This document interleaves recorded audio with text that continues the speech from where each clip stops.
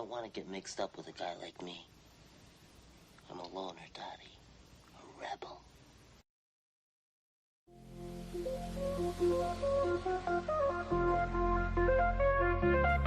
Yes.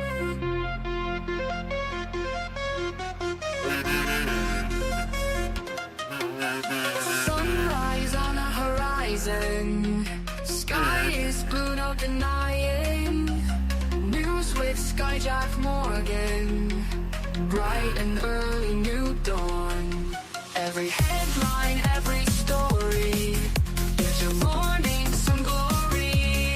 Stay informed, stay tuned as the day greets new blue. Good morning headlines with Skyjack Morgan. Start your day just fine. Information for you, darling.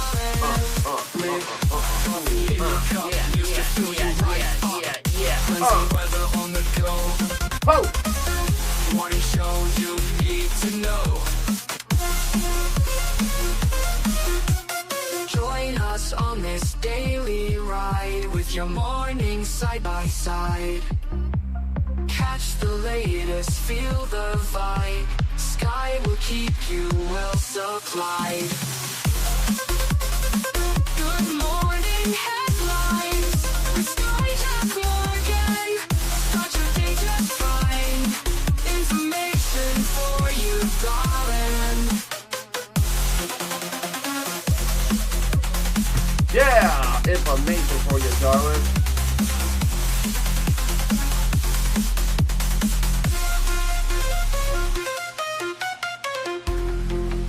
Yes, this is the show for the ages. For the ages! It's for the ages!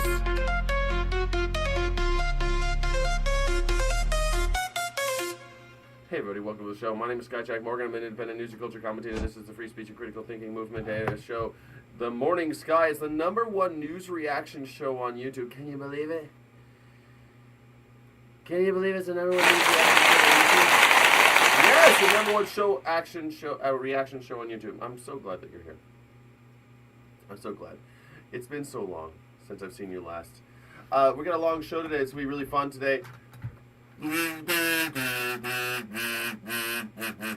We're going to do music, do some news. I forgot it was Friday. I put the monkey suit on. I forgot to have, it's casual Friday, but I'll switch costumes pretty soon. I'll switch costumes so you won't feel like the only, I feel a little overdressed for Friday, to be honest. I forget the days are passing so quickly right now. I can't keep up with all the fraud and abuse. It's incredible. I keep on getting robbed by Donald Trump. I can't even remember what day it is. And so then it's like Friday, and I'm like, oh, it's already Friday. Can you believe it? Anyway, they're rebelling. Check my mic. Oh no, already? God damn, every day, man, I gotta do this every day. I don't know why it changes the default. I'm sorry about that. My mic is now should be set. That's all right. All right. Thank you. Check your mic is so much nicer than sound is bad. This is the German way. Das klingt nicht gut. That's so German. That's so German. I remember one time I was on a train from Germany to France, and at the border, on the Grenze, there were two signs. And on the platform, you're not allowed to smoke on the train platform. And on one sign it said like "Ne fumez s'il vous plaît," like "S'il vous plaît, do not smoke, no smoking, please," right? And then on the other side, right next to it, it said "Rauchen verboten," which is German for smoking forbidden. With like an exclamation point. But right next to it was the French that was like, "No fumez, s'il vous plaît." Like, please, if you please, don't smoke. And the German, "Rauchen verboten." I like that. It's always my favorite. That's how you know German. It's just like, here's someone, Satanic Steven, I'm guessing, is like, hey, Sky, check your mic. I think there might be something wrong this morning. Sound is bad! You could tell Ben's from Berlin right off the bat, right there. Better now. There you go. Ich hau dir gleich aufs Maul. Yeah, ich hau dir gleich aufs Maul. Yeah, it's funny. I've been on my Maul, my animal mouth, my Schnauzer. Ich hab doch die Schnauze voll. It's always funny talking with Germans. I've been talking with a German friend almost every day lately. An old German friend. I've known her for over 20 years now. Crazy. I've known her for like 25 years. And crazy. And I've been speaking a lot of German. I'm getting my practice on. Everybody wants me to move out of the country, but I'm thinking New Mexico is the way to go. I think that's the way it should be. Rauchen verboten! I think that's like, you could tell you could tell why these two countries living next door to each other were never going to get along. Germany and France. No fumer, s'il vous plaît. Verboten! Those two guys were never getting along, right? They were destined to have endless wars. Thank God World War II finally ended the endless wars between France and Germany. But who knows? It could come back. Those people, they kind of get along these days, but who knows? It might not last forever. Helmut Kohl, with his ability to have amazing the European Union, monetary union. It's great. Hey, so I wanted you to see this. This is kind of fun. I just want to see. I don't know if you could see this, but like, do you see this guy's belly button? Do you see the guy's belly button next to him? Like, what's going on with that belly button, buddy boy? Does he have a piercing? Is that like a... what's going on? He's got like a... Is he got a belly button? Maybe he's got like a little... he's having a gender-affirming care. He's getting a little... I don't know what is happening here. He has an outie. Is that what that is? That's an outie? And he's just like... God, he's got to hold it up. I'm going to start doing that, man. I'm going to start holding up my belly. Just holding it up with my face. This looks totally natural, right? You just have your baby there. You just hold it up. Oh, damn it. Why did I wear this shirt? My wife told me to wear this shirt. She says it looks good. I look good in horizontal stripes. No one told me that it was going to go around my belly button. That is not a pregnant woman. No, that is not a pregnant woman, everybody. Hernia? No. You think that's a hernia in his belly button? Grossly obese. I just think there's a belly button issue happening here. I think it's like an outie, maybe. He has an outie. This poor guy. He just wore I just think it was a wardrobe malfunction. He wore the wrong shirt to the presidential palace here. He wore the wrong shirt. And when it's smaller, I don't know if it's happening for you, but because the stripes, it makes Newton rings around his belly button. So it looks like a target. When it's small on my screen, it looks like a target. You know I'm talking the Newton rings when you have lots of horizontal lines? Yeah, I mean, this ain't looking good. Oh, it's popping out because he's obese. Oh, no. Spoiler alert, the tomahawk that hit the girls' school was traced back to the Afghanistan withdrawal. Yeah, okay, yeah, spoiler alert. Yeah, totally traced back. They traced it back to the Afghanistan withdrawal. The tomahawk. It had nothing to do with us. Just they saved it from Afghanistan, and they were waiting for America to bomb Iran. And then the second they did, they've been waiting all these years since 2023. When did we get out of Afghanistan? so 2023, whatever it was, they've been waiting for 3 years. One day in 3 years, they're going to bomb us. They're going to bomb Iran. And therefore, that's when we're going to jump in. That's where we're going to use it. We're going to use the tomahawk right in 3 years' time. Wow, that's a long game. Pretty rad. Great, good for them. Yeah, blame Biden for that one. Anyway, what do you think Donald Trump's belly button looks like? That started getting me thinking. Like, if this guy's belly button looks like this, what do you think Donald Trump's belly button looks like? Thank you, Crazy Jack. Oh, thank you, Crazy.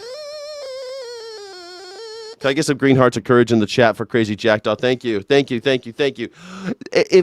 If Donald, what do you think, Crazy Jackdaw? Can I get some green hearts and W's in the chat for Crazy Jackdaw? Jubilation. Can I have some jubilation, please, for someone who supports independent media? What do you think his belly button looks like? Donald Trump's belly button. Man, this guy makes me want to go work out. I got to go work out. This guy makes me want to go for a walk. All right, let's look at this. See what Donald Trump has to say. It looks like GOP is rebelling. Rebel, rebel. Where's my... Rebel, rebel. Rebel, rebel. Even the GOP can see that Donald Trump is stealing from me. A rebel, rebel. A rebel, rebel. You never thought about it, Jackie Boyle? Jackie. Crazy Jack Daw never thought about Donald Trump's belly button. Crazy Jack Daw. I think about Donald Trump's belly button every day. No, I never thought about it until I saw this guy. I never saw it until I saw this beautiful specimen over his shoulder. I love it. I can't wait to hear. All right, so I haven't seen this. Donald Trump is getting grilled by the JOP. Grilled by the GOP. Grilled by the GOP. Let's see what he says. Let's see what he says here. Here we go. But are you in control of the Senate, sir? Are you losing control of the Senate? Are you losing control of the Senate, he asks. Shit, I mean, are you losing control of the Senate, you stupid octogenarian piece of garbage dumpster fire? Hey, Mr. Dumpster Fire, Mr. Dumpster Fire, are you losing control of the Senate? The people control the Senate, asshole. That's what Donald Trump should say. What Donald Trump should say at this point, I never had control of the Senate. What am I, a dictator? No, I ain't no dictator. The people control the Senate. That's what should be said next. That's the only answer to that question. The people control the Senate, not me. They're a co-equal branch of government. The president doesn't control the Senate, is what he should say. They control themselves. The people, they answer to the people. But let's see what Donald Trump says. What do you think he'll say? I have a feeling it's not what he's going to say. I think, and again, I haven't seen this. I think he's going to say, no, I control the world. I'm the king Pumbaa of the world. Look at this guy with his magical belly button. He's here, isn't he? I don't know. I really don't know. I can tell you, I only do what's right. I don't need money for the ballroom. You know, I'm making a gift of the ballroom. If they want to spend money on securing the White House, I think it would be very, very much a good expenditure, but the ballroom is being built. But what if Congress doesn't sign off on the security money, sir? Then the White House won't be a very secure place. He's got more balls than me. Oh God, you guys, why are all you maggers so illiterate? It really is an embarrassment, you guys. Every single time I get a magger comment, y'all can't even put string it. You know, you guys got to learn about your homophones. I know you're homophonic. I know you're homophobic, but you got to get homophonic, man. Then, those are two different words. Anyway, I think you mean that Trump has more balls than I do. Well, I mean, he is 80 years old. His balls probably drag along the ground. I mean, have you seen The Boys with the guy with the long balls in the old man's home, and he uses his balls as a weapon? That's Donald Trump. He's got probably balls that trip children behind him. The children always argue about it and say, I tripped on something, Mommy. What is it? It's the president's balls. Donald Trump, his marinating balls in his diaper all the time. God damn it. Donald Trump has got more balls. Yeah, he's got more balls. The guy's so old. He's got 3-mile balls. Jesus Christ. Well, I don't know why you guys simp for old dudes so much. I don't know. Do you guys got daddy problems? Was daddy not nice enough to you or something? Or was daddy too nice to you? I think daddy was probably too nice to you. Now you got to have daddy. You got big daddy issues. Oh, daddy, please. I need an old man to tell me what to do. I can't do it myself. I don't know what to do. Man. 5 minutes of questioning. Thank you so much. I mean, the ballroom. That's why he's obsessed with ballrooms. He's obsessed with balls. The guy's obsessed with balls. Does he have like 3 like a pawn shop? Yeah, he's got the 3 balls like a pawn shop. That's what he's got, Jack. That's what he's got, Jackie, for sure, man. Yeah, it really is incredible. Oh, did you lose? Maybe we need more security on the ballroom. More security. What if they don't vote on it? Then I guess, oh well. That would be very sad. Sad! He should go back to tweeting sad all the time. Remember he used to do that? Sad! Sad! Why am I fantasizing about Trump's testicles? Because someone just texted that he had lots of balls. That's why. Are you not following the thread? Are you not following the thread? I know it's hard for you maggers. Mr. Chairman, and thank you to our witnesses for being here today. Assistant Administrator Kramer. Oh, thank you, Elon. Man, I am the template of real men. People, the richest man who ever lived is trying. He's spending so much money to try to look like me. It's embarrassing, but it's also flattering. I'm flattered. He had to get himself a penis implant because he heard about my epic fury. He heard about my epic fury and he had to get a penis implant. So, it's tough. It's tough on the richest man who ever lived. It's tough for him, man. Poor guy. Poor guy. Money can't buy this, though. Money cannot buy this. Okay? I was born with a strong jaw, a full set of teeth. He even had teeth all his teeth are fake. He had hair plugs. This hair, it's just mine. I never use product. Maybe that's why I'm not bald like Elon Musk and Donald Trump. Maybe that's why. I don't know. My teeth, they're my teeth. My jaw, that's just mine. I never had my face skinned and I never had anything done. But Elon Musk has spent lots of money trying to look like me. You know how Michael Jackson wanted to look like Diana Ross? Elon Musk wants to look like me. And I am flattered that the richest man who ever lived on planet Earth wants to look like me. That's real nice. It's real nice. You are in charge of the Environmental Protection Agency's Office of Water, correct? Correct. And in your written testimony, you communicated a value. Oh, God, this is going to trigger the maggers, man. AOC's talking. Careful. AOC's talking, everybody. Look out, AOC, everybody. I needed like an AOC alert. Do we have an AOC alert?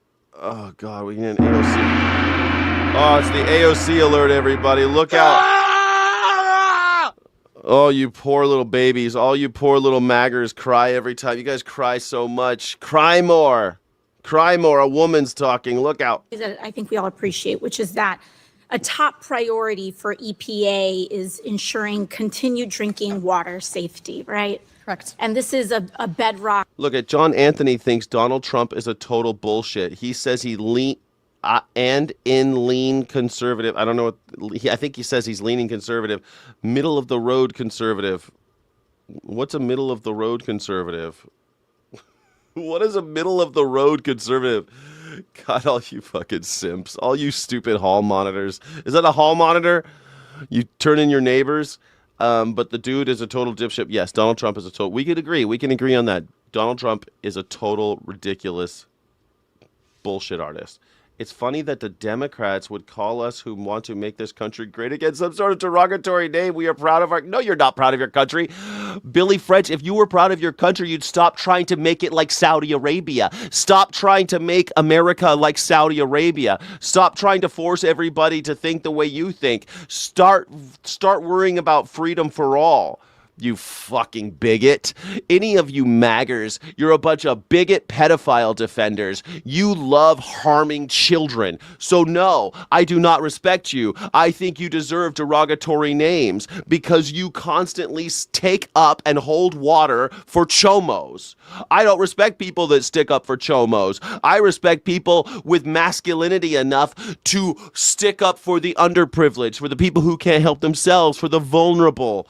For the politically vulnerable especially, the people who are down on their luck and down on their knees, you'd like to kick their teeth in. You're a bigot, you're a Nazi, you're a Gestapo lover, you're a chomo lover, and I don't like people like you. I don't know why that's so hard to understand. You don't want to make America great.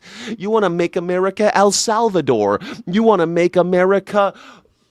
the UAE, you and all your Emirati friends. I mean, shit. Donald Trump is about as American as Saddam Hussein. You want to make America like Iraq? And I'm supposed to be like, oh, let's hear you out. Yo, we shouldn't call you names. No, sorry. You guys, you pieces of garbage, you horrible human beings. You harm children, you think that's okay. You support people who harm children, you think that's okay. At this point, you're a co-conspirator of Jeffrey Epstein. You're an accomplice after the fact. That's what you are. You're an accomplice of Jeffrey Epstein. Donald Trump is a co-conspirator, and you're an accomplice because you support him. You aid and abet. You aid and abet chomos. I'm sorry. I don't like you. I don't think that's so crazy to understand. I don't like people who support chomos. Don't like you liberals either. Libtards. Libtards will always be libtards. Billy French, you obviously can't read. You can't see the word anarchist under my name. I don't know why. Is it so hard to read? Stupid maggers. Foundational value of the EPA, and it's one of the big reasons why it exists. I also appreciate your commitment to clean water specifically. In fact, you said it very well on a MAGA action call just last month. Oh man, remember yesterday we just saw a story yesterday in Trinidad, Texas. Lady went to jail because she took a video of her faucet pouring brown water and posted it on Facebook. So they showed up at her house and threw her in jail. Yeah, that's freedom, folks. Texas, the freedom state. Really into that. Way to go. A whole lot of freedom going on over there. Lots of freedom of speech happening there. That quote, when I turn the tap on and when every American turns the tap on, there should be confidence in what's in your drinking water. And I think that's a value that we all share. I wanted to ask you, while I have you here, if you've been receiving complaints or if you are aware. It's funny, yeah, she went to Brown, which is, Ivy League. She went to an Ivy League school. And she's a smart cookie. I mean, I got lots of criticisms about AOC because I think she's a hypocrite. But I think most of these politicians are hypocrites. But she went to Brown when it was hard to get in. It's hard to get into Brown, especially as an undergrad. Getting in is tough. But Donald Trump, he went to like Vassar or something. When he went to Wharton, and he went to Wharton when it had a 78% acceptance rate. Basically, if you were white, you could get in.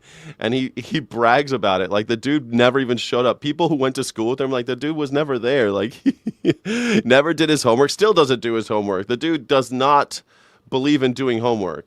He's a moron. Of folks reaching out about data center construction impact on drinking water quality. I am aware. You're aware. And what are some of the things that you're seeing and hearing? So one of, I think, the biggest concerns is related to water availability, which is why we... graduating college does not make you smart. Well, kind of. It shows that you can actually stick with something for 4 years, bring it to a reasonable degree of completion, actually do reasonably well at something for 4 years' time. That does prove something, actually. Shows that you can set a goal and stick with that goal. I think that's mostly what college shows, but it also teaches you how to organize your thoughts and organize projects and kind of see the steps to get things done. So there's a lot there. And also even navigating bureaucracies, because there's a lot of bureaucracy in college, just getting through, especially a university like Brown or like where I went. I went to a very fancy university as well. And so it's kind of like there's a lot. And plus you have to get in. You have to be smart to get into college. That's something too. So you might not, it doesn't make you smart to graduate. Like, I'm not going to lie, there's stupid people at every college. And it depends on what major you did and all that. It depends on what departments those universities are known for. Like when I went to my university, it was considered the best in the world and it had the best department that I went to in the world. So I was pretty proud of that. But there were other people studying like, practice of art.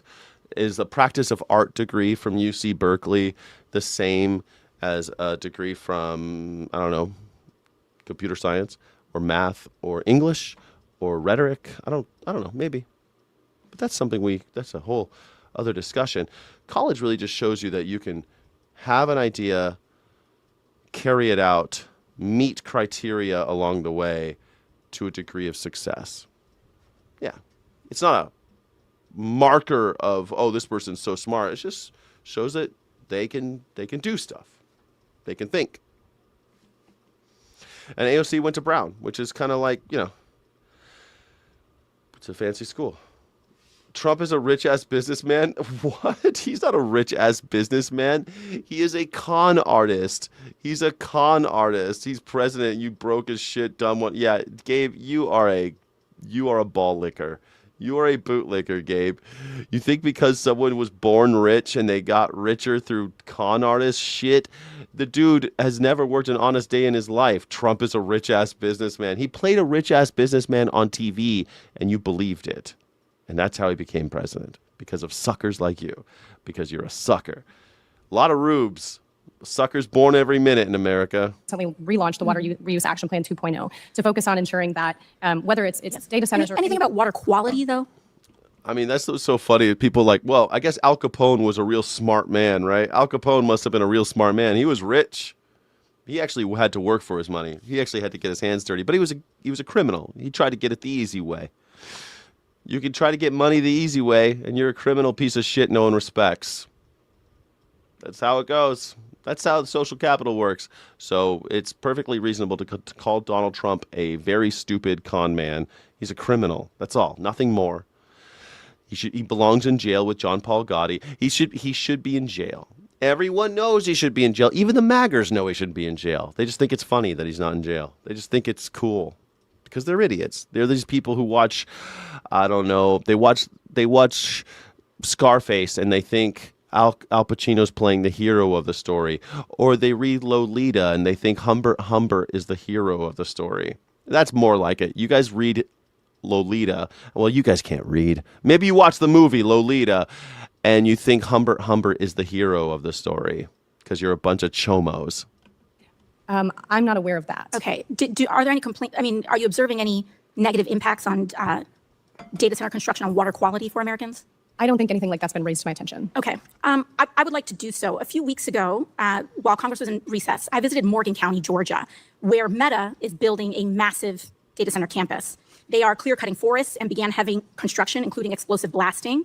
And families in the area are starting to see not only their water pressure decrease, to your point about water availability, but their appliances have all stopped working because it is decimating their water quality. Can you imagine you live in Georgia of all places? God damn it, Georgia. It's always on my mind. Georgia's always on my mind. I love Georgia. I spent a lot of time in Georgia. I love Georgia. And these fucking maggers are letting billionaires shit all over Georgia. This is what happens. This is what happens, man. Corporatism. Now, don't forget what Mussolini said fascism should be called. He said fascism should be called corporatism. They now rely on bottled water to drink and prepare meals, and nearby residents' water bills are expected to increase by 33%. In fact, I have a jar right here. Oh, no. This is the current drinking water. Is that Mama's peach tea or something? Oh, no. That's gross. That's your water supply? Jen Batch. Can I get some W's in the chat for Jen Batch? What the hell is that? What is that? Gross, dude. That's what they're drinking in Georgia? Oh, man. That's worse than what they got in Florida. No. Oh, dude. This reminds me, like, if you go to some of these ghost towns, like in the middle of California, like way out there, they got these old ghost towns, and there's people still living there.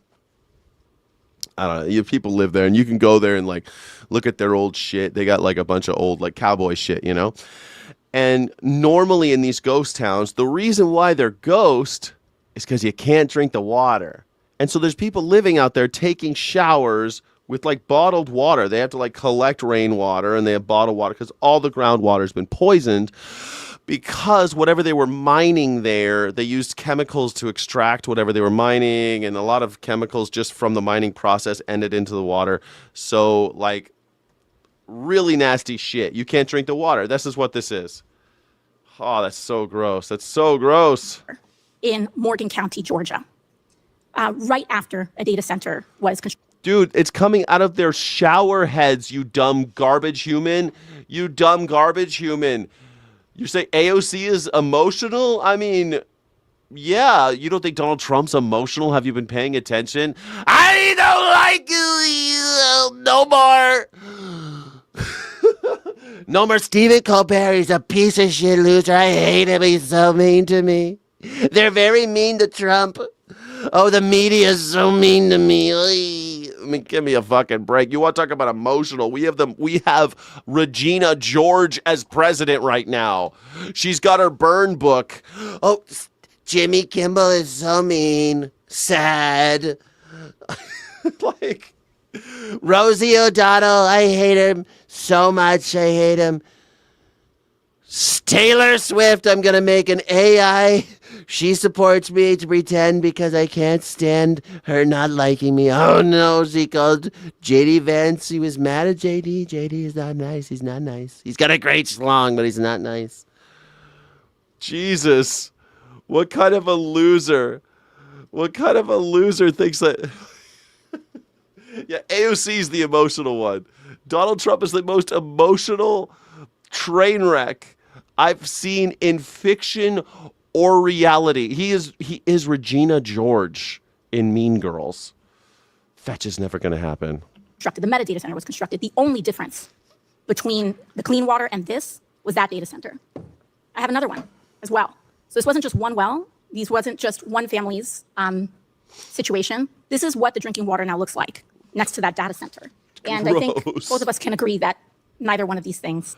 I don't want to take a shower in that, man. I guess a lot of people are always trying to... You will cope so hard for Donald Trump that you will see this shit. You will see this, and you'll be like, oh, yeah, this is totally normal. Yeah, I love Donald Trump. I love Donald Trump. I love Zuckerberg. I love these guys. They're so great. That's how copey you are. That is what a sucker you are. You'll see that and be like, yep, that's okay with me. That's all right with me. Elon Musk.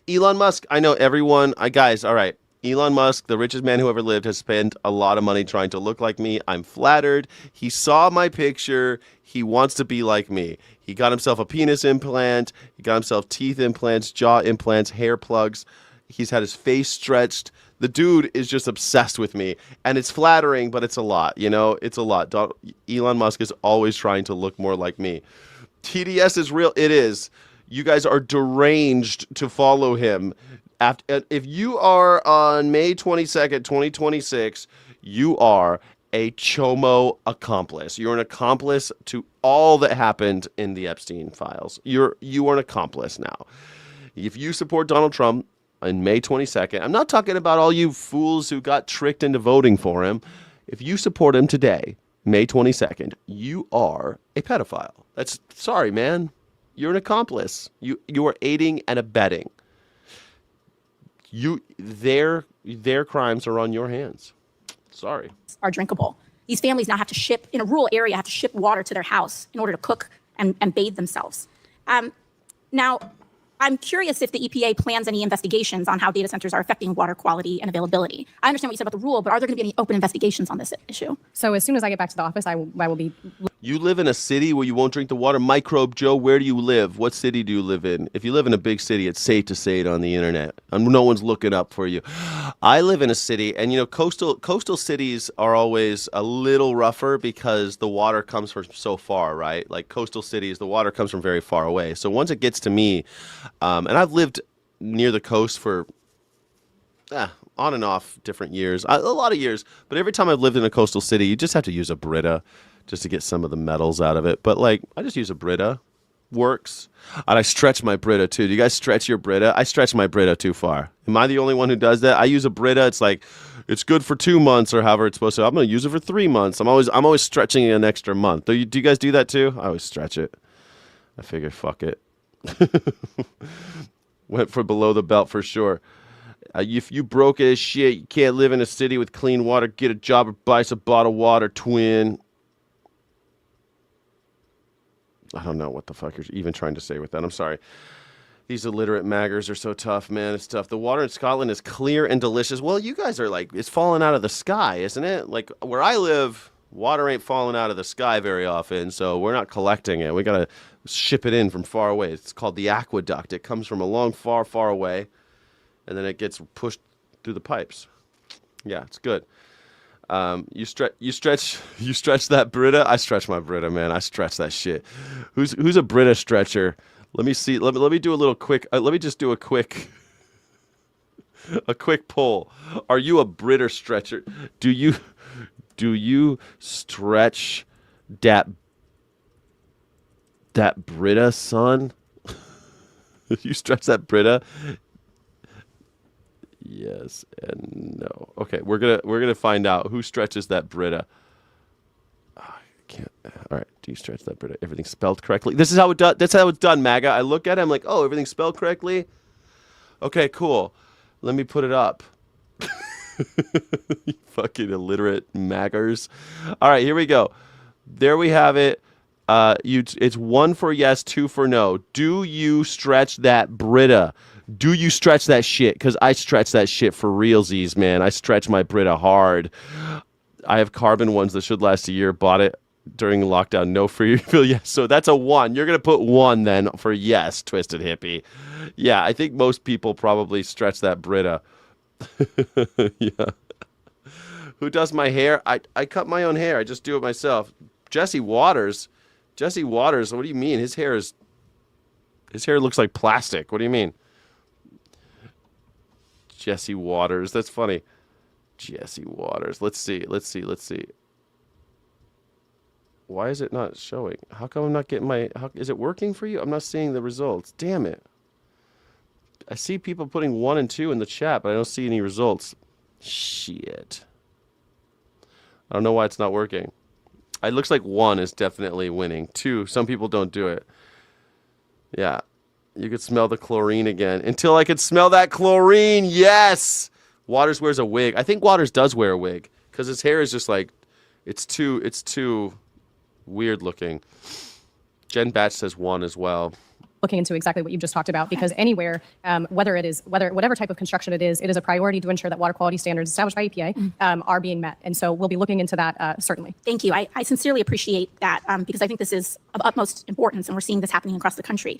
I'd also like to ask about the administration's push to build more data centers by fast-tracking construction, because the administration's been issuing executive orders. Oh, yeah, for sure. Yes wins. I think more people definitely stretch that Brita. I stretch that Brita, too. I stretch the Brita as well.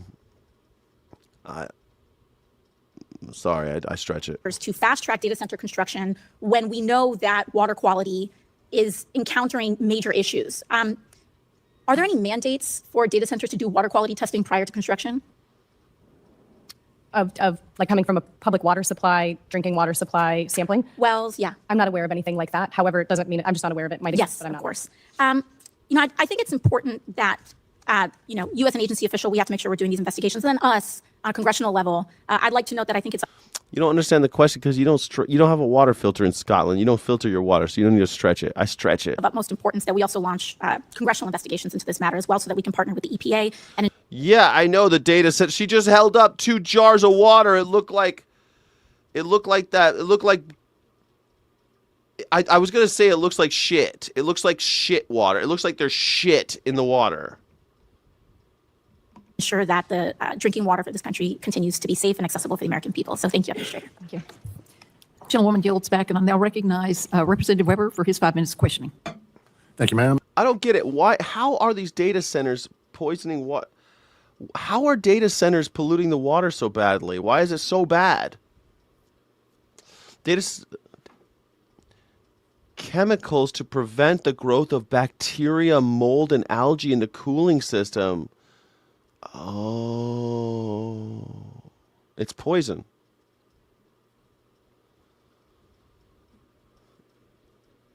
Oh, so they're taking the water, they're poisoning it, and they're putting it back out. But why is it coming out of the faucet like that? Why is it coming out of the wells like that? Because of chemicals to prevent the growth of bacteria, mold, and algae in the cooling system?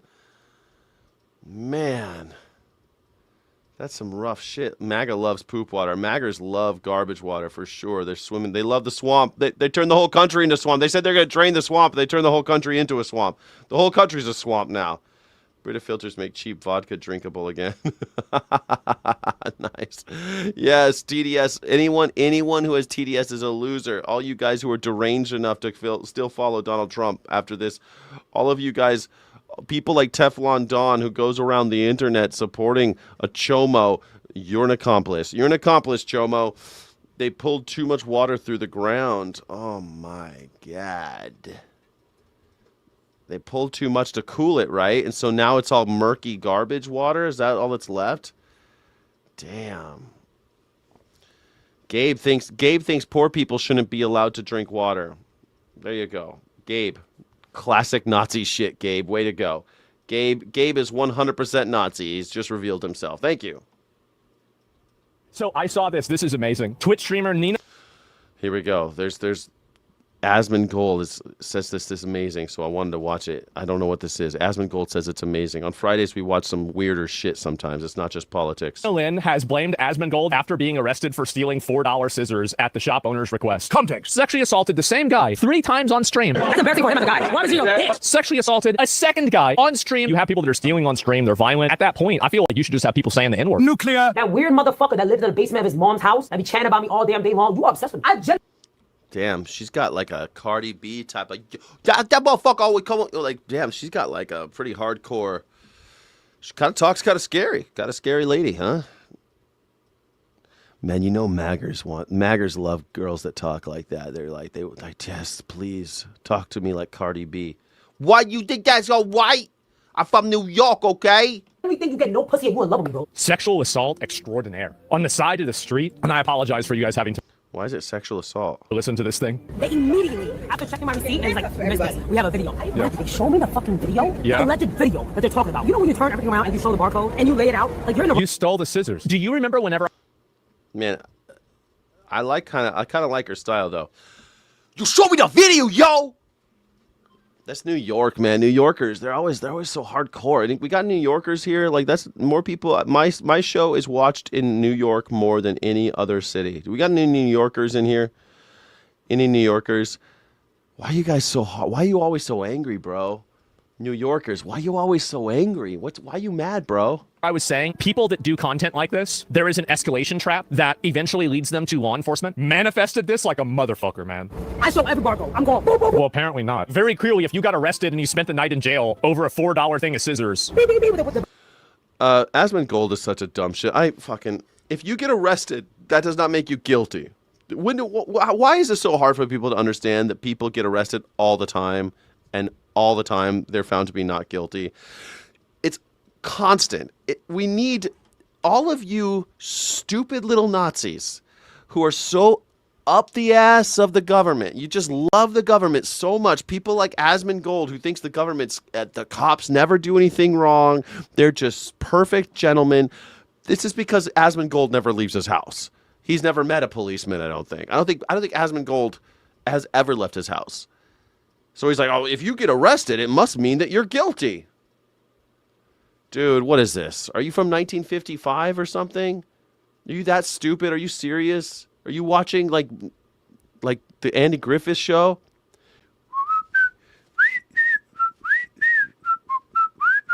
Well, Opie, looks like Opie got in trouble today. He must be guilty. String him up. God damn, it's painful, man. Red barcode scanning thing. This is so embarrassing. But yeah, I missed one. I literally by accident went like this, and I went boop, boop, boop, and I looked at the screen to check something, and I went boop, boop, boop. Here is the funny thing about this. You don't go to jail for stealing a $4 pair of scissors, but you do if the accumulated value of things that you have stolen over time goes over a certain threshold that puts you into a different category of theft. So this might have been the scissors that broke the camel's back. Maybe that's true. Could be that she's on the hook. They got a bunch of evidence for stealing thousands of dollars worth of shit over a long period of time. Maybe they got a sting operation. Oh my god, no bullshit, like no bullshit. Like I have never been wronged in that way. I was like, are you I have never been wronged in that way? Officer, are you seeing what I'm seeing? And he's like, it was an honest mistake, but the guy wants you in the precinct. I'm like, what? Who's the guy? Dude, he has to be a viewer, right? He goes, the guy in the store. I'm like, the guy in the store want me in the precinct? And he's like, yeah, normally these cases we just bring you back and you just scan those items. But the guy wants you in the precinct. I'm like, New Yorkers, man. It's like something about New Yorkers. It's like, God, why are you talking like that? Did we have any New Yorkers, please? I'm outside NYC by 35, 60 minutes, depending on traffic. Why do people talk like this over there? Do you talk like this? Do you talk like this? Man. New York energy. That New York energy is just like... I feel like it makes my teeth on edge. I feel like it's like you have you ever seen what's that movie with the planes and the trains and the automobiles? I forget what it's called. Something about planes and trains and automobiles.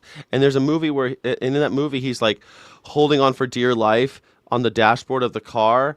And then when they're finally safe, he pulls his hands out and his fingernails are like deep in.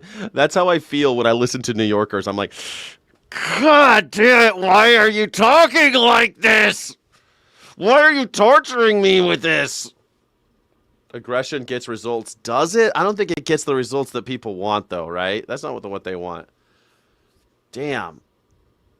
Too good, mama. Too good, mama. Man, I don't know. What is it called? Upstate New York. You're in upstate New York? They don't talk like that in upstate. I've been to upstate New York. Up in Ithaca and shit, they don't talk like that. Up there, up in... I think it's up like by the Finger Lakes and shit. They don't talk. But by like Binghamton, they don't talk like this. But in the city, yo, I was scooping, boop, boop, boop, boop. I was spooping, I'm booping. I'm like, man, I did that, motherfucker. You want to go to the precinct? I'm like, Jesus Christ, lady.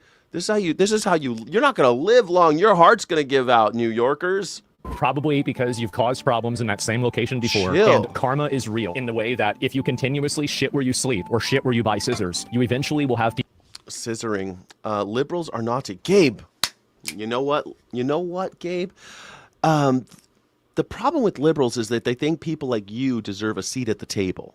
They think that people who are alt-right are just another marginalized voice.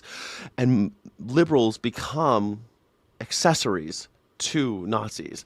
So it's not like the liberals are Nazis because they hate or because they want to be Nazis. They just end up becoming unwitting participants.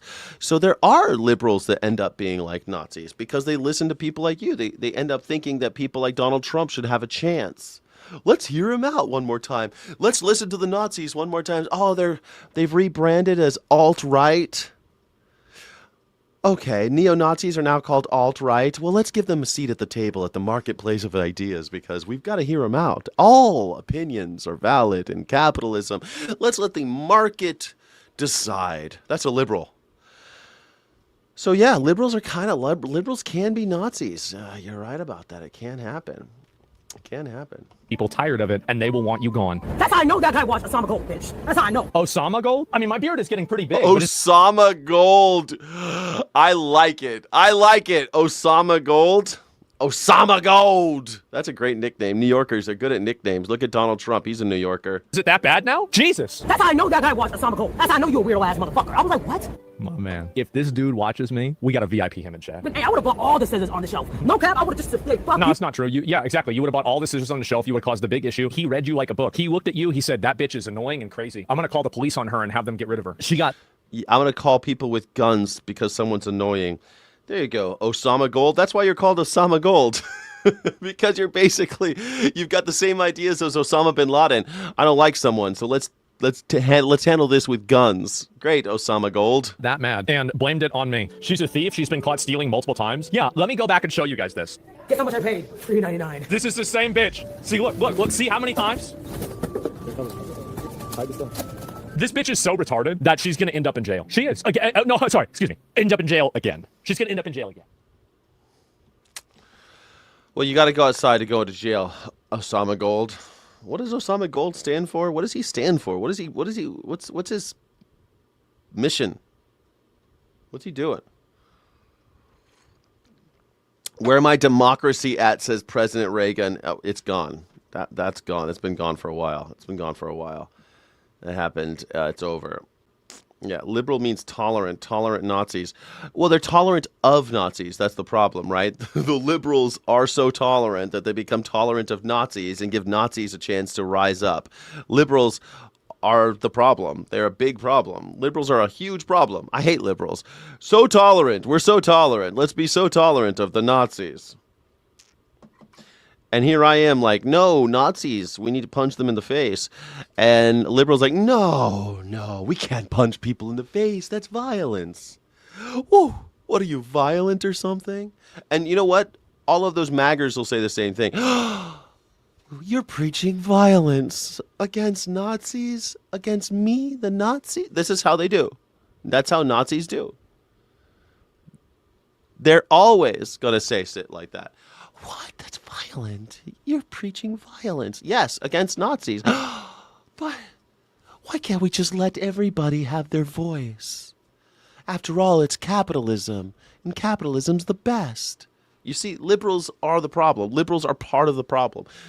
Everything left of anarchist, I'm sorry, everything left of anarchist is against capitalism. Everything right of anarchist is for capitalism. Capitalism has destroyed America. Capitalism has destroyed the world. It's a major issue, and liberals are in support of it. It's the marketplace of ideas.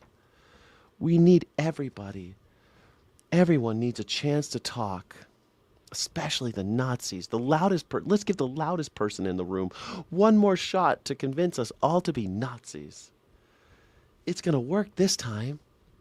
That's every time with liberals.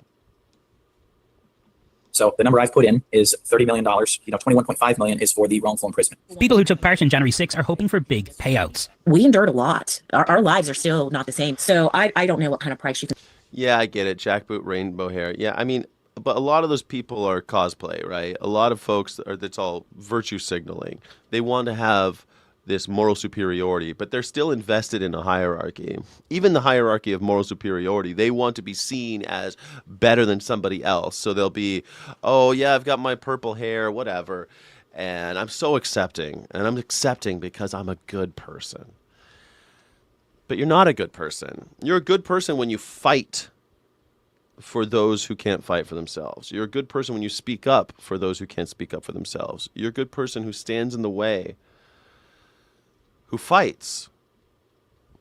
And that's it takes violence sometimes. It takes vandalism. It takes a lot of stuff that people aren't comfortable with, because you've been taught that if you're really, really nice, then nothing bad will happen. Martin Luther King Jr. was arrested 30 times.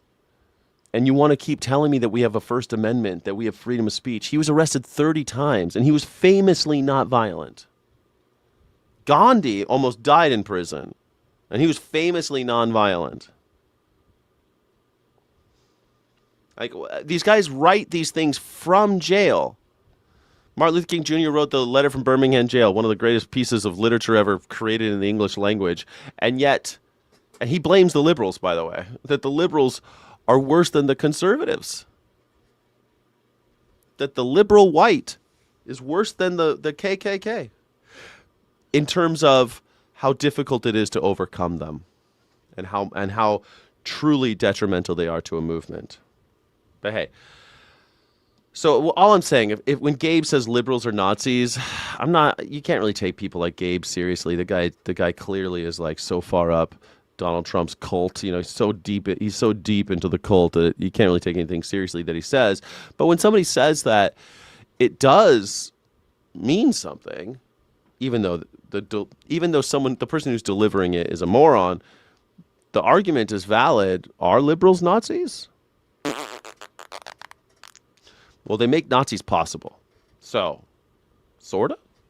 Put on that. Even before the DOJ and without Barack Obama and Joe Biden and Bill Clinton, for that matter, and George W. Bush and Reagan, of course, Trump wouldn't be possible. Trump happened because of those people. He's just the next step in a line of assholes. We've had horrible presidents who have done horrible, horrible things. They're all war criminals. And they've consistently clawed more and more power for the executive branch and the cops and the military. And it just keeps getting worse. And Congress, the people who are supposed to be representing the people who are supposed to be our power represented in government, their power has been diminished consistently. And so as time goes by, you finally get to Donald Trump. But if you forget that Barack Obama and George Bush and George Bush Jr. and Reagan, I mean, everyone, all the presidents in my lifetime, even Carter to some degree, all of them, all the presidents in my lifetime led to Donald Trump. But people just want to blame Donald Trump and pretend like, oh, well, if it were Biden, it'd be so much better. If it was Kamala Harris, it'd be so much better. And yeah, it probably would be better, but it'd still be the same. It's still the same. Its so-called anti-weaponization fund this week. How long were you in prison for? Jail and prison, I combine those numbers, 1,075 days. People like Brandon Fellows had already begun making claims for compensation. What's the reaction within the wider January 6th community to this fund? Some people are whining and saying it's not enough, and we're not even hearing numbers yet. Fellows was sentenced on felony and misdemeanor charges for entering the Capitol on January 6. Yeah, we went in there. Seen here in a red beard costume, Fellows spoke to CNN. Oh, I thought that was a real beard for a second. No, that guy looks totally different. Look at these guys LARPing on January 6th. So, how long do you think it's going to take for Mike Pence to die when you put the little necktie around him? A couple minutes. We're all taking bets about how long it'll take him to suffocate. And Ellie Reeve during the riot. So they were smoking a bunch of weed in there. The charges against him were dismissed after a pardon from President Trump. Now Fellows expects compensation. According to ChatGPT and Grok, and also my knowledge of January 6 cases, I'm in at least the 3 to 5% upper tier for how terrible and also how strong of a case I have. It's like surreal to me. I mean, look how angry I look. Rachel Powell, a mom of 8 and a grandmother to 8, spent 3 years under house arrest. We interviewed her before she began her prison sentence in 2024. I don't deserve this, and my kids don't deserve it. Like, have we not been through enough? She was really... Yeah, we've not been through it. I love how no accountability whatsoever. I thought that MAGAs were all about accountability. No, not at all. Not at all. You took a shit on someone's desk and rubbed shit all over the walls? No accountability for that whatsoever. Last year after being pardoned by Trump. What do you say to people who are outraged and say people like you don't deserve a penny? A lot of people don't agree with what happened on January 6th. But when you step back and you look at somebody like me, for example, my major felony had to be struck down by the Supreme Court. It's my crime that day of breaking a window. Technically, that's a misdemeanor charge. And yet... That's a misdemeanor right there, huh? Misdemeanor charge. Okay, perfect. Misdemeanor. That's a misdemeanor. Being part of a violent riot against the United States of America. Cool. I don't mind. I mean, I'm all about tearing down the government, but, I do love the double standard. I love the hypocrisy. I mean, you got to love like the class A level of hypocrisy, right? That MAGAs always have. I had 3 years of a house arrest, then having to endure everything I did through prison and getting a 5-year sentence on top of that. That's clearly weaponization. Brandon Fellows still believes the lies about the 2020 election and even believes that January 6 was a setup. But that's why I rationalize. It was a setup. So were you working for the FBI, sir? People, even violent people, getting paid for that day because the government set it up. And also, it's so funny. Like, okay, so let me get this right.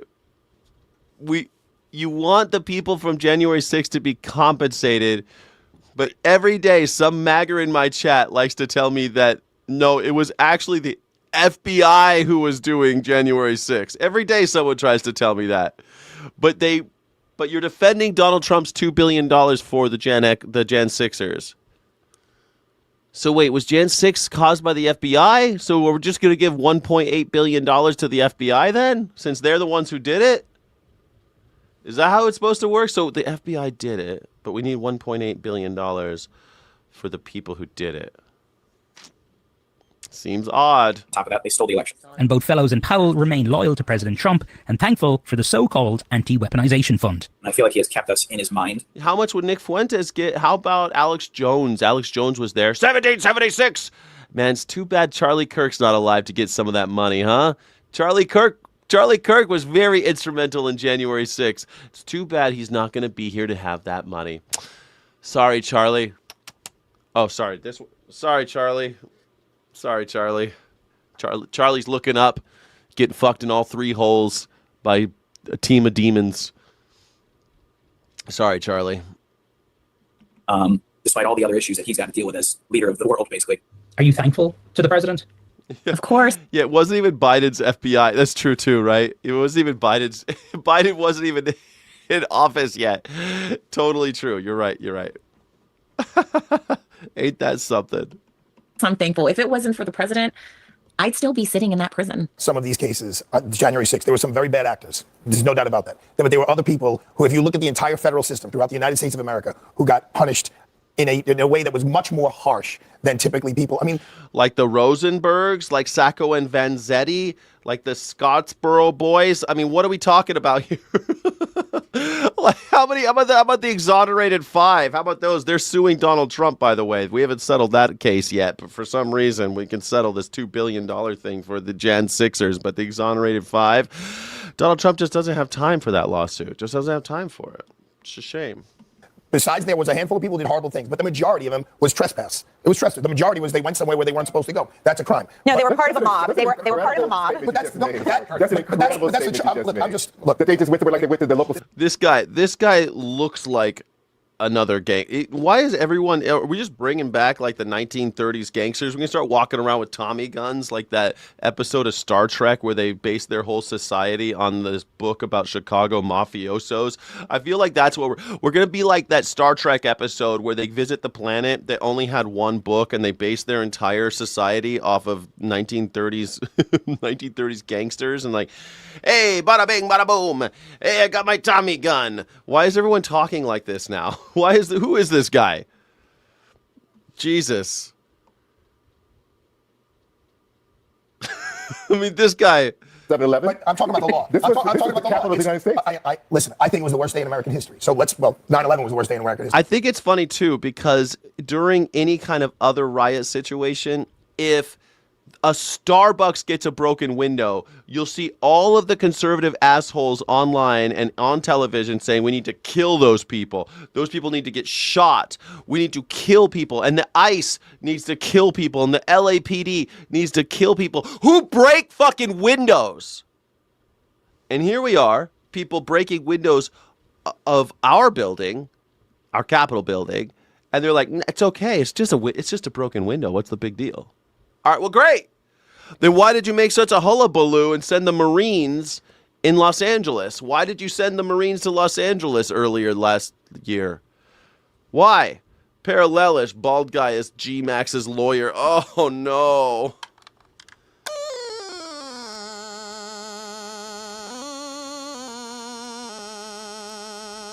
Thank you so much, Parallelish, for being a channel member. Sky City Rebels Unite. Can I get a W in the chat for Parallelish in the house, please? But this is a horrible, horrible day. I'm not defending what happened that day. I'm not defending what happened that day, but I think that if you look at it from a lawyerly perspective, maybe we could get them off. Hey. I'm not talking about the politics. Okay. I'm talking about what they were charged with and what their ultimate sentences were. They were people who were held in solitary confinement for trespass. There were people who killed themselves in prison over this. And well, yeah, I hate to break it to you, but as an activist, I've been arrested for trespassing many times. I've been manhandled by police, and they're not nice. I hate to break it to you, but that's pretty normal.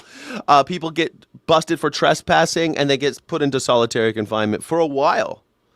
Just to prove their point. They do it all the time. They want to make sure that you learn your lesson. So the cops take you and they put you in confinement immediately.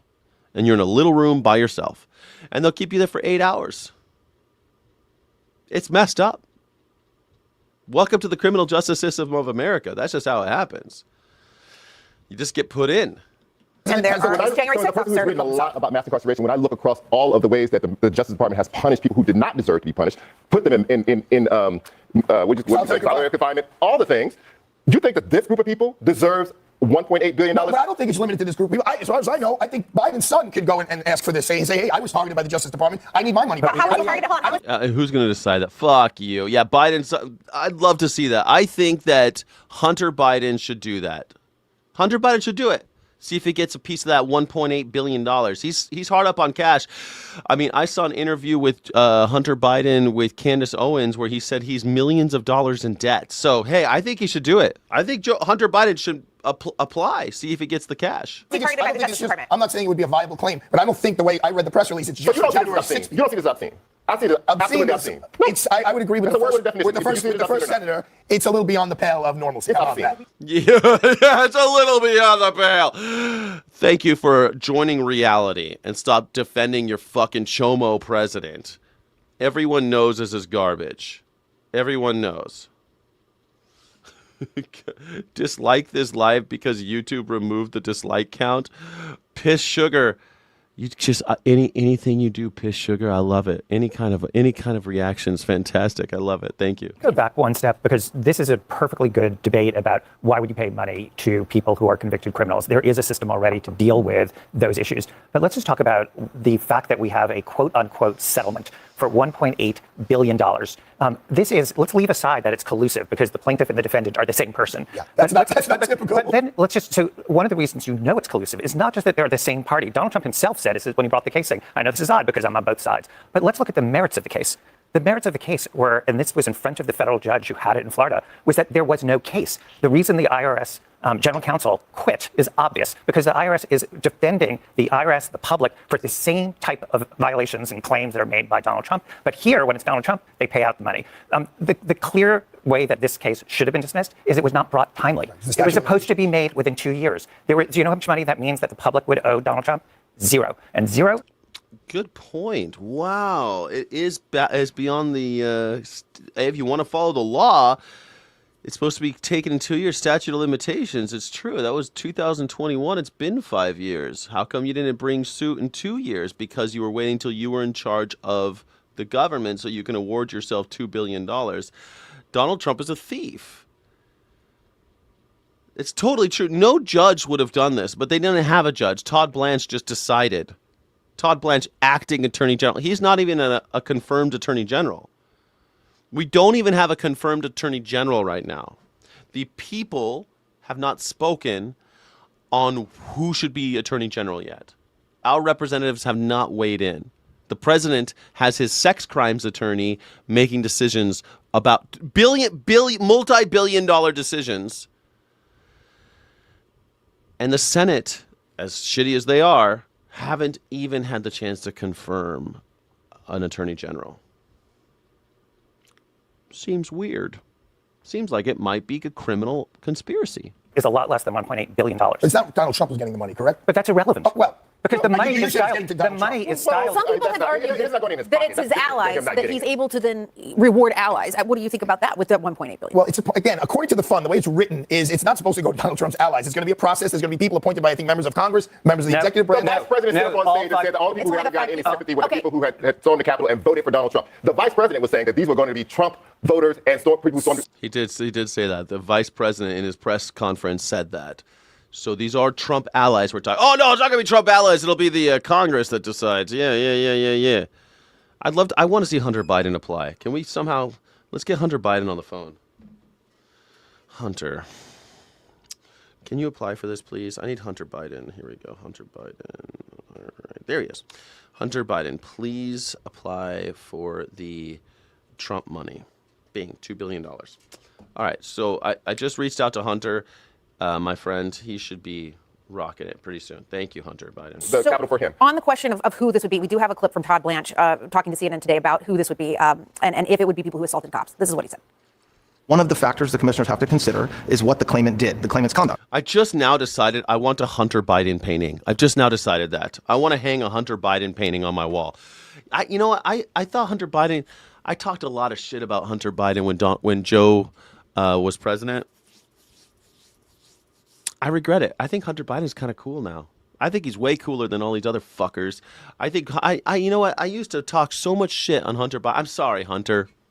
I know you're watching. I'm sorry I talked all that shit on you. I'm warming up to you. I think you seem like a pretty okay guy. I thought you were just some Nepo baby shitbird. But you know what?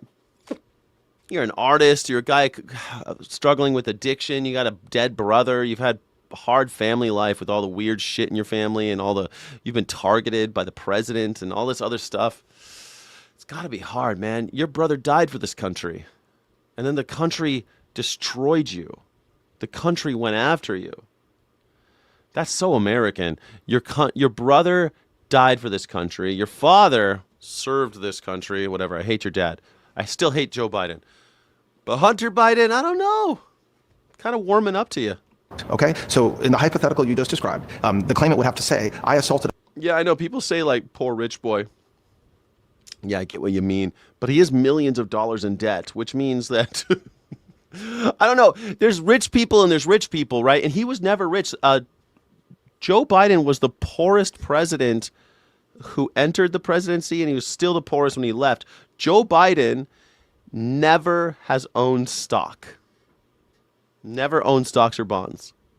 Because he thinks that's bullshit for someone who works in government to do it. So he's never done it. You can't say that about all the other ones. Can't say it about Donald Trump. Can't say it about Nancy Pelosi. Donald Trump is just like Nancy Pelosi. They're thieves. Joe Biden never owned stock. Joe Biden made some money off of his book. And he had his paycheck. But he took the train and shit. So Joe Biden isn't that rich. And fucking neither is Hunter. Hunter's in debt. Hunter had a house in the Palisades, so he wasn't poor. But he's millions of dollars in debt. So, you know. I don't know. Joe Biden never owned stocks or bonds. I think that's worth mentioning, right?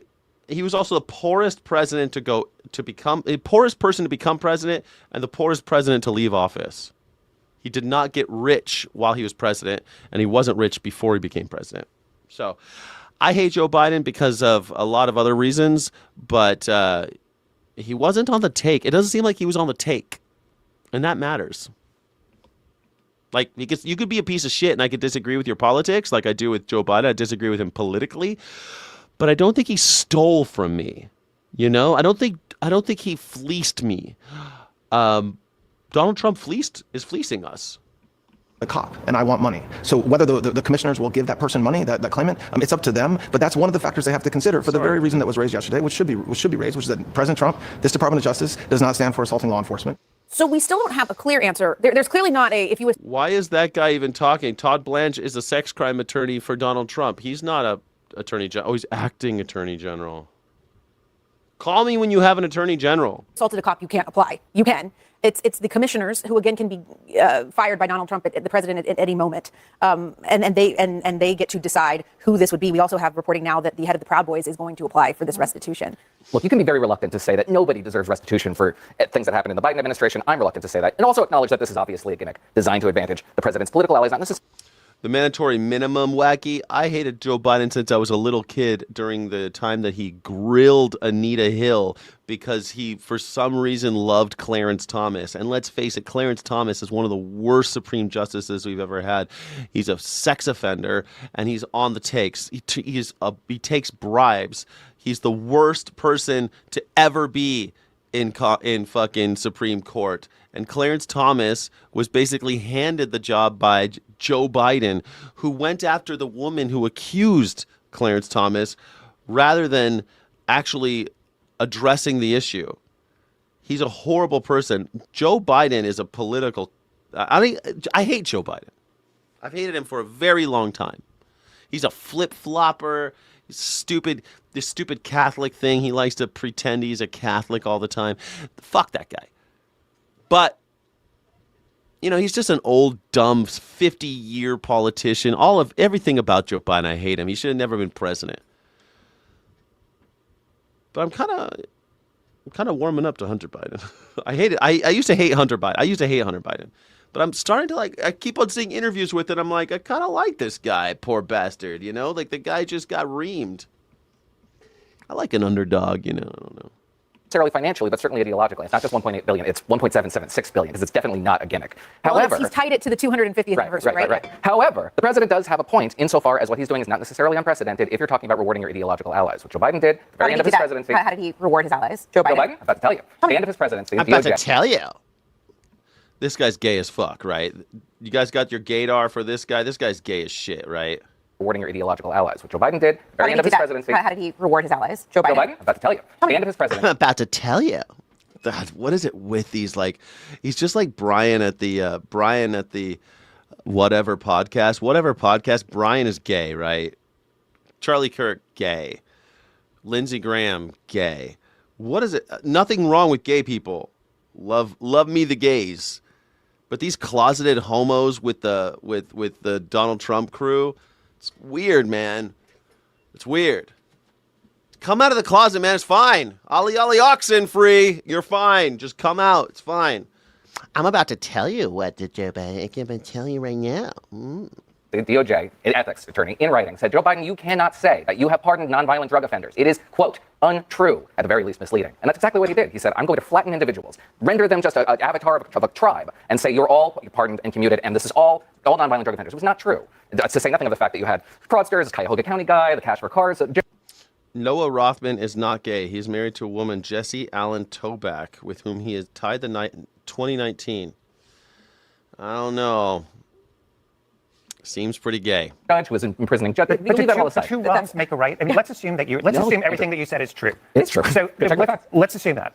How does that make what's happened we're talking about correct? It doesn't. And what I'm frustrated by is the degree to which... Thank you. Steelman these fuck. That's how you are. Okay, fine. Everything you say is true. How does that make what's happening now okay?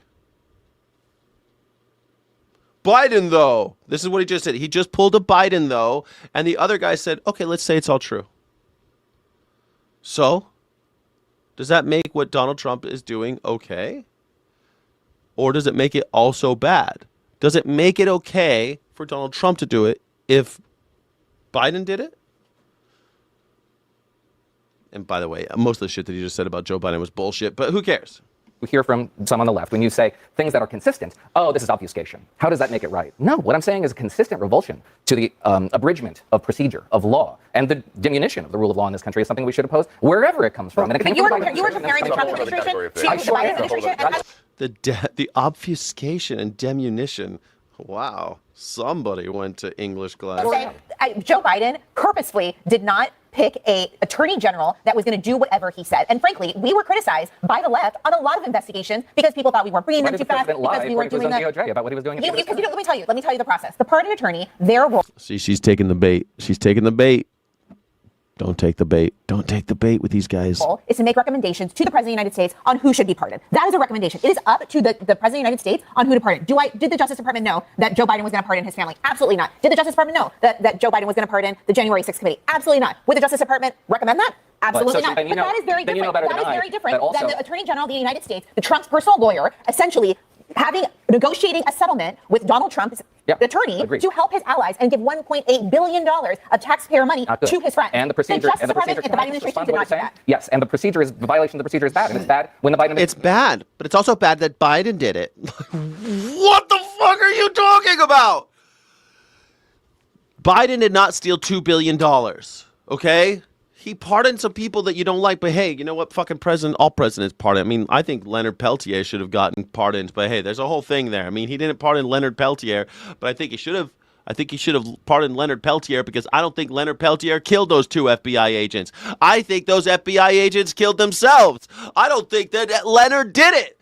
Free Leonard Peltier! Well, Leonard Peltier is now an ancient old man because he spent his whole life in prison for a crime that I don't think he committed. And he is now under house arrest for the rest of his life because Joe Biden let him go home. But he didn't get pardoned. But he pardoned the January 6th committee. He pardoned his son. He pardoned Hunter for crimes untold. Stupid. Joe Biden's a stupid old fool. He still didn't steal $2 billion from me.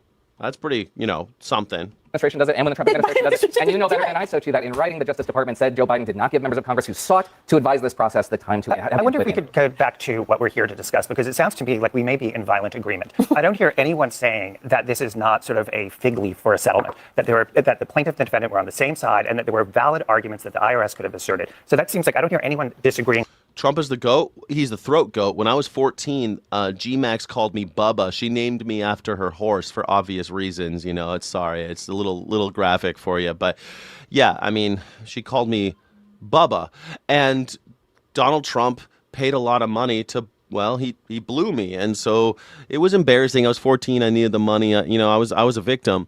But Donald Trump, throat goat all the way, for sure. I didn't enjoy it, but he is a throat goat. If he can take all of me, I'm telling you, anybody that can take all of me, yeah, throat goat. Donald Trump's a throat goat, for sure. Every time you guys say that Donald Trump's the goat, I'm like, yes, he is, the throat goat, 100%. This guy is super throaty, super goaty. Cheap suit? Yes, I'm not even wearing a suit. I have suits, but I never wear them on because like this, I kind of like the kind of rough around. My shirt's actually kind of expensive, but my ties are cheap, and I wear this cheap like Amazon thin blazer. I'm not wearing a suit. I'm wearing shorts right now. But like this is all just cheap. Like the pocket square, you know. But no, I'm not wearing a suit. This is all just make believe. The lights are actually, and I'm also not on a revolutionary battleground. This is just a green screen. This is not revolutionary morning. It's not real. Like that cannon right here, that's not real cannon. Anyway, thanks for noticing. Yes, I'm not wearing my expensive suits on air because I don't like to sweat while I'm doing a long stream. This is a really thin blazer. You can't quite see through it, but it's thin. It's like it breathes. I used to wear, actually, you know why I bought this? Because I used to have to wear a suit on the beach. Can you believe it? What an asshole, right? I used to have to wear suits on the beach. So I bought like a very nice breathable shirt. This is like a Twillery breathable shirt.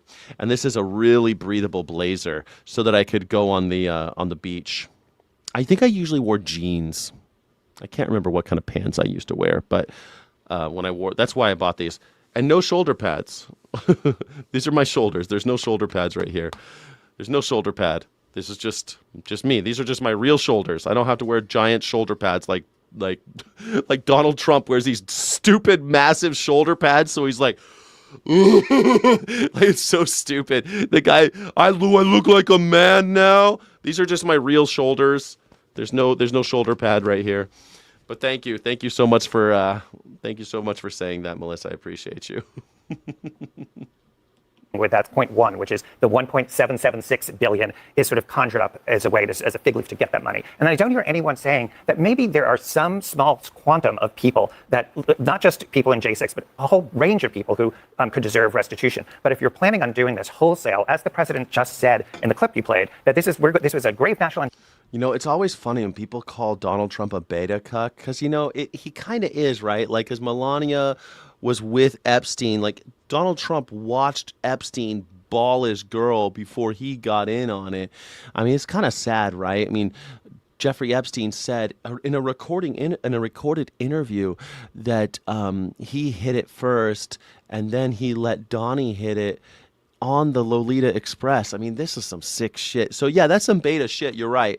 Donald Trump is kind of a beta cuck. I mean, I don't really like these terms so much because I think we should be treating each other with dignity and respect. But Donald Trump has done away with that. We can't treat him with dignity and respect, can we? You're right. He is a beta cuck. Sad, really, if you think about it. Poor Melania. You know, she was just a young woman getting tossed around by these diabolical men, these rich pieces of shit, tossed around like a piece of property. It's not right. It's not right to treat people like that, maggers. Why do you treat women like property? Why do you treat children like property? Why do you treat people and animals like property? Why are maggers so horrible? Why don't you believe in the sanctity of life? How come you don't think that life is sacred, maggers? Why do you hate life, maggers? Why is maggers so anti-life? Justice, and we're going to be paying all of their legal fees. And remember, he pardoned them all en masse. He did not do a triage. So I don't hear anyone here at the table. He used an auto pen, too. He used an auto pen for all those pardons. Auto pen's not legitimate. It's not legitimate. He didn't sign all of those pardons for January 6th. That's why auto pen. Saying that they would disagree with the commission saying, oh, you know what, we're going to give huge amounts of money to people who attacked police officers and did more than just trespass. Well, it sounded like Todd Blanche was saying that that's not what the president wants, and he's on the record saying that's. Oh yeah, for sure he ate Jeffrey's cream pie. Yes, he ate Jeffrey's cream pie for sure. These guys are all Eskimo brothers. They're disgusting human beings. They tossed around young women and children. Yes, that's how they do. That's what they were into, man. Supportive of anyone attacking a police officer. I just want to talk about the two officers. He's already pardoned people I understand. There's a difference between pardoning them. They already did their jail time. So there's a difference between pardoning them. Okay, but they did it 4 years ago, 3 years. The two officers who said they were bringing a lawsuit, and I'll defer to Andrew and my colleagues here. I don't think they have standing to bring a lawsuit. You have to be harmed. So the fact that there's money that people that could harm them. You have to be harmed. How was Donald Trump harmed $2 billion worth? How was he harmed? You have to be harmed. It's a good point. How were $2 billion worth of harm done to Donald Trump? There's not a controversy. To bring a case, there's got to be some controversy. It can't be, there might be a controversy. This might lead to somebody harming me. So I think on a summary judgment motion, if they bring that lawsuit.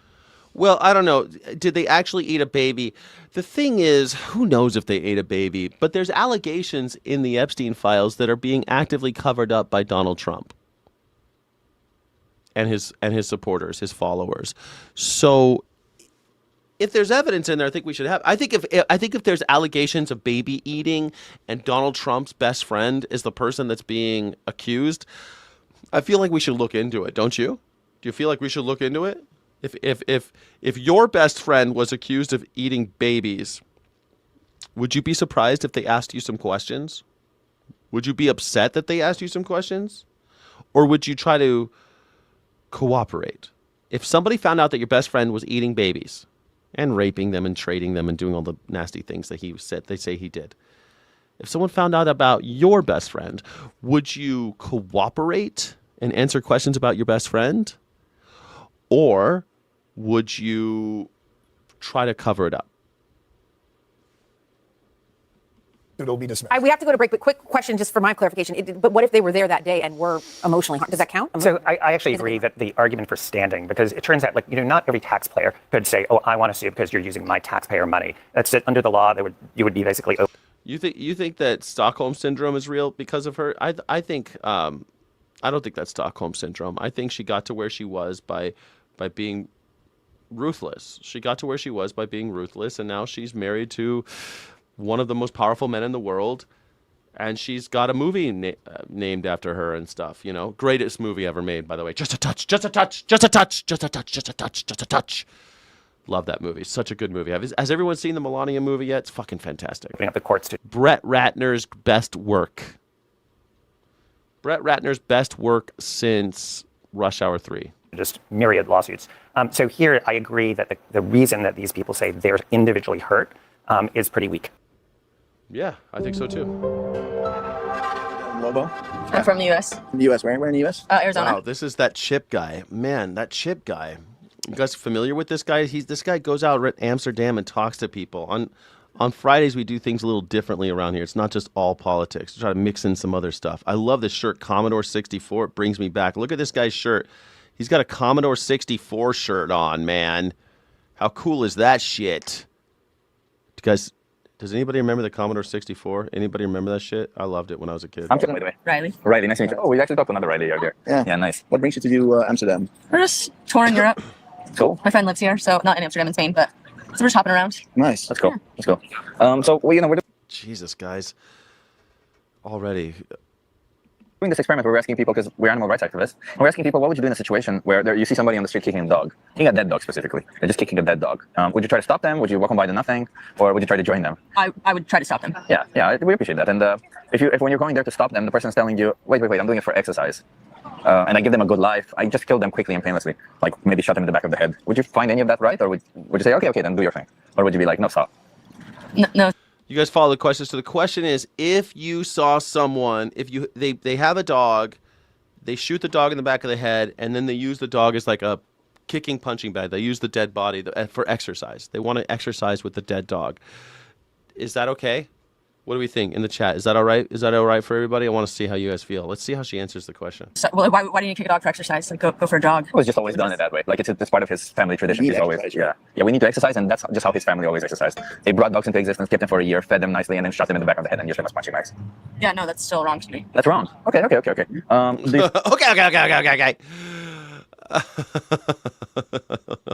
Chip is so buff, he's scary, dude. Chip is getting buffer. I've met this guy in person, and he was already really buff. Chip, the shirt's not even fitting you anymore, Chip. I think it would be wrong if they did that to other animals, or is it just dogs? Like cats, maybe like dolphins? Yeah, I mean, I think like across the board, it's wrong. Yeah. Do you think that, and I'm just going to shift gears a little bit, do you think that then if he chose to eat them afterwards, would it be okay? No, but ironically, I don't eat meat. You don't eat Vegetarian, hey, she doesn't eat meat. People think vegetarians are pretty cool. What do you guys think about vegetarians? I don't know. I couldn't be a vegetarian. I could never be a vegetarian. I couldn't do it. I could never, ever be a vegetarian. I hate vegetarians. I think vegetarians are the worst. I don't. Why not? It was kind of a personal choice since I was a kid. I never really liked the idea of it. Is it in regard? Yeah, that's Chip. Yeah, you didn't know? Yeah, that's Chip. He's a monster. The dude weighs his food. He's like always talking about protein and stuff. He's like, he takes note. He like has a food diary. He's like one of those guys that are all really into like just all the muscles. He's just all muscle. The dude's just all muscle. To animals, or is it in regards to the taste of it? What is it? Yeah, it's an animal thing. It's an animal thing. When we were younger, like in the U.S., they teach you like in history class, you learn about like the like food service acts, and part of that is like learning about slaughterhouses and like kind of the background of it. How do you guys feel about vegetarians? I don't like them. They're kind of like how liberals. I don't like liberals. Liberals are vegetarian. Liberals are like vegetarians. And did they show you that some footage in high school or something like that? you learn about it because they teach you about like food safety and how like laws are enacted in terms of like keeping things like. MAGA hasn't turned on Trump. Stick around. We're watching lots of videos about how MAGA's turning on Trump. I guess you haven't heard, but MAGA hates Trump now. Trump is out. Trump's out. Trump is yesterday's news. Trump is just a chomo, and everyone's coming to realize that Trump is a chomo, and if you support Trump, you're a chomo too. Refrigerated and things like that, but in that you learn about kind of the process behind it, and I didn't really love it. Oh, nice. So yeah, I haven't eaten meat most of my life. Yeah. Do you know about dairy cows though? Like I'm assuming you eat some cheese or milk or dairy products. I eat very few dairy products, but no, I haven't really looked into it. So why do you think cows produce milk? What do you think? What? Why do cows produce milk? Like what? After they have babies. Yeah, exactly. Bravo. You're smarter than me. I took me a long. I just thought they eat grass and produce milk, but no, you're right. They have to have babies. Do you think farmers impregnate them, or do you think they get pregnant when they want to? I would assume that they probably impregnate them to produce more milk. Yeah, that's the one thing. Yeah, farmers impregnate them so that because a cow would just get pregnant 3 times in their lifetime, but they have to impregnate them at least 6 times so that they get something out of them. And that's you're right. I would think that's unfair. Do you think that's unfair to impregnate? Yeah, I wouldn't want that done to me. I love it. I love a woman looking at 2 guys like, I don't want anyone impregnating me today, gentlemen. That's horrible. Why? Like, she holds herself. She's like, I don't want anyone impregnating me today. I am an American in Amsterdam. I've seen the movie Taken. I think that took place in Amsterdam. Did they get kidnapped from Taken? I think that where were they? Paris? I got to ask. In the movie Taken, where did the girls visit where they were, in the first one, where were they kidnapped? Paris. They went to Paris. Okay, I thought it was Amsterdam. All right, Paris. Why are you talking about impregnating cows? Don't do it. All right, never mind. How are you reflecting onto yourself? Hostile. Yeah. Once I think about it, like with animals, it's their beings. Right. So why not put yourself in their shoes, right? Yeah. Exactly. When the babies are born, they get separated from their mothers. And you know why they did that? Why? If the baby stays with their mother, they would drink the milk. So they need to get as much milk as they want. And then maybe if there's like on some farms, they give some of the milk back. But most of the times they just give them formula. Okay, that's what I was going to ask. What do they feed the babies? Yeah, just formula most of the time. Yeah. It's mostly fish guts and stuff like that. They need something high protein that we won't eat. So they usually put like fish guts, other cows, whatever they can. They put it into this colostrum, this disgusting milk that they make for baby cows because we're going to sell that milk. Weird, right? The males, they don't produce milk. So if a baby's born male, what do you think happens to them? They probably get raised for slaughter. Yeah, either raised for slaughter or killed directly and sold as veal. That's where veal comes from. Yeah. And if the females they stay separated from their mothers up until they can get pregnant, then they impregnate them repeatedly every year. Same cycle. Babies taken, exploited for their milk, and when their milk production declines around the age of 6. I never saw the movie Hostel. I heard it was just like torture porn, and it was like it seems kind of boring to me. I don't mind. Like I think the movies. The Terrifier movies are so funny. Like that's also kind of torture porn, right? It's a little much, but at least it's like kind of humorous. I don't know. I think Terrifier is a guilty pleasure. I don't know. It's so disgusting. It makes me squirm. But I never saw Hostel. Is it good? They get killed, and cows can live 24 years. Do you think that's fair? That they kill cows? They live that long now. Yeah, they live that long. Yeah, there's been even longer, right? Like 24 years somewhere in the middle. There's been cows who lived even 29, 30 years. But yeah, like, do you think that it's fair to treat animals this way for things to done here? No. And I appreciate that you do it I've rarely, heard but do you think that Hostel even when you do it sucks. at 1 time per month, let's imagine that you're still demanding this to happen to them? Yeah, no, absolutely. Yeah. Oh my God, you're so I love it. No, yeah, that's. What do you think it should have done? Everyone should do it this way. Yeah. Yeah. I don't know. I mean, honestly, like, I don't think that it would be that hard for me per se to cut it out completely, just because it's so seldom now. Yeah. But I mean, a lot of the time I don't drink milk. I mean, I know obviously like like milk goes into cheese, but yeah. Yeah. No. Everyone says they don't drink milk, and then they're like, "But I love ice cream." It's like, you sons of bitches. It's in everything. They sneak milk into everything. Like sometimes you buy potato chips and there's milk in it. There's dairy in your potato chips. It's like, what the fuck did you put? Why did you get perfectly good potato chips and you put milk in here? Why does my bag? Oh, because it was free, because it's subsidized. 73% of all the money that they make is made from the federal government, and they have to find something to do with all of this shit because no one drinks milk. Yeah. So they put it in everything. They sneak it into everything. It's disgusting. Hostel is essentially a movie version of what Eli Roth dreams about every night. Oof, gross. Is it an Eli Roth movie? He's hit or miss, man. Eli Roth is hit or miss. Another failed rental. Yeah, I've never seen it. I heard it sucked, so I never saw it. Yeah. Yeah, torture porn. Hostel 2 is worse. Is it? Yeah. I'm a big fan of horror genre. I read horror novels. I like horror. But it's there's a lot of shit. It's a shit genre, but it's also fun because there's like experimental stuff happening in that genre. So I think it's more interesting than other genres because of that. But because of that, you get a lot of garbage. So I try to steer clear of the garbage. But I've seen some bad horror movies. Sometimes they're like delightfully bad, but other times it's just like, God damn, why did I sit through that? Have you ever thought about going vegan? I'm not. I do have a friend that's vegan though. Yeah. Yeah. So vegan, by the way. Close friends. So typically, when we go out to eat, I eat vegan just because it's easy for both of us. So just to be clear, being vegan is to animals what being a feminist is to women. It means respecting their rights, right? Yeah. As a consequence, you're not going to eat them with their flesh, their body secretions because of all the shit that happens for them, right? There's no consent. The animal never consented to having this happen to them. If they ever consented, I wouldn't have a problem with it. But there's no such thing as consent in that situation. Yeah. So, so because a lot of people, when they adopt a plant-based diet, they do it for health or other reasons or environment. Mm-hmm. But it's easy to dismiss one or two situations when it comes to health and environment, right? Yeah. But when it comes to the actual animals, the specific rights, every time you choose one animal product, you demand that an animal gets put in this position. Yeah. So that's like, as you just said, like, I like that you put yourself in the shoes of the animal. If you were in the shoes of the animal, would you find any solstice if they said, well, you're the only one who I'm exploiting? Yeah, no. You would still want that to not happen, right? No, absolutely. Exactly. That's amazing. Nice. Well, it's rare for us to meet people like you. Yeah. Vegetarians, I fucking meet them all the time. There's like liberals. They're like, oh, well, yeah, I mean, it's not happening to me, so, I'm trying not to. I was vegetarian when I was 15, I think, and I tried to be vegetarian. It's just so wishy-washy and bullshit because you just don't understand ethics. Like as soon as you get the ethics, like what Chip was saying, it's like if you respect the rights of others, you don't rape them. That's it. That's what being vegan is. So I like it. Or if you're not a rapist and you think that rape is wrong, then you should be vegan. It's pretty simple. Pretty rad. Great. I'm an omnivore, but I choose plant-based 100% of the time. There you go, Navia. Pretty simple, right? Pretty simple. Yeah, well, almost every animal is an opportunistic omnivore. I mean, like cows are the largest sea predator now. That we feed more fish to cows than any other animal in the world. Cows, if you think about how much poundage, cows eat more fish than humans now because of what we feed to cows. Isn't that sickening? So if cows are eating fish, I mean, clearly they're omnivores, right? I mean, if you prepare dead animals, you could feed them to anybody. Squirrels will eat a dead animal if they find one. Even squirrels, and you don't think of squirrels as omnivores. You think of squirrels as like little nut eaters, right? They eat seeds and nuts, but they'll eat dead animals. But they don't put animals in cages and rape them over and over again so that they can steal their babies and slaughter them by slitting their throats and everything. Like squirrels don't do that, right?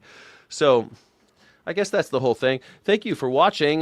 This is now a call-in show. Would you like to call in? You can. It's https://morningsky.live/pyb is the link. If you'd like to go, www.morningsky.live/pyb if you'd like to be on the show with me. It's a call-in show. You can call in and tell me why you love Donald Trump. I know that there's a guy named Gabe who's dying to get on the show. How do cows get B12? They inject B12. Human beings inject B12 into cows. Yeah, they get injected with B12. I don't know. They don't live in a place where there's any way for it to ferment naturally.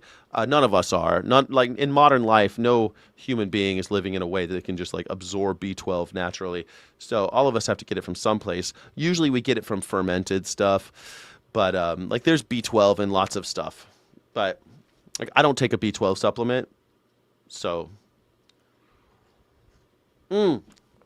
I did when I was on the road, though. I took a B12 supplement when I was traveling a lot because I knew that I wasn't going to be able to like have nooch, and I didn't have what I needed. I couldn't buy like fortified foods, but I was on the road. I was living in hotels, you know, so I did take a B12 supplement then.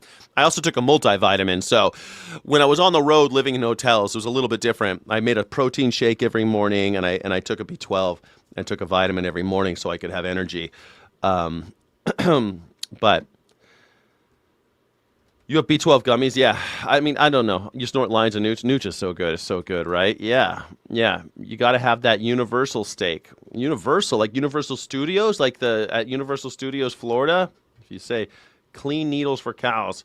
No, they don't use clean needles for cows. They just inject. They don't care. They're not going to live long enough for it to matter. They're not going to live long enough. Smoking Blondie's here. Smoking Blondie, how the heck are you? What's the deal and how you feeling? I'm on my lunch. Oh, nice. What are you having? What am I? Oh, dragon fruit and pineapple and cherries. Yeah. Sweet Havoc says if With you drink orange juice. If you drink pineapple cherries, if you drink B12, and if you drink Avada, you're going to B12. If you drink energy drinks. That's so funny you say that. I was thinking in Indiana, you know, because I'm leaving California, I start having these ideas like, what about how am I going to get oranges? Is that silly? I'm like, oh no. Oh no. I can't get like California oranges are so good. Oh, I couldn't imagine. Am I going to get gross oranges because I'm in New Mexico? They're going to be gross. Do you remember when we were kids, we could only have fruit from the grocery store that was in season? Yes, I do. And now nothing tastes like it? Yeah, but in California, we had shit was mostly in season all the time. Well, not everything. There were certain vegetables, especially like Brussels sprouts and artichokes and watermelon, that were only like certain times a year. Even tomatoes in California, out of season, taste pretty fucking good. When I was in Virginia, though, those out of season tomatoes tasted like mealy. Nothing? Oh, so gross. When I was in Virginia, out of season tomato, but an in season tomato in Virginia was like the best goddamn like nectar from the gods. It was unbelievable. I couldn't imagine. Oh man, so good. But Indiana, they don't grow anything, so I don't know how you guys are getting by with. But you have a pineapple and cherries. I grow a lot of produce myself, and then like I freeze whole my berries. I freeze them and put them in my water. Like all year, I have fresh berries. We have wild stuff growing. I harvest wild raspberries, blackberries, wild strawberries, grow strawberries. I can a lot of stuff. Yeah, I guess like it's kind of funny when I was going to the food bank, they would just give me so much produce, and I'd have all these amazing like squash and oranges and apples, just fresh all the time, like so much. I'd be eating what I could and throw it away. I don't know if that's going to be the same way in New Mexico, but I don't know. Probably not. I'm sure they have. Well, they're on Route 66, so I'm guessing they get all the stuff, right? They get all the stuff we get. Well, I can tell you from experience that, like my great grandmother, she had a full acre of nothing but personal garden, and it supplied us all year round. The neighbors, everything. New Mexico is the largest producer of pecans. Wow, I do love pecan. Maybe pecan pie in New Mexico. I'll just eat pecan that's so pie. good. It's so goddamn good. I didn't know that New Mexico was the largest producer of pecans. But I guess, I'll just have to figure it out. I mean, I don't eat that many oranges. I could just pay top dollar for nice oranges, right? Let's have to figure it out. Well, I do know that we have a semi truck that comes like twice a summer.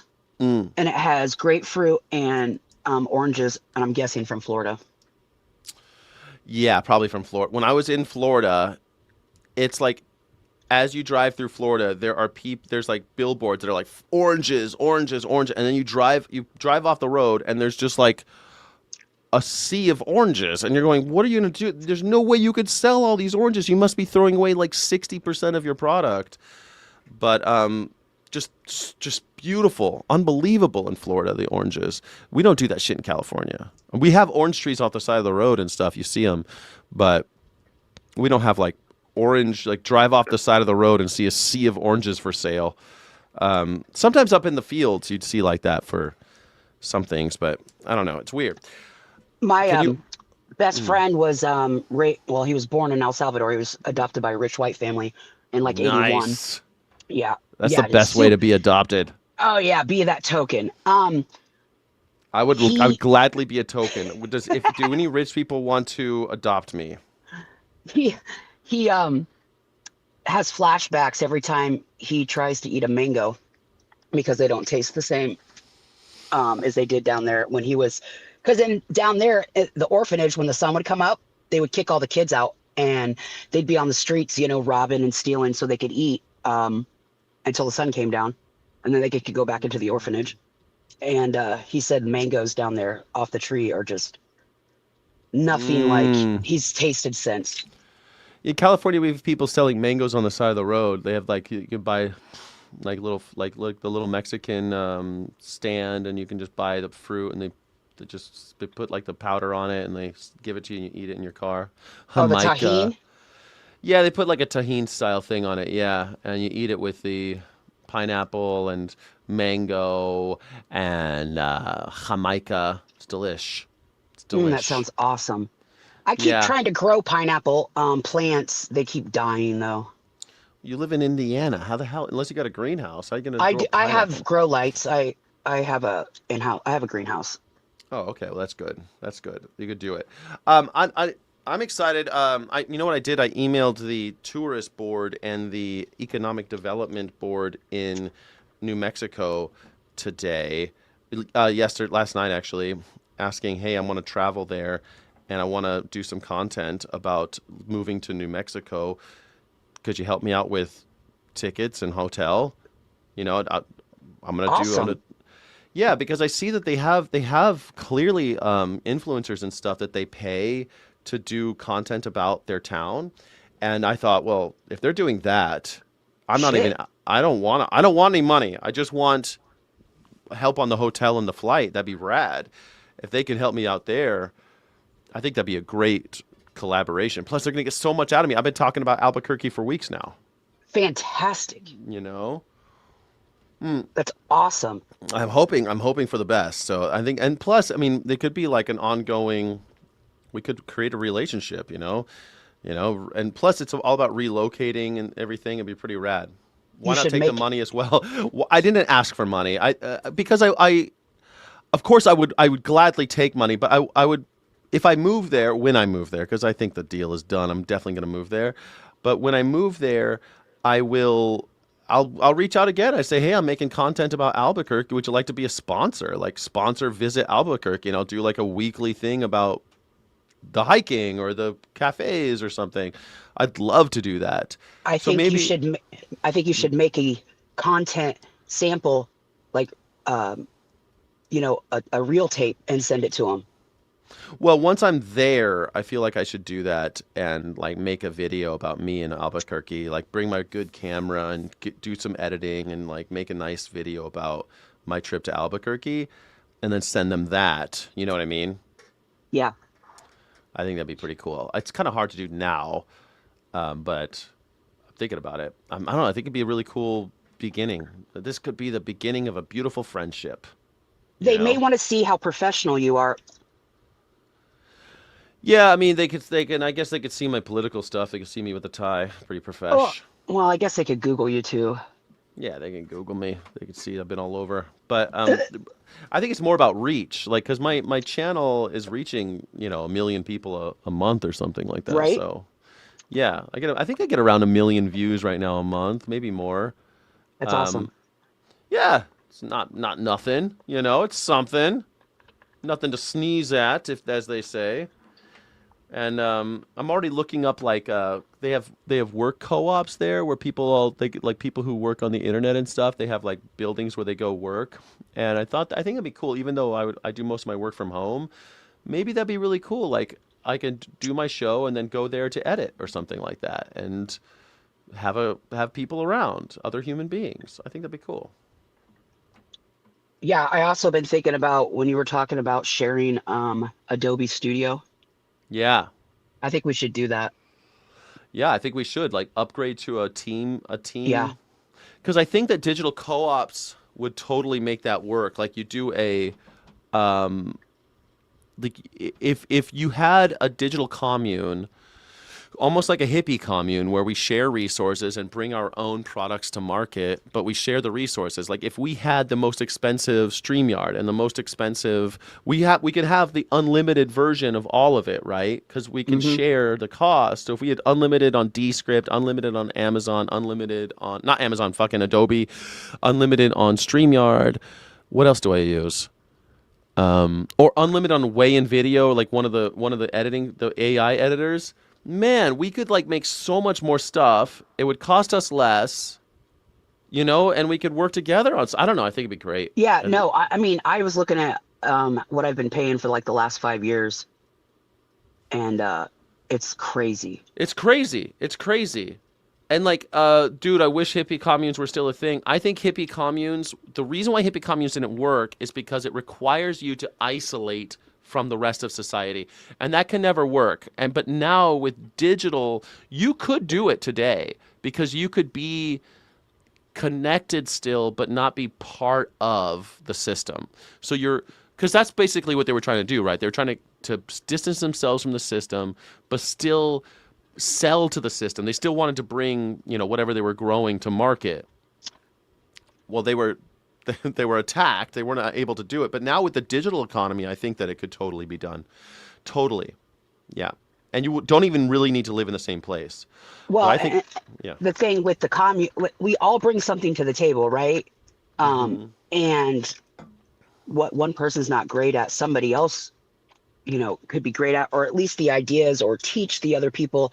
And with Adobe Cloud, we can share everything. Exactly. Why is Ben telling people to calm down in the chat? Why are we calming down? Let's get big. Let's get crazy. Don't calm them down. Gin them up. Fuck you. Yeah. Let's get crazy in the chat, everybody. Let's get crazy. Drop some emojis in the chat. So I see you're not able to get any feedback. I get feedback. I get lots of feedback. Anyway, I think that it could totally work. There are communes still operating. There are still some communes operating. That's true, but most of them were utter failures. A lot of it's because people didn't know what they were doing. A lot of it was because they were literally attacked by the communities or the businesses that they were kind of adjacent to. It was very difficult to do the whole hippie commune thing. But I think that today's commune could totally work. I've also been thinking about Marfa, Texas a lot, and how somebody went there and just started an artist colony. Why couldn't we do something like that? Is Satanic Steven still in the chat? I think so. I saw him just a second ago. I wonder if he remembers Lafayette Music League, where that's what it was, pretty much, was a bunch of artists who rented out like a whole house. And do you remember that, Steven? I love stuff like that. I mean, when I lived in a place called Stanton, Virginia, they did shit like that where they had places to grow. They took out gallery space, right? And they just were a commune, and they had a bunch of people. Like one artist couldn't afford a gallery, and a lot of times one artist doesn't have enough product to fill a gallery. Like they don't have enough for sale. So, if you get together with 5 artists, now you have enough money for rent. And then you just take turns manning it, right? Because each of you has some time. All of you have steady jobs probably, but each of you has enough time. Like you're going to man it on Wednesday, and you adjust the hours accordingly. You just, and it worked. It was working great for a while. I love stuff like that. It's totally doable. Communal stuff. There's lots of for some reason there's a large concentration of musicians in Lafayette. And a lot of them, were self-taught. So, you bring in somebody who went to school and could pass on knowledge, with recording and production. And then there are people with, lyric writing, like lots of people were feeding off of it. It just died out because people were struggling to survive. Well, yeah, I mean, and music, it's hard to keep the band together. People start getting angry at each other. It's hard to keep them all. When I was in Virginia, we had a music group where all musicians were supposed to be like part of it, and I was part of it. But anytime I did like an acoustic thing, I got a ton of support. Anytime I did like a punk rock metal thing, everyone was like, "Fuck those guys." I'm like, wait, I'm like, bastards, man. It's like Wow. music is music. Like, yeah. Musicians are a different breed. Some of them are super sensitive, and Lafayette's got a large metal group of musicians. Doom Room is apparently a thing. The rabbits destroyed the hippie communes. Yeah, it's so silly. I've known hippie communes where they know that they had rabbits, so they built fences here, and they put some plants on the other side so that the rabbits could get to them easily. And so they just ended up feeding some rabbits, and the rabbits did fine. Same thing with deer. It's hard, though. Usually you end up having to kill somebody to keep your shit if you're selling it. But, you know. But I love, seems like you're stuck in 2020. Am I stuck in 2020? Come on now. Metal. Yeah, it's all metal, says Satanic Steven. That's rad. I don't know. I think it's totally doable today. And I think with the, like, what, if people were, I don't know how you would end up kind of doing, like, the financial side of it. But if everybody got involved in a commune, a digital commune, and you had unlimited seats, right? And you had 5 creators, all part of it. You could even do, at some point, you can have health insurance for 5 creators, you know? Right. You have communal health insurance. Like, you could literally start really building something. And I think that'd be so beautiful. You know, you start with things like Adobe Access and like Adobe Teams Access and things like that. Right. But eventually you have health insurance. You have 6 Well, people. and then a lot of people don't know, you know, the tax aspect of it or the business aspect of it, but they are really good at what they do. You know, so fortunately I can bring, that's a very costly experience for some. Right. And so I can bring, you know, I can add that as well. But people, I can't get a number. Like, they won't put a number out there. I have to call them to get a quote to see how much it would cost for their unlimited package. Who? Adobe. Oh, well, there's team packages though, and you add each seat, and each seat costs money. Is usually how they do it. Okay, so maybe it's because I've been with them for so long and I pay them so much. Mm-hmm.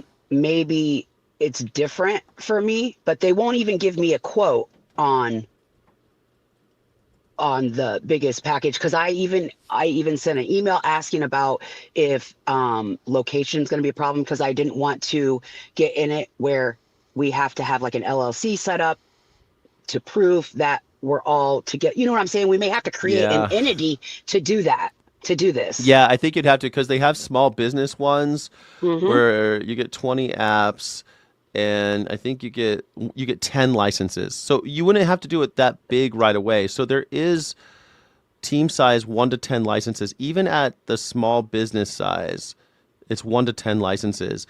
And then at the Creative Cloud Enterprise size, it's 11 plus, and it says contact sales, right? You got to contact them. See, yep. So does it give you a price on any of the packages? Can you see a price? No. Yeah. But I see, wait, small business, buy now. Let me see what it says. Buy now, small business. Yeah, it's $100 a month per license. Jesus Christ. I'm paying $165. Ugh. And I get all the apps plus storage, 2 terabyte. This is 100 months per license. Wow. I don't pay that much. I pay $69.99. I don't know what I'm missing, because I don't pay as much as either of you. Yeah, that's strange. But it's still too much. It's too much money, and I'm not. It's like I use it every day, but I feel like I don't use it enough to justify $70 a month. But then it's like if I don't pay it, then I can't do the shit that I use every day, so I'm stuck. But I wish that I had like if you had. You know, I remember there used to be a writers guild. When I was a professional writer, I joined the writers guild, and you could get all of these services, all of these things, kind of not maybe not Adobe, but other things that like script writing software and stuff like that. You had all this access to stuff, and also healthcare. You had health insurance because enough people join up. Now you have a cheaper price on your healthcare. If you have you going by yourself to get healthcare is more expensive than you going with 10 friends. Right. Right. So, yeah. Which is weird. Yeah. Parallelist is just paying for Illustrator and Photoshop. How much do you pay Parallelist for Illustrator and Photoshop? I have Premiere and Audition and Photoshop and Illustrator. Do you guys have the cloud? I have the cloud. Yeah, I got 2 terabytes just like you. Okay. I'm guessing Parallelish has the same thing. But I really think that the future is communal living digitally. I don't know why more people aren't talking about this. I feel like I'm the only one talking about this. Parallelish pays around 60. You probably have the same plan as me. Yeah. And do you guys have the mobile versions of those apps too? I do. Yeah. Okay. Why am I paying so much? Yeah, I don't know. I think probably because you're doing something with Acrobat or something. You've got some kind of other business thing going on. Positrack says, "Why are you paying for that?" How do I not? Because I need it. I pay for it. I pay for it because I use it every day. What am I supposed to do? I'm kind of stuck. Wait. Oh, Smoking Blondie's dead. You're gone, Smoking Blondie. Yeah, I mean, you guys Adobe Flash, remember Flash?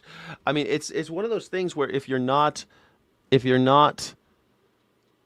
a creator, maybe you don't understand, but you need to pay for so many things. I'm paying like $150 a month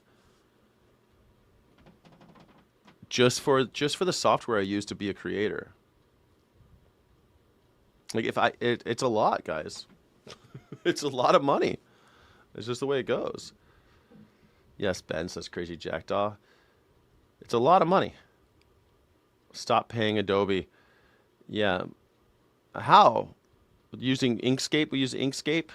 We use I guess like I could probably get away with not using Adobe. I don't know.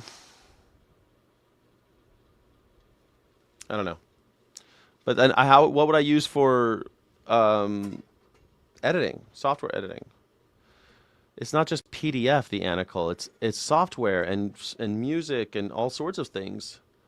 You're headed back. So that's okay, Smoking Blondie. I'm listening, but I have to get work. That's okay. Get to work. Get to work. Don't you know your boss wants you to work? As you know, this is a call-in show. You can call in and always go on. I can't go without video editing. Yeah, I mean, you kind of need it, right? I would look into why you're paying so much, though. I think you're paying a lot. I think you're paying too much. All in, I'm under $100. Poor brainwashed racist MAGA. I know, Silverback. You want to talk about it? It's a call-in show, everybody. It's a call-in show. It's a call-in show, everybody. Call in. You could talk to me and tell me why you think Donald Trump. How much Melania coin have you bought? How much Melania coin have you bought? Thank you, Crazy Jackdaw. Thank you, Jen Batch. And thank you, Parallelist, for supporting the channel. If you'd like to be on the channel, please call in. Trump and Epstein BFF. That's true. They're best friends. They were best friends. Donald Trump. Imagine you lose your best friend. He must be sad every time they bring him up, you know? Every time they bring up, my oldest friend died only about 4 years ago. He's my oldest friend on Earth, and he died in 2022, I think, or late 2021. And I was very sad. And I'm still sad every time I bring him up, every time somebody brings him up, every time I talk to his mom. I'm very sad about my friend. I mean, Donald Trump must be very sad about Epstein being dead. Wow, software has gotten insanely expensive, but where I do all my work, my brother pays for the CAD I use. Nice. That's pretty rad. Good for you guys, man. That's rad. Proud of you. Make sure you don't give those guys the money. Don't give those guys any money that you don't have to. You know what I'm saying? You are trans? Mm. I don't believe you. So this is Brian. Brian doesn't believe that this person is trans.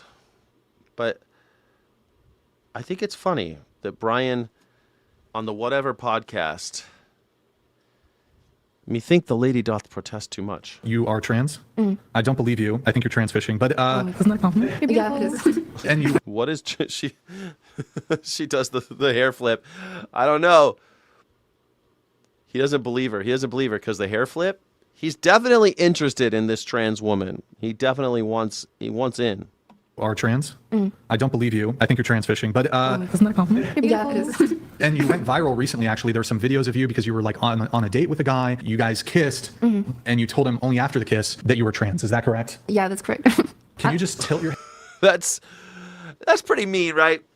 You kissed a guy, but you didn't tell him you were trans until after the kiss. Does it matter? I don't know. It sort of matters, right?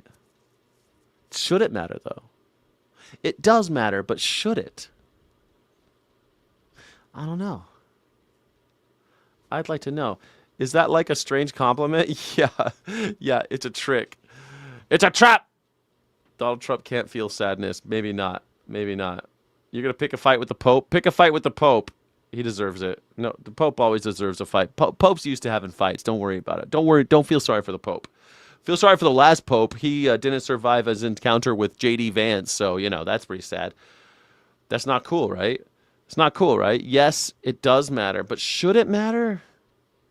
None of this matters. You should not watch this weird podcast trash. It's Friday. It's Feral Friday, Ben.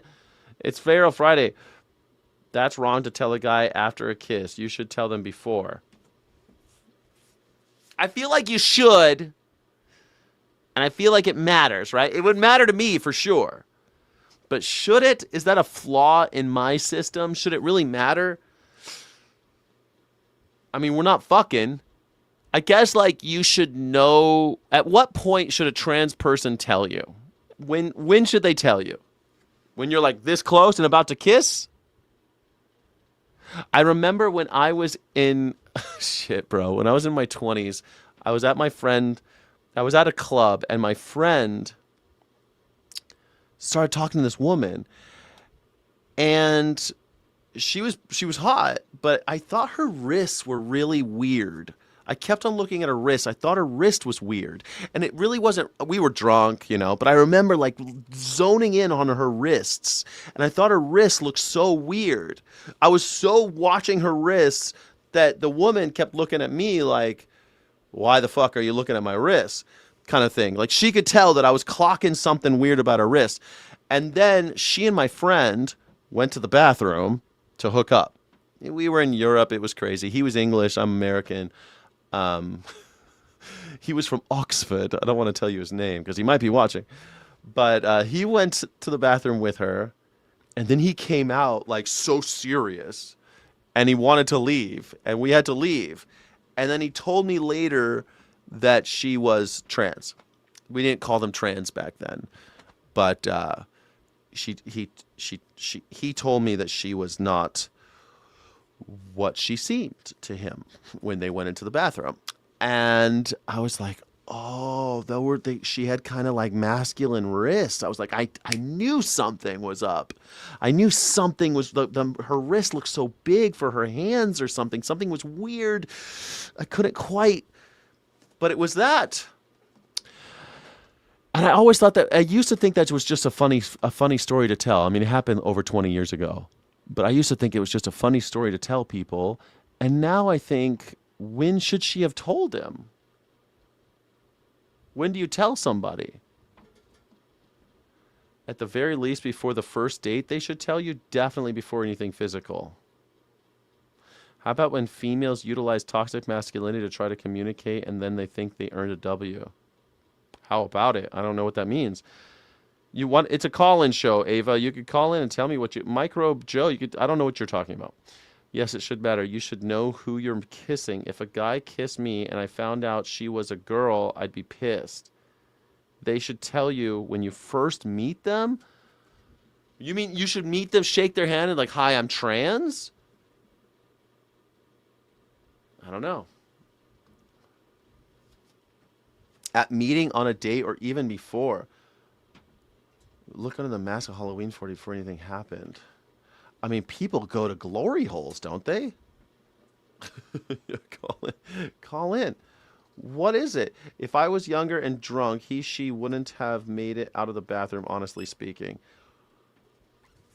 Well, he didn't fight. They didn't fight. You're going to fight this person? What, are you going to fight this person? It's just, for everyone who saw, it was a woman going into the bathroom with a guy.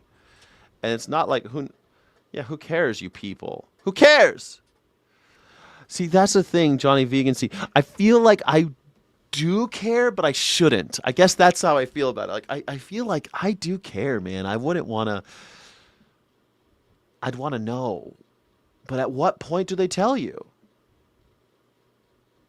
Are they supposed to say, hold on, just so you know, what you're seeing does not match your imagination? False advertisement, but everything's false advertisement. Bras are false advertisement. Women wear bras that push everything up. That's false advertisement. Guys wear things that push everything out. Everything's false advertisement. What do you mean? Oh, if I was drunk, I might have done it. Maybe you would have. Maybe my friend should have. He would have had a better story to tell. I mean, he definitely kissed her because I saw them kissing, but I think they wanted to do more, and then it came out somehow. I'm not sure exactly what happened. If like I don't think he went in and like there were penises out. I think probably they went in and he was told probably, or he found out. I'm not sure exactly what happened in the bathroom. I just know that he came out and he was visibly upset and wanted to leave. He was embarrassed. Yeah. Try it once, no biggie. It's not like he went in there with a man. He went in there with a woman who happened to have a penis. You know, you should care. Social peer pressures make you think you shouldn't care. That's why you're wrestling with it. You think it's social pressure? I think social pressure says I should care. What do you mean? That's why I care. I think the social... See, I think you're right, but opposite. I think you're right, but you're opposite. I think I care because I've been conditioned to care. But I shouldn't care. I think that's why I'm wrestling with it. Because if I take away society, then I saw somebody I liked, I kissed them, and then I found out what's going down below, and I have a new decision to make. I think that's it, right? If you see somebody, you like them, you kiss them. If you find out that what's downstairs isn't what you want, like you like everything you see, so you kissed. But you found out that if you open up all the dress and everything and they take off all their clothes, that's not what you want. So you have another decision. It could be anything. Like women say this all the time. Like they like a guy and they take off his clothes and he has a really micro penis. She's got a new decision to make. She liked the guy. She liked kissing him. She liked being with him, but now he's got a micro penis. Or men have the same thing. Like they get with a girl. They're dating. They're making out with a woman. They think she's great, but then they go downstairs and she's got something down there that they don't like a type of vagina that just isn't attractive to them. Whatever. Like there's things that we can't help that you like or don't like, right? You just have new decisions to make once the clothes come off. Isn't that it? Well, don't they hate being misgendered? How are we supposed to know? How are we supposed to know? No swordplay, but hey. I mean, that's the thing. Like I think after the kiss, right? If you kiss somebody, is it so bad? Because you kissed a woman. If you found out, like if you, like who's a really pretty girl that everybody likes? Like, I don't know, like, who's that woman that Greg Gutfeld's always talking about? The one who's got like kind of Nazi vibes. She looks like what a 12-year-old thinks is a hot woman. What is her name? Sydney Sweeney. If you went on a date with Sydney Sweeney and you were kissing her and you thought she was great, she looks just like it's Sydney Sweeney. okay? And you're making out with her, everything's cool. You go on a second date, you're making out with her. Oh man, I'm feeling great. I'm making out with Sydney Sweeney. Everyone thinks she's so pretty. Everyone thinks I'm super cool because I'm hanging out with this pretty girl. And then on the third date or fourth date, she's like, all right, it's time to come home with me. And you go to her place, and then I feel like she's got to let you know she's got a penis. Because we're making extra steps. But when you were kissing her, that's not so bad, right? Kissing seems the line. Wouldn't go insane that I wasn't told, but I would have liked informed consent. Yeah, but should that matter? You did have informed consent. You kissed her. Kissing leads to genitals? Sometimes. Sometimes it does. Navia, if you're lucky, if you're doing it right. If you're doing it right, kissing definitely can lead to genitals for sure. Absolutely. Why not just be honest? No one's being dishonest. No one's being dishonest. When do you give all that information up? Confusion. That's what a politician wants you to think today, and the band played on. What do you mean, the confusion? Why is that fucked? Joyous. Well, if he or she lies about truly how he was born, man or woman, later on, worse, he will or she will lie about something worse by disease. I don't know what that means. But I feel like if you think that it's a lie, they're not lying. Yes, Chris. Disclosing Zionism is a higher. Yes, I think that's a higher. You're totally right. I want to know if you are a Trump zealot. I want to know if you're a Trump zealot way before I want to know what your genitals are. That's a higher priority for sure. Higher priority. Yes. Yes, indeed. Indeed. It's not transphobic. What do you think? I want to know. Stubble usually gives them away. It depends on how late you see him at night. Sometimes that's a thing. Imagine you kiss her and find out she's MAGA. Way worse. Way worse. That would make me vomit. I don't know. Like, how many of you have probably kissed MAGA? Have probably kissed MAGA and don't even know? How many of you have probably kissed someone who's trans and you didn't know? Is it so bad? Like, if you found out tomorrow that someone you kissed 10 years ago was trans, would it bother you? I don't think it'd bother you. Not worse? Oh, it's totally worse. It's totally worse. Sometimes spontaneous kissing occurs, like at New Year's Eve. It's New Year's Eve. Happy New Year! You kiss the girl next to you. And you find out tomorrow, you find out on January 2nd that she is trans. Is that so bad? I don't know. I don't think it's so bad. You can call in and tell me why you think it's so bad. My first encounter with a trans person was checking IDs at an event. I accidentally laughed in their face because I was taken off guard. That happens, man.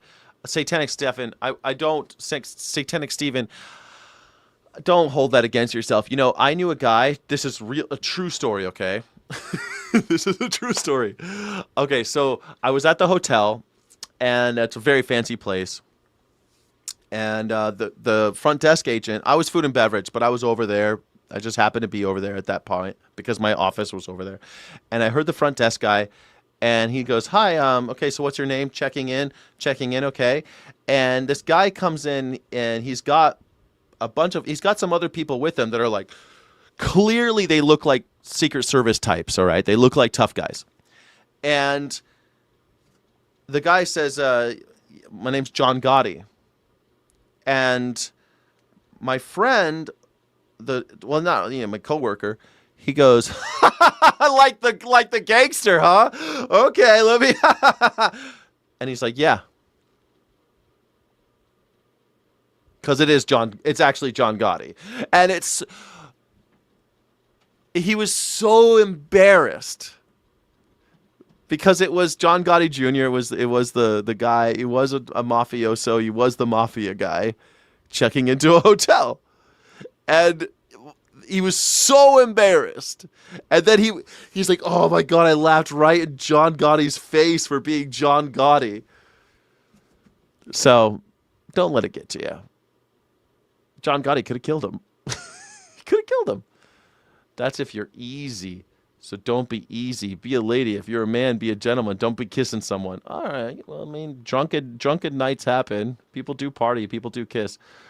I've kissed a few women even knowing, says Navia 420. That's the other thing. Women kiss women all the time.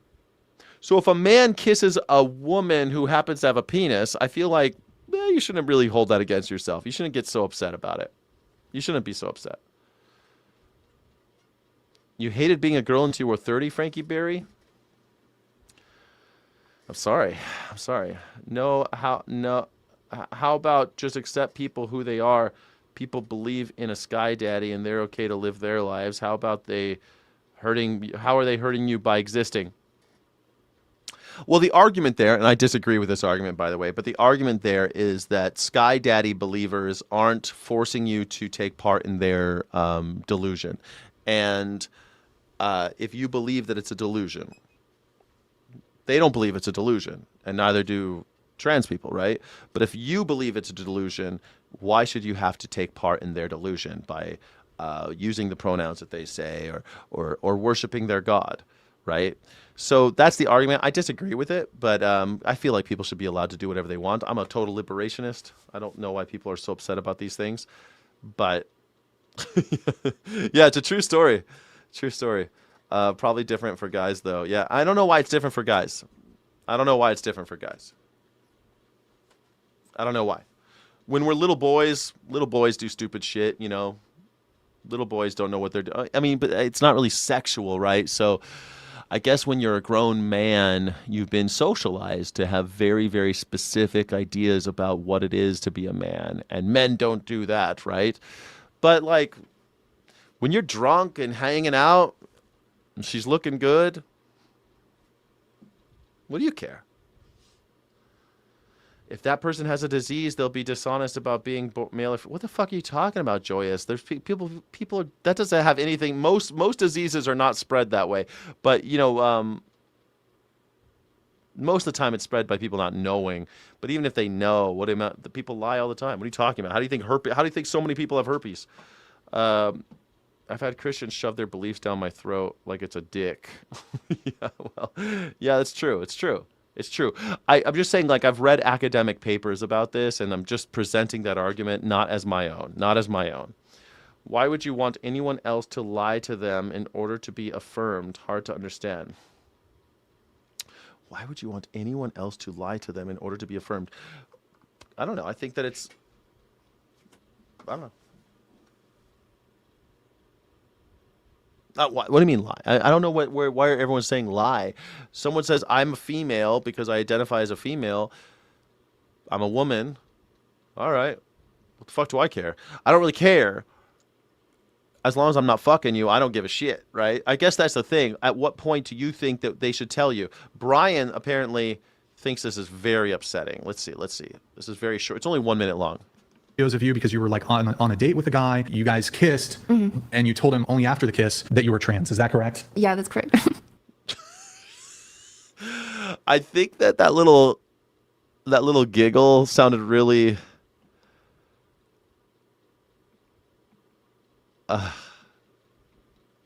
Can you just tilt your head back and look up to the ceiling? No, tilt. I'm not doing it. Tilt your head back. He's trying to clock me. He's trying to clock me. Tilt your head back and look up towards the ceiling. He's trying to clock me, chat. I mean, my Adam's apple isn't that pronounced. Like, I don't know. It looks like she's got normal neck to me.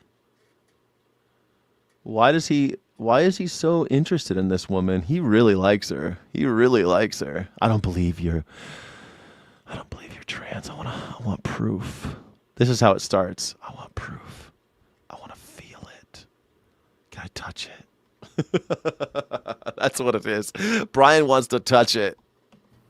See, she said it. What? There was an Adam's apple? Yeah. Yeah. I'm an expert on Adam's apple. Yeah, definitely. Brian, he likes it. He says, I heart big labia on his shirt. Only classy gentlemen wear I heart big labia. Sky wants to be trans. No, I do not want to be trans.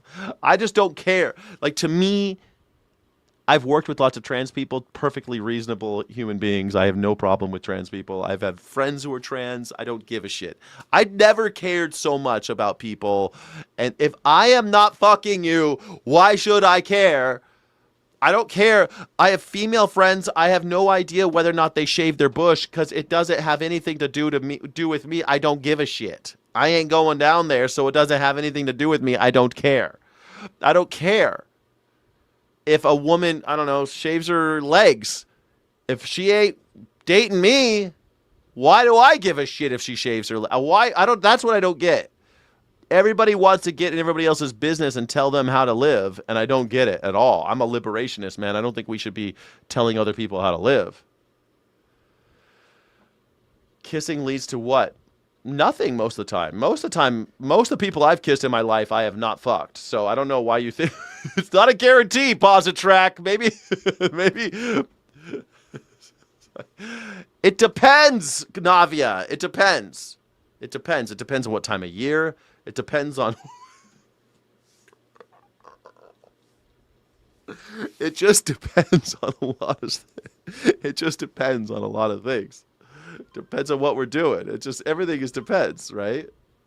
If you have one, it's none of my business unless we are sharing a bed.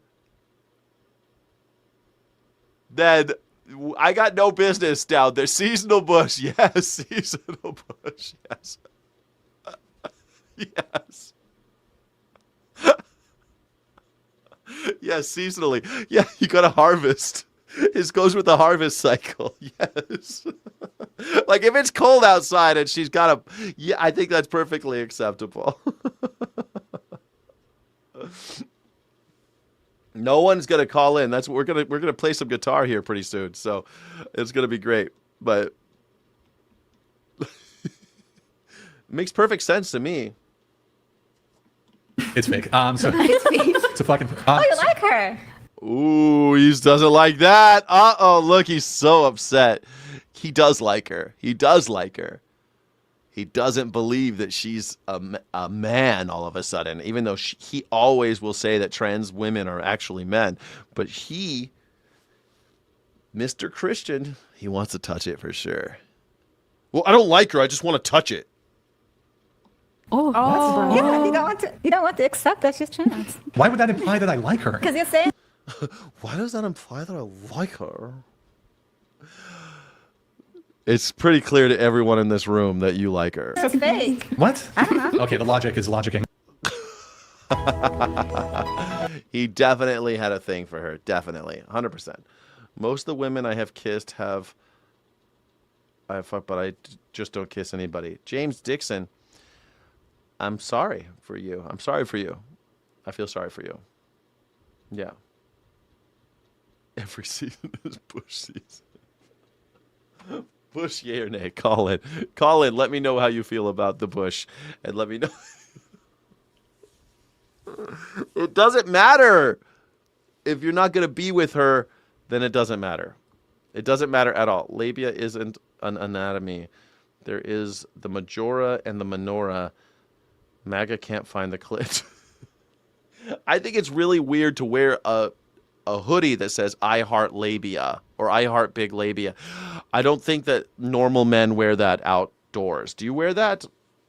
What kind of if I wore that, would you think that I was a perfectly reasonable normal man?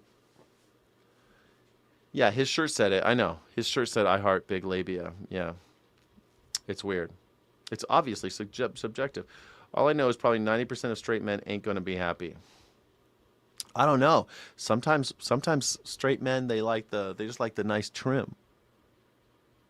Some guys like it bald. Some guys, it's all a thing. It's all a negotiation at some point, right? Yeah, I came up in the age of the 90s. No Bush, please. Remember that show? That's My Bush? No, I do not remember that show. What about a shirt that says, I love clitoris? Sure. No, I don't think that's a good shirt to wear. I don't think that's good. I don't think that's good. Yeah, reminds you of John Cleese. Don't mention the war. I mentioned it once, but I think I got away with it. One of you guys sent me this. I want. Well, it's no secret our country's in some trouble here. What is this guy's name? Trevor Moore. The left is mad, the right's enraged, and the middle's disappeared. So fat cats expect us to bail out them and all their friends. And when they spend our money, they stick out their hands again.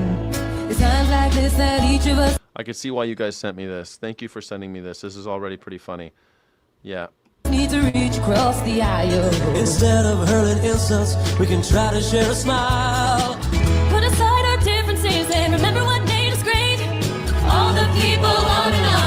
Yeah, why are tradwives mostly 300 pounds plus? I like this. What are they building? What are they building here? They're all getting together. They're going to build a house for the homeless. Are they building a house for the homeless? In one voice we'll say, it's time for guillotines. It's time to raise the boys. Perfect. It's time to sharpen blades. We just can't take this anymore. It's nothing personal. We gave your way a try. We're sorry, but you at the top all have to die. I love it. I think that this person's probably going to have a. I think Trevor Moore is probably under investigation now. Don't you think? I think Trevor Moore is definitely under investigation. I'm sorry, Mr. President. We need to have your head. A little kid. We need to teach kids this. This needs to happen. Little children need this song. And senators and congressmen, we need all of you dead. And all the CEOs of all the banks. And TV pundits too, let's show our thanks. Oh, it really pains us. We'll have to kill your wives and children too. Oh, it's your business. We just can't have them avenging you. We have to kill the children too. We can't have them avenging you. I love it. Jesus style. I love it. You guys search that says free mustache rides. Class act. Class act. Class act. Where do you wear it? Do you wear it in public? Hamptons and Beverly Hills and to Georgetown we'll go. And we'll burn Connecticut to the ground so that nothing ever grows. It's time for guillotines. It's time to raise the boards. It's time to sharpen blades. We just can't take this anymore. Those peaceful protests just were not cutting it. Martin Luther King and Gandhi both can go suck a dick. Martin Luther King and Gandhi both can go suck a dick. Peaceful protest isn't working. I guess it's time for guillotines. Not bad.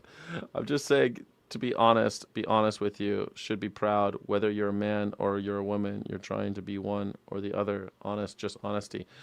They are honest. They're being honest with you. They're saying this is how they feel. They're being honest. You are choosing not to accept how they feel. That's your choice. Oh, the bald eagle, classic. We can come together. We can do this if we try. Find our common enemy and unite both our sides. A lesbian and a NASCAR fan helping hold. I like this. Yeah, we need to find our common enemy and unite both our sides. Unfortunately, MAGA thinks that billionaires are cool and that 80-year-old billionaires are even the coolest. 80-year-old chomo billionaires are the coolest. Man, they're so cool. I want to be one. Lobbyist down while a priest and an abortion doctor curb stomp him into the ground. We'll take the Secretary of the Treasury and the Chairman of the Fed and let all 300 million citizens gang rape them till they're dead. What? Every man, woman, and child has finished running. Gang rape them until they're dead? Let's just do the guillotine. We'll rest for a couple hundred years before we have to do it again. It's time for guillotine. It's time to raise the boards. It's time. What? The bikini girls come out with the guillotine? I like it. Poor girl, the little girls there with the bikini girls. I don't know. I don't think that's very good role models. Sharpen blades, we just can't take this anymore. It's nothing personal, we gave your way a try. We're sorry, but you at the top all have to die. We're sorry, but you at the top all have to die. It's just a joke, everybody. We're not guillotining anybody. The guillotines are coming, everybody. The guillotines are coming. They're gonna guillotine them. And how long will it take? I like the idea that we'll rest for a couple 100 years until we have to do it again. That's exactly where we're at. It's been a couple 100 years since the bloodbath.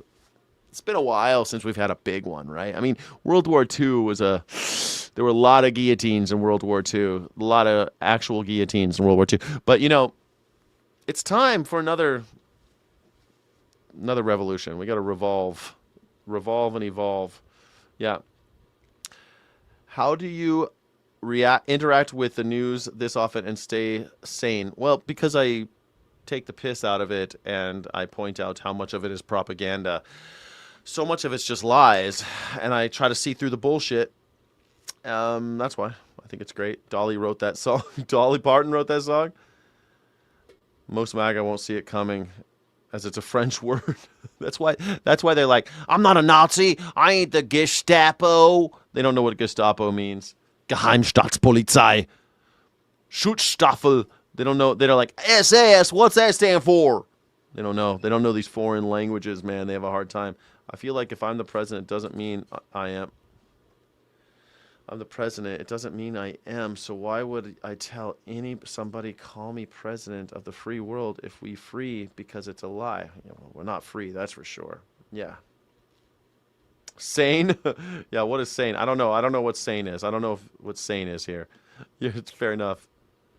Tonight, the curtain closes on The Late Show with... Man, tonight, well, it was last night. I didn't watch. I usually watch I've been watching this last week. I'm not a big Colbert fan, but I'm watching this last week. I'm 1 day behind, so I didn't watch last night. Did anybody watch the final episode of Colbert? Stephen Colbert, and on more than 30 years of late-night TV. Congratulations, Stephen Colbert. You're the first late-night talk show host to be canceled because the president wants you dead.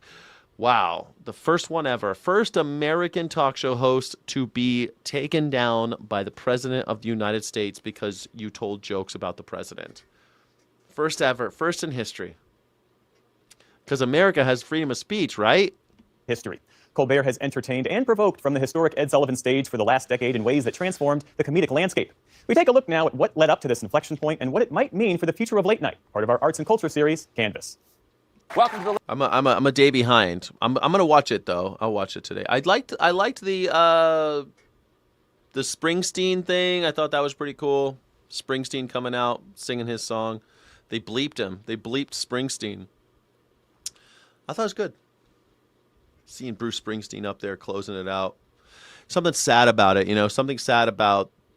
Even though I don't like Stephen Colbert, I think there's something sad about the president. Canceling him because the Ellisons want him dead, because the Ellisons are in charge now. It seems weird. Yeah. There's an extended cut for Colbert. I haven't seen it. I've been watching a day late. Late Show, everybody. I'm your host, Stephen Colbert. After 11 seasons, The Late Show with Stephen Colbert will go dark tonight. Along the top-rated late-night talk... No, it won't be HBO. HBO is owned by the same people. HBO is owned by the same people as CBS now. It's funny, when I used to always be afraid that Disney was just going to own everything and everything would just be controlled by one company. And my fear came true. It just wasn't Disney, Disney still owns a ton, but these other companies are far more evil somehow. They've learned from Disney, and they're even more evil, and they own all of these things. It's disgusting. Talk show, Colbert interviewed politicians. Hello, Mr. Obama. Am I pronouncing that correctly? Close enough. Comedians. I didn't know there were any mongoose in Peru. No, there's just one. This one. And musicians. What? Are you married? Is that Cardi B? Why? Is that Cardi B? I think that's, I don't know, who is that? It looks like Cardi B. Are you married? These New Yorkers. Only a New Yorker would ask like that. Yes, I am. His wife, Evie McGee Colbert, was a regular. On our first date, I said, do you play any sports? And he said, I play hacky sack. Colbert took over the show from David Letterman in 2015 after a decade hosting the Comedy Central news satire The Colbert Report, which was a spin-off of The Daily Show. His old friend Jon Stewart was among his final guests. Oh, are you gonna enjoy watching Matlock in this mother... CBS announced The Late Show's cancellation last July, insisting it was a purely financial decision. The program was reportedly losing millions of dollars each year, but many believed politics was at play. Yeah, it totally was politics. Give me a fucking break. We had the #1 show. If something's losing money, you don't just cancel it. If you have the #1 show, you cut costs. You'd fire the band. You'd fire whoever you could to try to keep it alive so you could make money, keep money coming in. #1 late night show. Bullshit that it wasn't. Even if it was losing money, which I find laughable, but if that's true, then you would just shore up costs. Like if I were running a restaurant, for example, and I had all this invested in the brand and all the marketing, all of this stuff, I have all of this money I've spent out. I've invested all of this cash, and it wasn't making money, I would fucking fire. I'd cut costs. Every business is like that. So this idea that no, it was because they were losing money is bullshit. It's lies. Welcome to Trump's golden age. By which I mean it's time to start melting down grandma's gold. Colbert's regular roasts drew the ire of President Trump. The president posting, Stephen Colbert is a pathetic train wreck with no talent or anything else necessary for show business success. Look at this. I mean, tell me you're not a sensitive little emotional bitch, Donald Trump. He's the worst. I can't believe it. Like this old piece of garbage on the toilet. Like, he's the worst. He's the worst. I can't believe he just told me a joke about me. I need to say something about it right now. Oh my God. I got a text. I gotta make sure I tweet this right this second. Oh Lord. Oh my goodness. Oh Melania, why? Why? Like, who the fuck does that? You're gonna miss Colbert? His vaudevillian style always. I liked his his spatial work. What do you call that? Prop, like mime work. He would always he'd pretend like he was on a phone, and then he would put it away, and there was nothing there. He would always he always did these miming tricks because he came from from Second City in Chicago. He's a talented guy. Many observers saw the cancellation as an effort to appease Mr. Trump at a time when CBS parent company Paramount was finalizing a merger that required government approval. Last fall, Colbert told Jimmy Kimmel he was surprised by the news, which he got from his manager, James Babydoll Dixon. Yeah, Conan got screwed by NBC though. Yeah. You think he'll be back? I don't know. I think he's gone. I don't know. He's older. Why not just retire? It's not like he's poor. Colbert can just retire now. Or he could do little things, here and there on The Daily Show or something like that. I don't think he'll be a stranger, but I don't think he's going to continue with a grind like this show. He's been doing a daily show for 21 years. I've only been doing it for a few years, and people are like, how do you keep up with this guy? You do a daily show every day for years. I've been doing this daily show for every day for years. And, the Colbert Show, the Colbert Show is pretty. The Colbert Report, Colbert Report. I love the Colbert Report. That's what's kind of sad. I'm not a huge Colbert fan, but I have been watching him on and off for years. 21 years, and he got railroaded. Sucks. So I said, Abby, hey, I'll be home a little bit later. I got to talk to baby. You want to talk for 15 minutes? And I come home 2.5 hours later, and I walk into the apartment, and she goes, "What happened? Did you get canceled?" No. Yep. Really? I said, yes, I did. Kimmel and fellow late night hosts Seth Meyers, John Oliver, and Jimmy Fallon, who co-hosted the Strike Force 5 podcast with Colbert back in 2023, reunited on the show last week. What is my status? Do I become emeritus? You're just hard out. You're just out. I'm just out. Yeah, Strike Force 4, and it breaks our heart. It's like, but it's like gerrymandering. Nobody likes it, but once the courts rule. Yeah. That's right.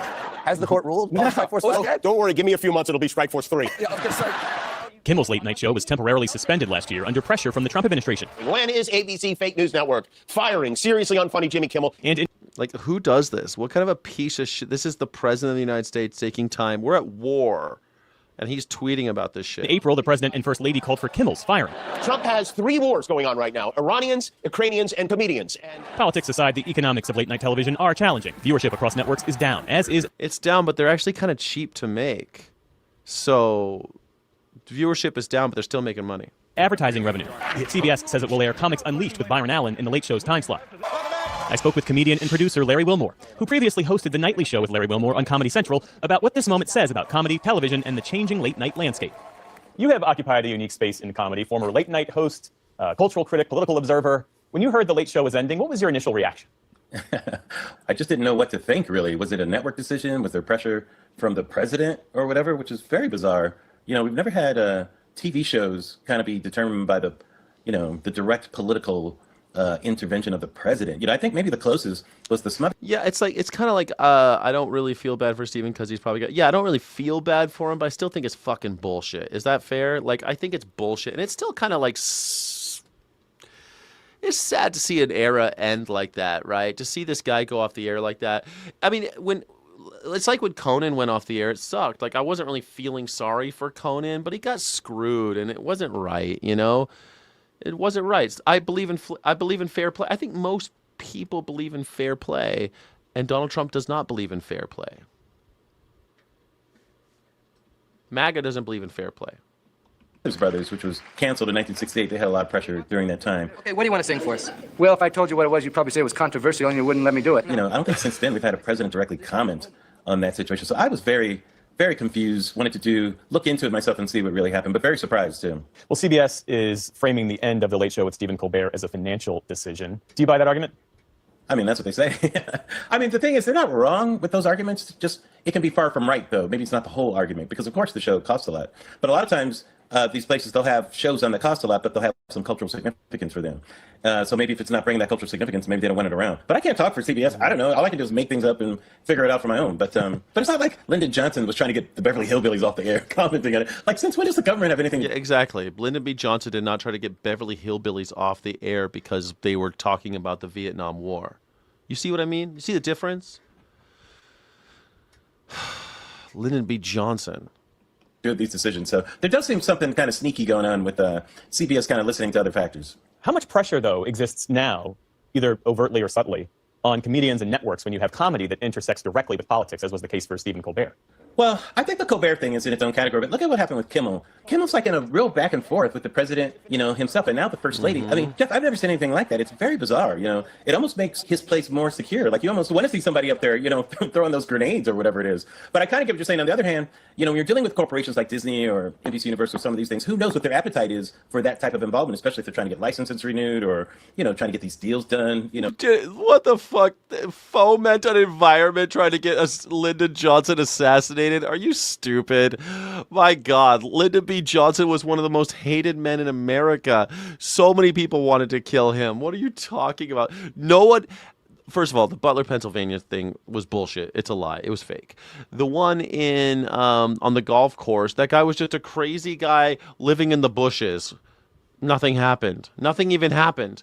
The one in the White House Correspondents' Dinner, another guy who tried to bum rush the door and got shot at and was stopped, never even got close, nowhere near. He got nowhere near the president. And yet you guys are like, oh, it's so dangerous out there. Poor Donald Trump. Stop doing weird shit that makes people want to kill you. How about that? How about release the Epstein files? Makes people feel a lot less murdery. Stop being a lizard person. Stop being so lizardy, Donald Trump. Donald Trump looks like a lizard person because he's a lizard. Yeah, fragile ego. That's all it is. Yep, sums it all up for sure. Like the Beverly Hillbillies did it. Give me a break. Give me a break. Did really? Is that what Stephen Colbert did? He fomented an environment to get him assassinated? Is that what he's done? Really? Really, comedy makes that happen? Telling jokes does that? Tell me, what was the man's name? I bet you don't know it. Huh? You don't know it, do you? The family of the man who died. It's always so funny that you guys tell these stories, but you don't know anybody's names. What was the guy's name? What was the assassin's name? LFJ? You don't know shit.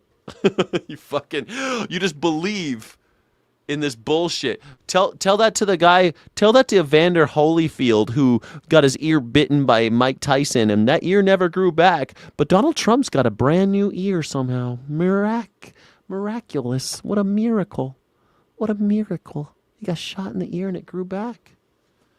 Amazing that a guy who is literally, no joke, this is true, is in the Hall of Fame for World Wrestling Entertainment. Donald Trump is in the WWE Hall of Fame. You think he doesn't know how to fake a little blood? Doesn't know how to fake? Wait, let me get my shoes. I've been in an active shooter environment, and let me tell you, the people in that place, that wasn't an active shooter situation.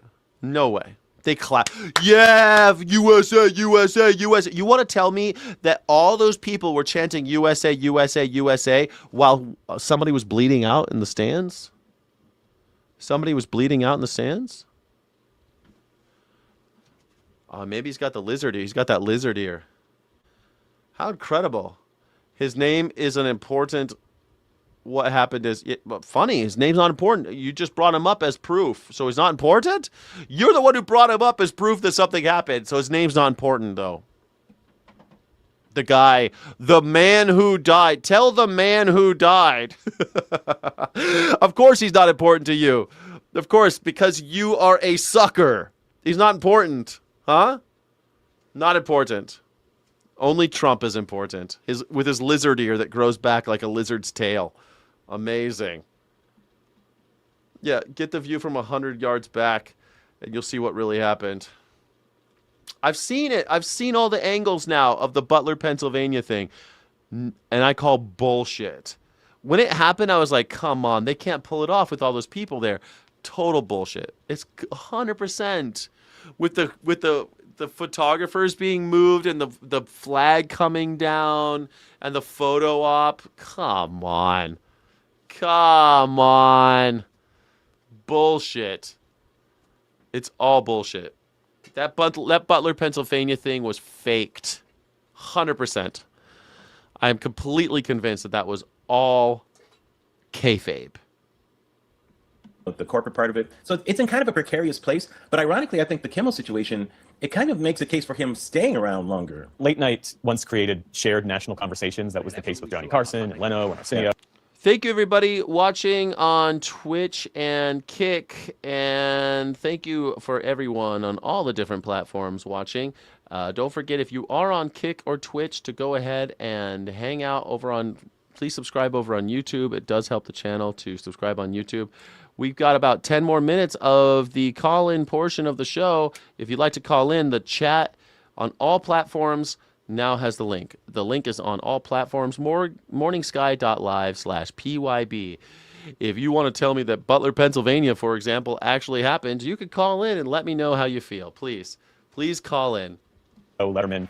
Are we losing sort of the last space where Americans laughed and laughed together and processed things together? We're not allowed to laugh because some MAGAs are such little sensitive snowflakes. They think that if you tell a joke, that gets somebody killed. Jokes get people killed now.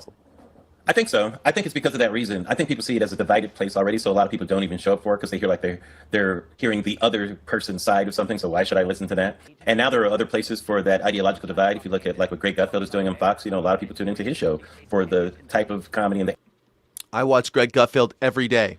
Angle that they want to hear from. What is it with these Democrats and spies? I'm surprised there aren't more shows like that, to be honest with you. I thought we would see more of that type of thing.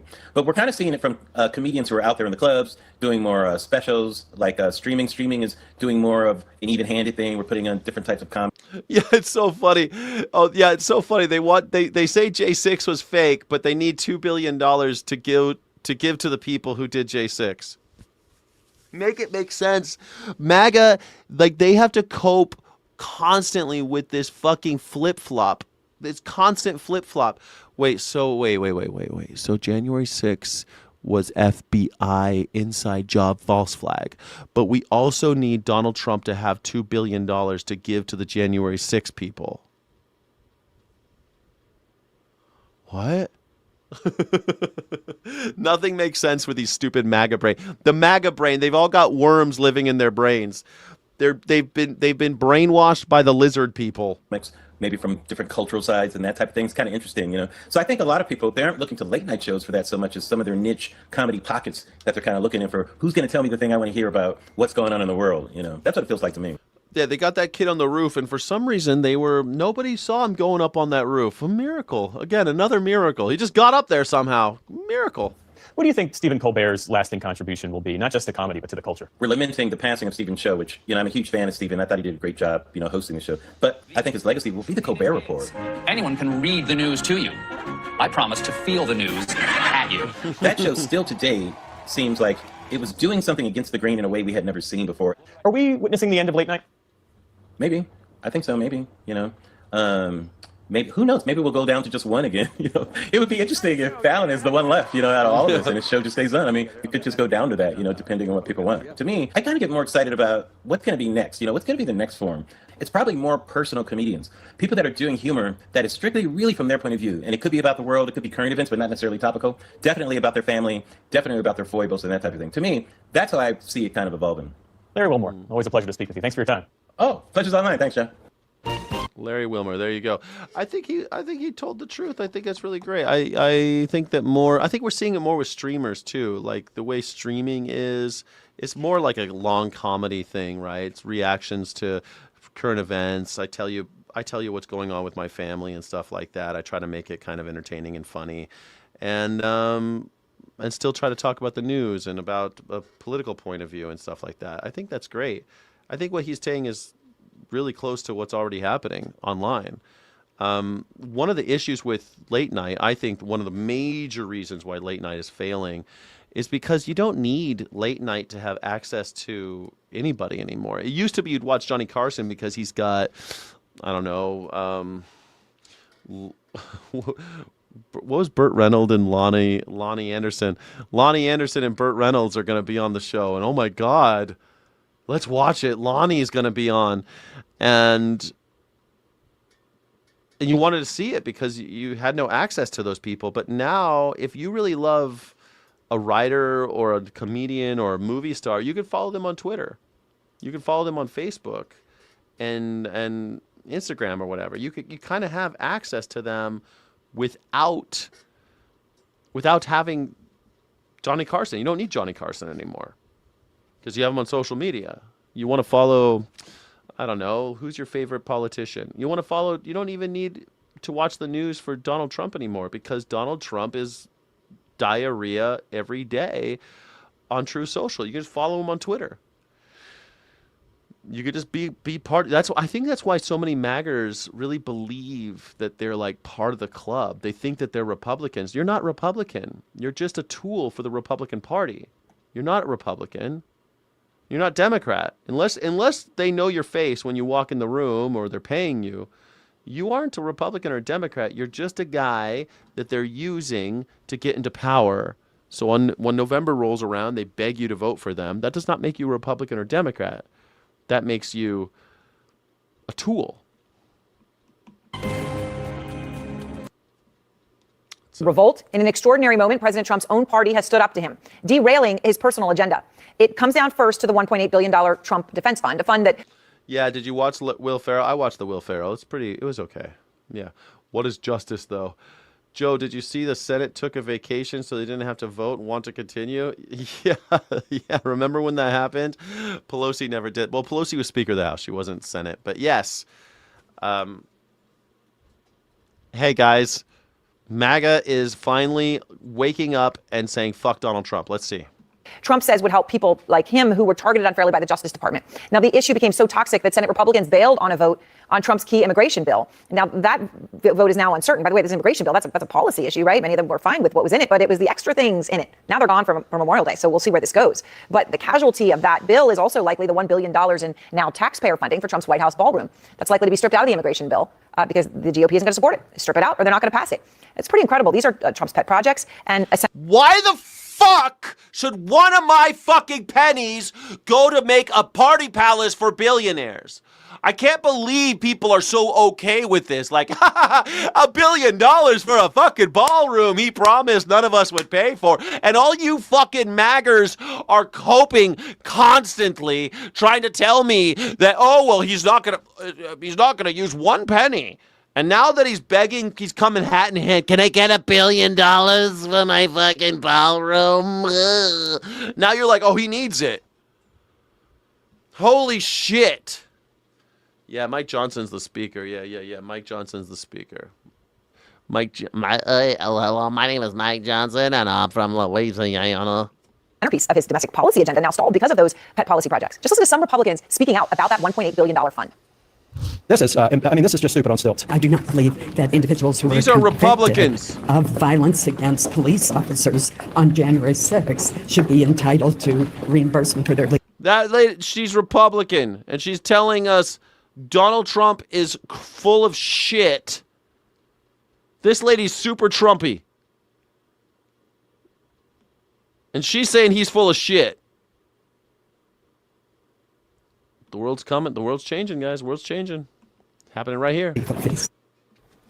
And Republican Senator Ron Johnson told Manu, quote, somebody described it as a galactic blunder, and I think that's probably true. And those are just the ones talking. Behind closed doors, Manu is reporting that hardly any Republican senators have come to the fund's defense. Just pretty incredible. Hardly any. Even as the acting attorney general, Todd Blanche, made an emergency trip to Capitol Hill to try to win them all over. That meeting, by all accounts, was a disaster. And it's not just the $1.8 billion fund. Of course it was a disaster. The call-in is right now. No one's calling in. We had one call-in so far. Here, one more time. Here's the call-in. Oh, thank you, Navia. Thank you, Navia. We have all these cowards. These MAGA, they're always cowards, man. I'm too intimidating for them. They'll never call in. They can't string a sentence together, these MAGAs. Or the billion-dollar ballroom that has many usual Trump supporters saying no. Just listen to this conversation on Fox News about Trump's controversial decision to back the Texas Attorney General Ken Paxton over sitting Senator John Cornyn in the Texas Senate primary. John Cornyn!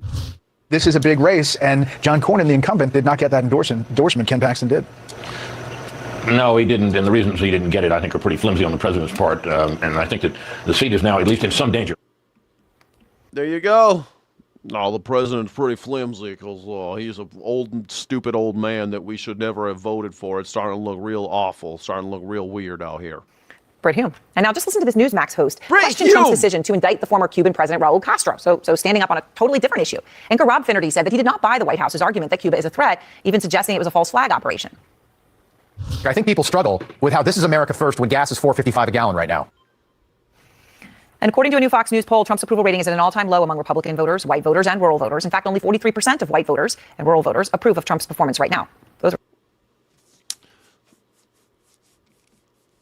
43% of whites still approve of Donald Trump. Fucking white people. What the fuck, white people? This is Fox News poll. Fucking white people. Well, you always fuck. This is why people hate us. This is why people hate us. 43% of us whites are still defending this chomo. God damn it, you fucking white people. 57% disapprove. 43% of rural Americans, whites. Gas was higher with Biden? No, that wasn't. That's not true. Gas was not higher with Biden. It was high at the end of the fucked up pandemic that Donald Trump fucked up. So let me say, since the first year of Donald Trump, all of that he blamed on Biden. So the first year of Biden, he gets to blame that on Trump. So it's Trump. It's Trump was when the gas prices were so high. That was Trump. So Trump is the only one who has raised gas prices on us in the last 20 years. The last 20 years. And I lived through the Iraq wars. Both of the Iraq wars did not go this high. Yeah, gas was high. It was high under Biden because of supply chain issues after when we were trying to recover from the pandemic that Donald Trump screwed up so poorly, so badly. He inherited those gas prices, but whatever. I don't care. If you want to blame Biden, then blame Trump. Where are your stickers? How come you're not putting stickers on the gas tanks? How come you're not putting, I did that? How come you're not doing that? Huh? For crucial groups in terms of getting him elected. And yet President Trump brags about his approval rating, right? He brags about that crosstab of that one NBC poll. Yes, Biden didn't cause the price of gas to go up. Everyone knows that, but MAGA's stupid. I'm sorry. MAGA's too dumb to understand that the supply chain issues caused by the fumbling of the pandemic by Donald Trump caused the fucking gas prices to go up. But they don't understand that. That's what also caused the horrible inflation. That's how it goes. Corporations control the gas prices. Yeah, but also if you're fucking with the country through which 25% of all the gas goes through, you're going to see a little increase. Right? But he's bragging also about an approval rating that's a little stunning for America First, right? Because this one's not in America. I'm right now at 99% in Israel. I can run for prime minister. 99% of Israel, they love me in Israel. Whoa! So you guys are all just like, we just sucking balls at Israel too, huh? Why do you hate America so much, Maggers? Maggers, why do you hate Maggers? Why do you hate America and love Israel and love the UAE and love Saudi Arabia? Why? Why? Why do you hate America? I'm 99% in 99%. I could be prime minister of Israel. Go, please. Go be Israelis.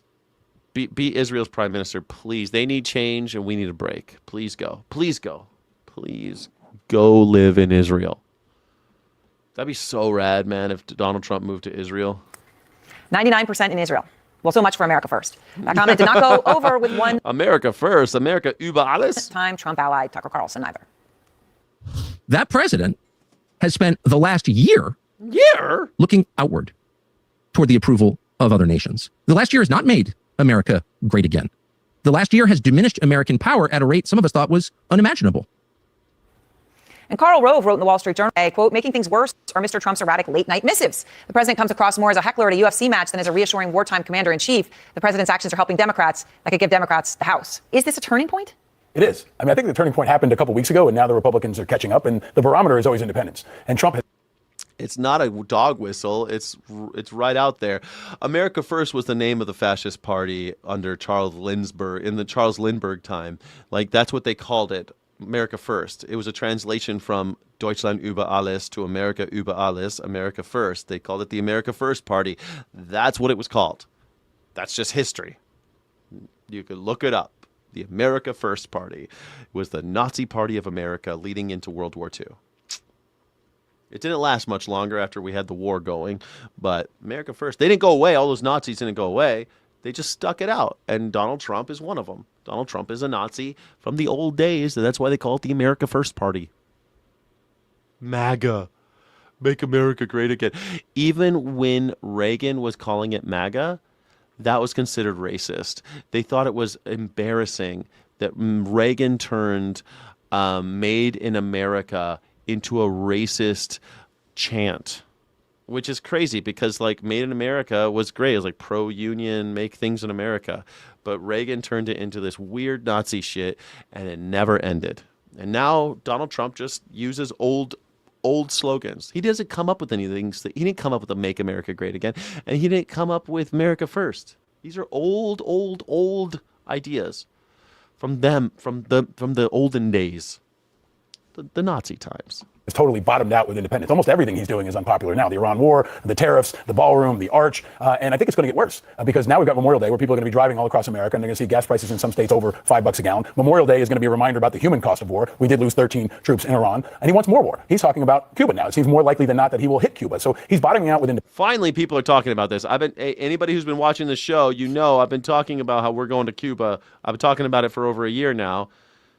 Remember when we go to Cuba, remember who told you about that first? It was this guy. I told you we were going to. I also told you that China's going to take over Taiwan. I've been talking about that since 2022. I've been talking about how the Taiwan thing's going to happen. It's going to happen.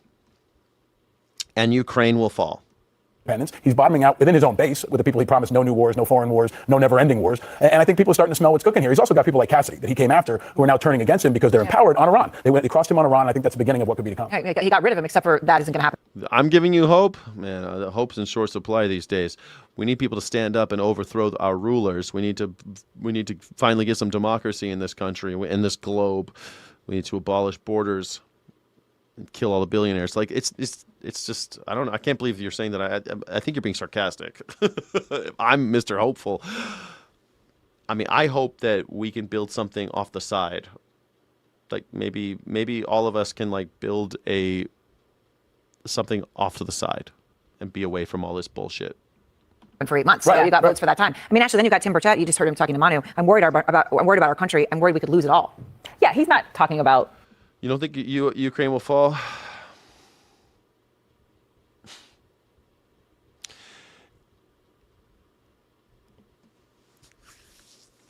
The United States just pulled all our soldiers out of Poland. Poland is a border country with Russia. Poland is an extremely important country because it also borders Germany. Germany helps fund the war in Ukraine. If Russia does something just a little crazy, just a little bit, Ukraine falls. That's how fucked up the world is right now. And we are too busy in Iran to have anything. Iran and Cuba are gonna be for us. Well, we can't do anything about Taiwan. We couldn't possibly. We're too busy. We're too busy with Cuba and Iran. We can't possibly help the Ukrainians. That's how they'll do it. Because Putin, this is how Donald Trump sees the world. He sees China is in charge of the Asians. Vladimir Putin is in charge of the Europeans. America is in charge of Canada to Tierra del Fuego. That's how Donald Trump sees the world. Okay? He thinks he's the biggest because he wants the entire Western Hemisphere. Everything west of the everything west of the Atlantic, basically.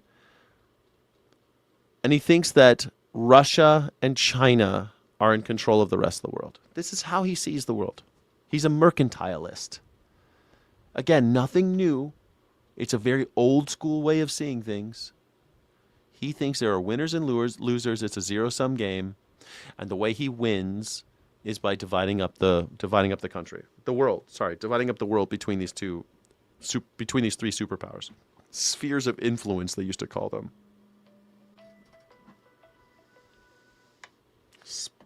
I'm getting lots of calls these days because I'm selling my house, and it's just my phone ringing off the hook constantly.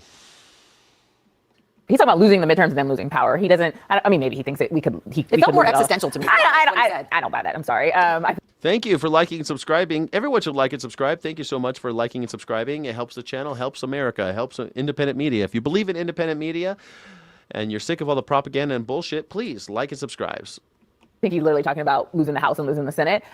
I am not as optimistic as you on the turning point. I wish it was. I wish a girl could dream. And yet, if Paxton in Texas in the primary on Tuesday pulls it out, if in the runoffs in Georgia for the Republicans, the candidates that Trump has supported pull it out, I could see people in the chambers running back scared again. I think they went on vacation and didn't vote on these because they are hoping that the attention span of Donald Trump runs out on these two projects. And when they come back on June 1st, he's focused on something else. Oh, that's true too. Yeah, Gitmo. I mean, if you think about it, like if I were Cuba right now and you're embargoing, like Cuba's out of oil right now, out of diesel. Like that's when people start doing something crazy. And if I'm doing something crazy right now, I'm Cuba. I'm killing everyone in Guantanamo Bay. Just go full in. Else that is more palatable for them. I know that I agree these are all both bad options, and yet I don't think it's a turning point yet. Do you think anybody thinks he's going to just forget? It works. www.morningsky.live/pyb.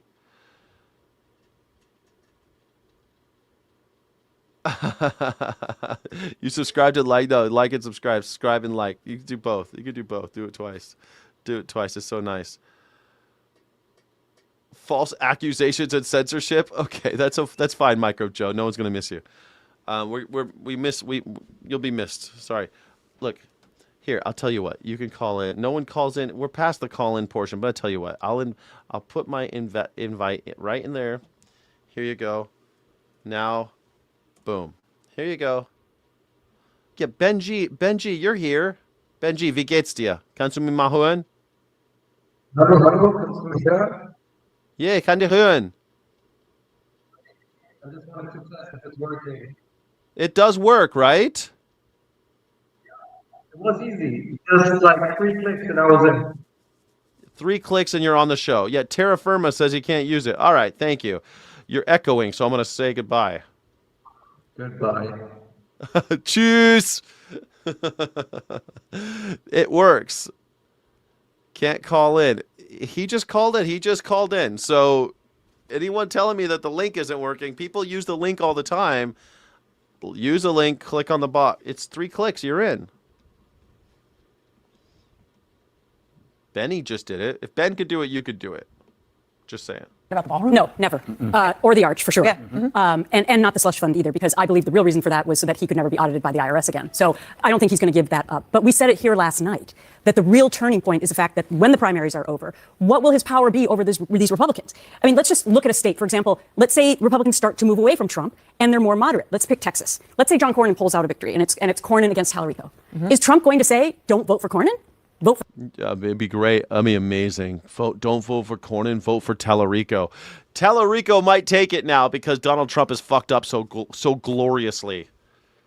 Morningsky.live/PYB. Thank you. For Tallarico? He could not spend a bunch of money, though. He could not spend a bunch of money. He could tell MAGA base to stay home. live? That could be that's the only red herring in what I'm saying. I think the only way Republicans win or have any chance of winning the midterms is to distance themselves. But can I just clarify? I don't think we should. Yeah, he's too stupid to see that Russia and China are already teammates against America and have been for the last 75 years. 75 years they've been teammates against America, but Donald Trump is too stupid to see it. You're absolutely. Donald Trump thought that the Declaration of Independence was a product of the Civil War. Literally said that on TV. That's how stupid he is. He literally said on TV he thought that fucking Harriet Tubman and Frederick Douglass were still alive. That's how crazy he is. Assume that free and fair midterms are going to happen. I mean, Trump telegraphs every single punch, and he's been saying that he will disrupt it. Steve Bannon saying, ICE at airports is a warm-up for sticking ICE on the election booths. And the real problem with this $1.8 billion is it's a pardon and it's a payout for people who attack the federal government. So it becomes Plan C for him. It's a green light for anybody who wants to attack the government. He can go to the military first to disrupt the election. If that doesn't work, he can go to ICE. And if ICE says no, this is Plan C. Well, now you're really scaring us. And we should be. You guys, type it into your browser. Morningsky.live/PYB. Cray. What do you mean you would never call in, but it doesn't work? What are you? You're watching on mobile, and sometimes you can't click it, which is why I went ahead and made an actual URL. Morningsky.live/PYB. Terra Firma's right here. Look at this, Terra Firma. It worked. How you doing, Terra Firma? Not bad. Yourself? Man, I'm rocking with my, you know what I'm talking. I'm jamming with my clamming out. What's the deal and how you feeling? Oh, conflicted. We've been seeing some major changes in. I don't know if you've heard, but in Arkansas, they're starting to put in data centers, and they just put Swarm Arrow in the university town of Fayetteville. Swarm Arrow's like that's like the cameras, right, where they record everything. Isn't that how that works? They're actually 42-inch wingspan, about the size of Cessna military drones. Their cameras watching you all the time, right? These are drones with like a military payload on them, like rockets and missiles. No. Yeah, the whole town was basically protesting against it. They had 48 people speaking out against it, and it still went through. That keeps on happening, huh? The will of the people is subverted every time. I mean, Arkansas Swarm. What are you calling it? Swarm what? Swarm it's called Swarm Arrow. AERO. Oh, Arrow. Swarm Arrow. Arkansas. They're based in California. They are? That doesn't surprise me. All this shit, everything's made in California. If it's made in America, it's made in California these days. Fayetteville. Wow. Swarm Arrow appeal gets okay, allowing business to stay in current Fayetteville location. Man, I've been to Fayetteville. I love Fayetteville. Yeah, it's a good town. They're saying is keep it funky, but yeah, I like to share news from abroad, but I think that could be a niche for your channel too. People telling you what's going on around the country, and I love that. I mean, that's what I try to watch as much like local news. So I think YouTube's pretty good at it because they show you kind of some of these things, but it looks like a lot of this is getting kind of suppressed too because I keep on clicking on links and like. It says it's been taken down, 404. Wow, dude. Yeah, drones in little public knowledge or input, in part because of non-disclosure agreements with Swarm Arrow compounded with city staff's decision to classify the company as by right industrial use business.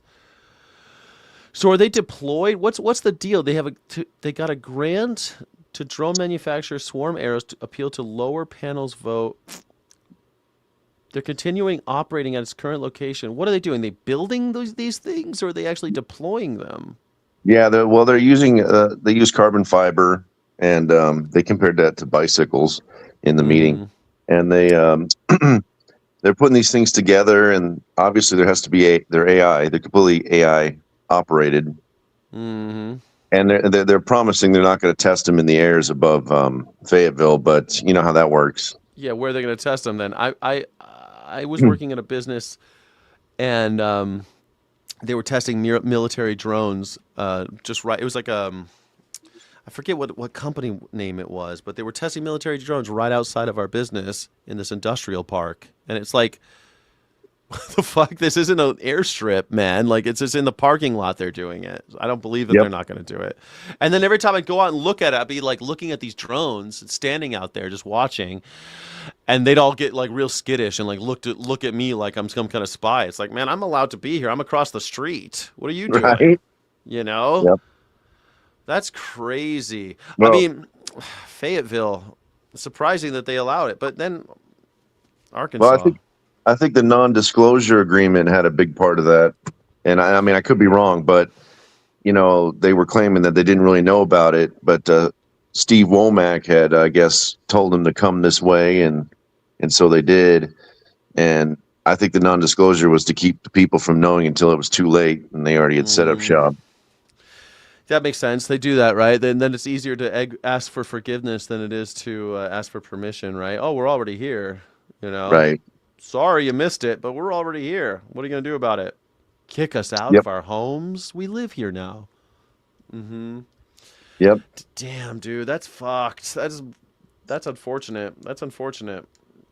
Yeah, I think they had like 48 people in opposition and 12, and the county sucks meeting too, was because full. like if your community doesn't want that business there, then why are they saying like who are they to go up against their own constituents? I mean, do you think the constituents are going to vote these assholes out now? I mean, what's the plan now? You know. Well, Steve Womack, they're saying that, and I didn't verify this, but they're saying that he received $10,000 or something like that. I mean, of course, there's some kickbacks, man. But I mean, like, is that enough? I mean, you gotta you still gotta keep your job, right? They're gonna vote all these assholes out, prosecute them. Anything gonna happen? And meanwhile, you said there's data centers going into Fayetteville too. Well, we haven't confirmed it yet, but I'm hearing that there might be one south of Fayetteville that might be starting up, and I know there's some in Missouri, so on the border of Missouri and Arkansas. So, Jesus, I left my truck in Fayetteville when I was on the road, and I came back, and a tornado had ripped out all these trees and stuff, and I couldn't believe it. It was like, I said, "You guys have a tornado while I was gone?" They said, "We had 7 tornadoes while you were gone." Jesus, I'm glad I wasn't here.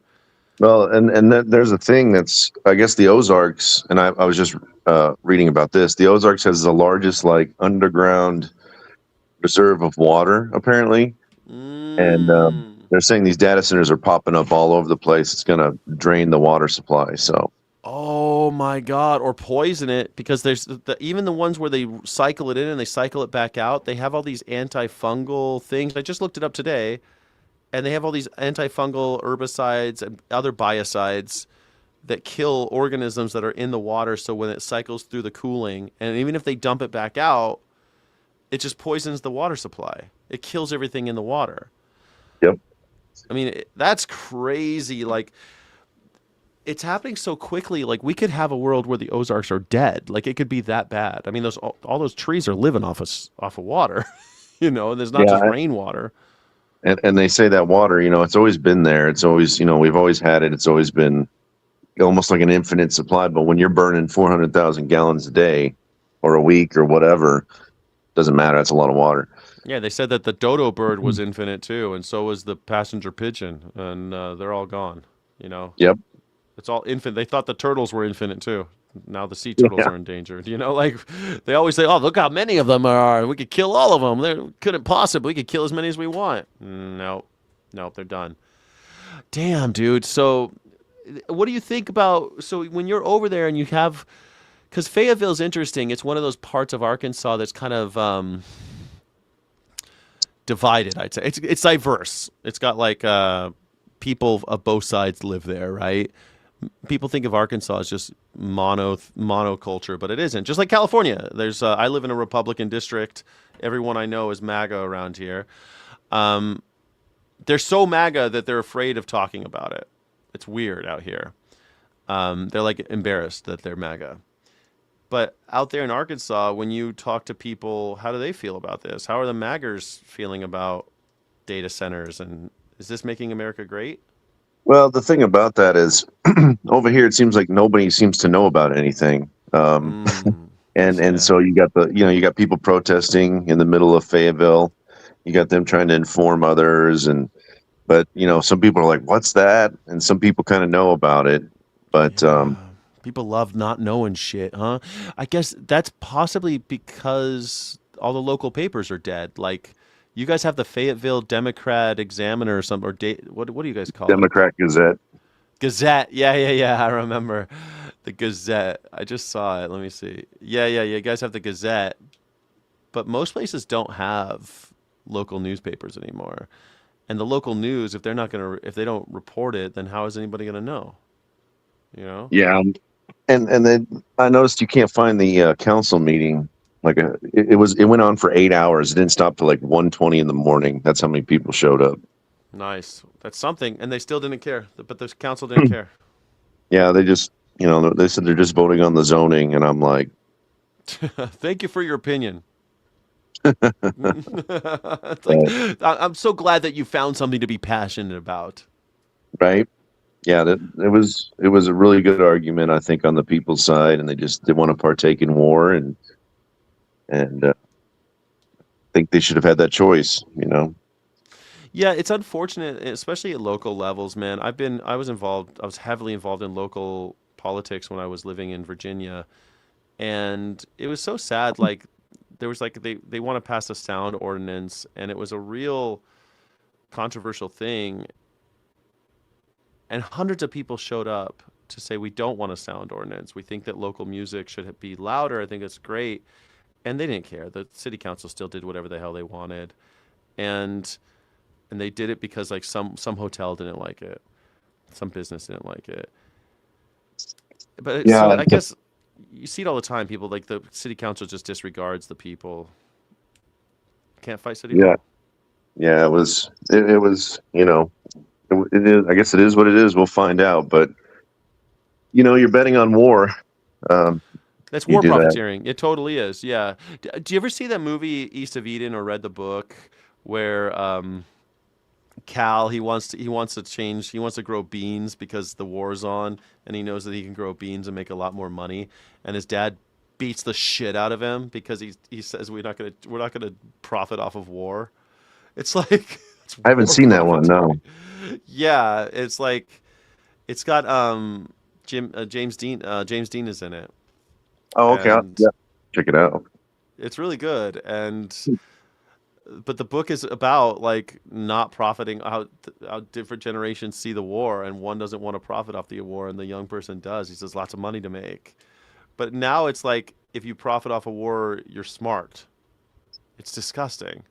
Yeah, and that was kind of the argument. They were like, well, it's not about the morals of this, we're just creating jobs, and it's not about the outcome. It's just about what's happening here. And a lot of people disagreed, but it is what it is.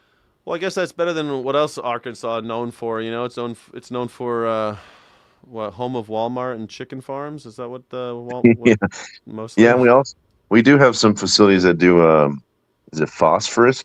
Oh yeah, phosphorus. It's true. I think it's for like some sort of gas or something for like when they gas like white phosphorus when they crowd suppression or whatever. Yeah, I mean phosphorus is and it's also a finite resource. So phosphorus is they use phosphorus gas, phosphorus bombs. It burns. It does all sorts of gas, and the inflammable part really valuable. It's funny. Phosphorus is also something we put in food, like Coca-Cola has phosphorus in it, right? And there's this whole thing like I forget where the community. It might have been in Arkansas where they took a community and they had them collect their urine because phosphorus we eat a lot of it, but we don't absorb any of it. It just goes straight through us and we piss it out. I guess there's something about the taste that it does for us that we like. So they put in a lot of food, but we pee it all out. So it basically just goes into the water.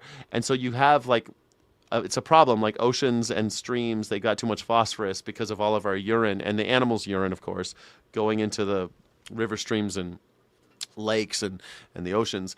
And so they collected this town's urine, and they were able to harvest like a lot of money's worth of phosphorus. I thought that was so funny. I don't know why we aren't just collecting urine from everybody through like some mechanical process, but it's a thing. It's like how helium, we're losing it all the time. We're not, in enough time, give it enough time, we won't have any more helium on planet Earth. Oh yeah, and you look at your vitamins, and I'm sure there's some sort of magnesium or phosphorus. I don't even know anymore, but yeah, the stuff they're putting in food. Totally. Yeah, phosphorus is in fertilizer too. Yeah, it's true. Phosphorus is really important, and it's not something that we're gonna. Phosphorus is why fertilizer can be used as a bomb, right? I think that's why vegan and tomato. Isn't that why? Because something about the phosphorus makes it explosive. Why you can make. Like how they blew, I think it was a fertilizer bomb that blew up Oklahoma City. Yeah, matchbooks too. Matchbooks have phosphorus. Yeah, it makes sense. Yeah. Hey, did you ever check out that Freetown Christiania? It's basically anarchy. No, is it called Freetown Christiania? Yeah, like I honestly thought. Remember, I think we had a discussion way back about how anarchy. I was seeing the absolute anarchy. In the sense of like chaos, right? But I mean to not chaos, but I mean okay. to your point, there was a community that was basically founded on anarchy, if you will.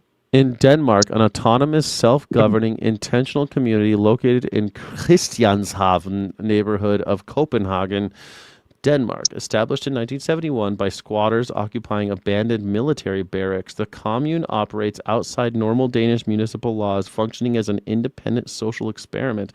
I mean, it sounds like the early days of Burning Man. That's what Burning Man was. In the old days, Burning Man, their only rule was that there was no money. And they had this big party out there in the desert. It was a social experiment in the old days when Burning Man first started. I think it's still going. I've seen a year or two ago. I thought I saw pictures of it. And Christianshavn? Burning Man. Oh, Burning Man's still happening, but it's more commercial now. Still today, there's no money, but there's 3 things you can buy. You can buy 2 things. You can buy ice and coffee. Everything else is not for sale. You can't sell anything or buy anything except for ice and coffee. Water is free. You have to bring everything in, bring everything out. It's a whole, but it's not as much of the social experiment part of it's a little bit more. It's more commercial these days. It's still really cool though, the art and all that stuff. I think it's still cool. It's just not my scene. So the rules of the place: explore, visit Copenhagen for comprehensive. You could visit Freetown Christiania. Hard drugs are strictly prohibited.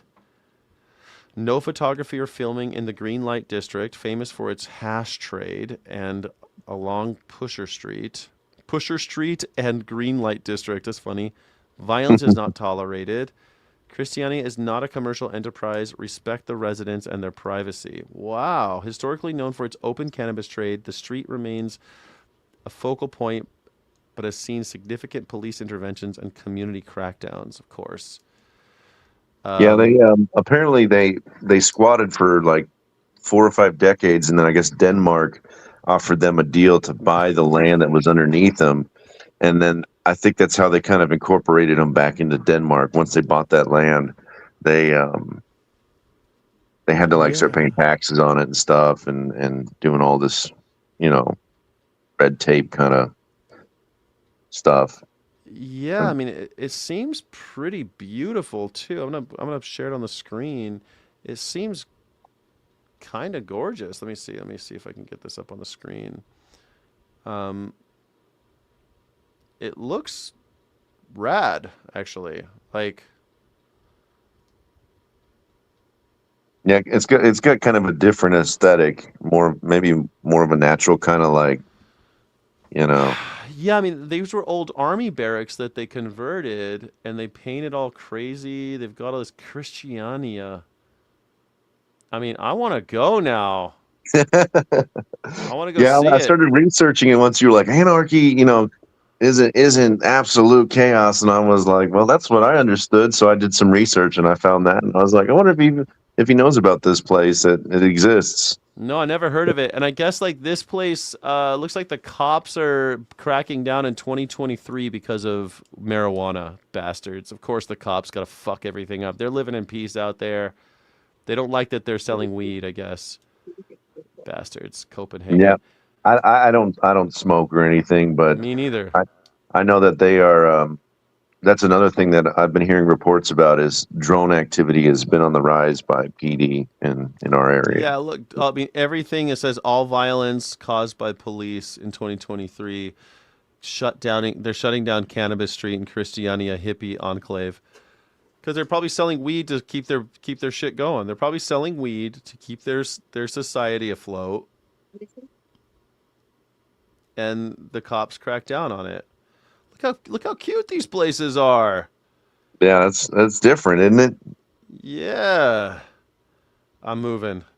No. I thought you were moving already. I am moving. I'm moving to New Mexico though.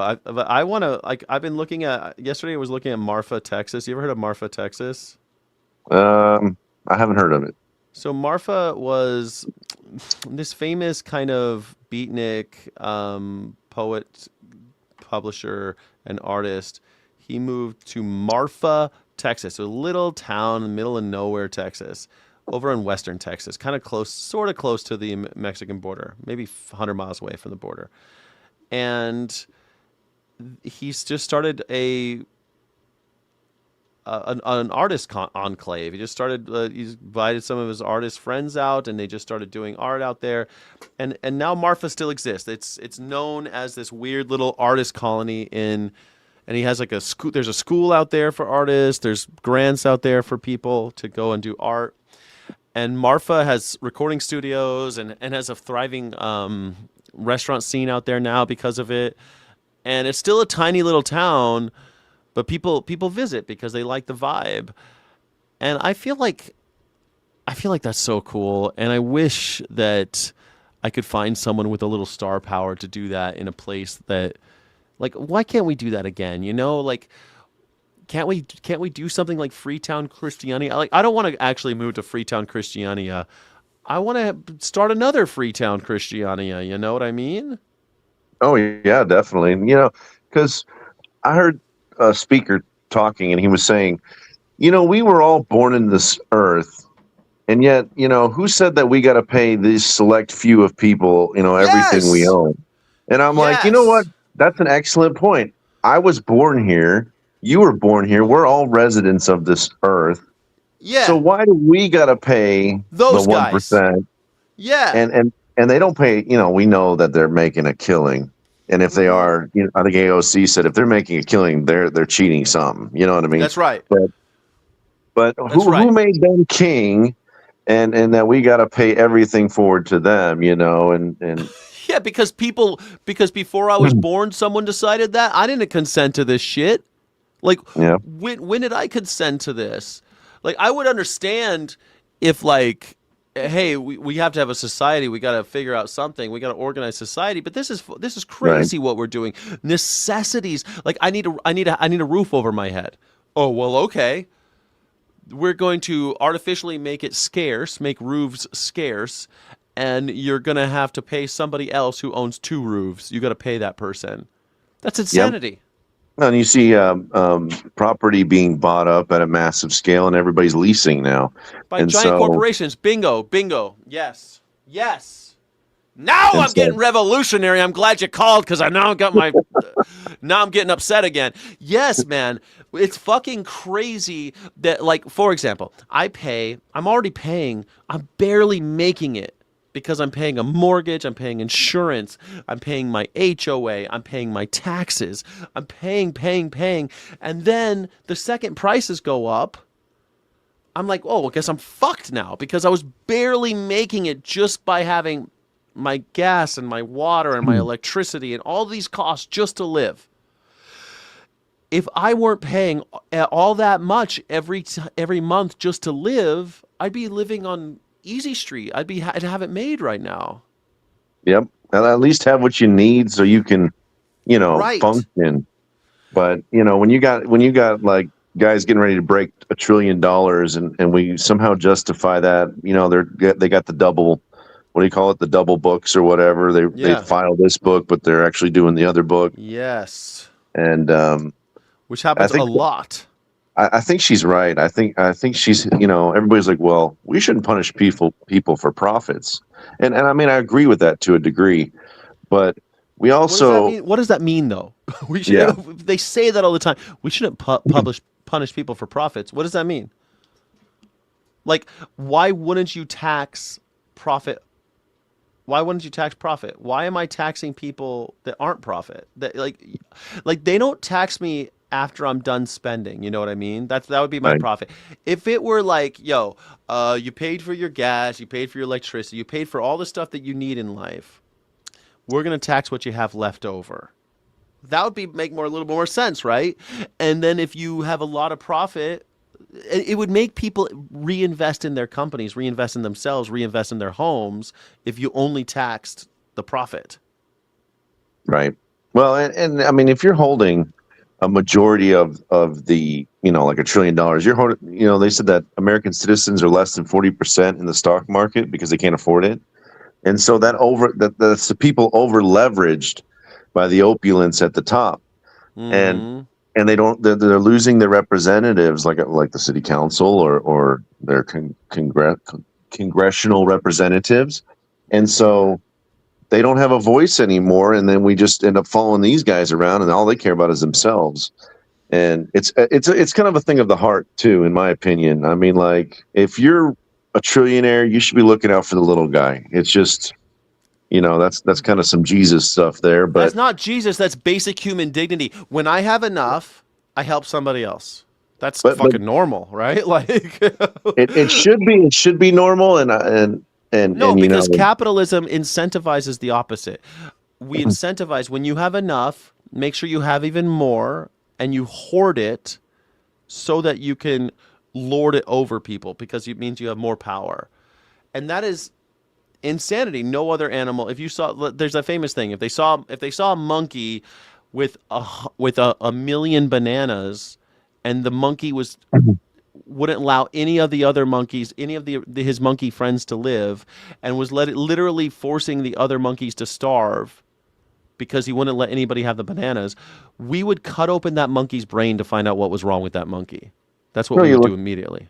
You look at a wolf pack too, they kind of share amongst their pack and they work together. And I mean, ants are just, they're off chemical signals, but I think ants are super fucking smart though. They work better together than human beings. They've done tests. I mean, they're super smart. Their intelligence is different from ours, but they're very, very smart animals.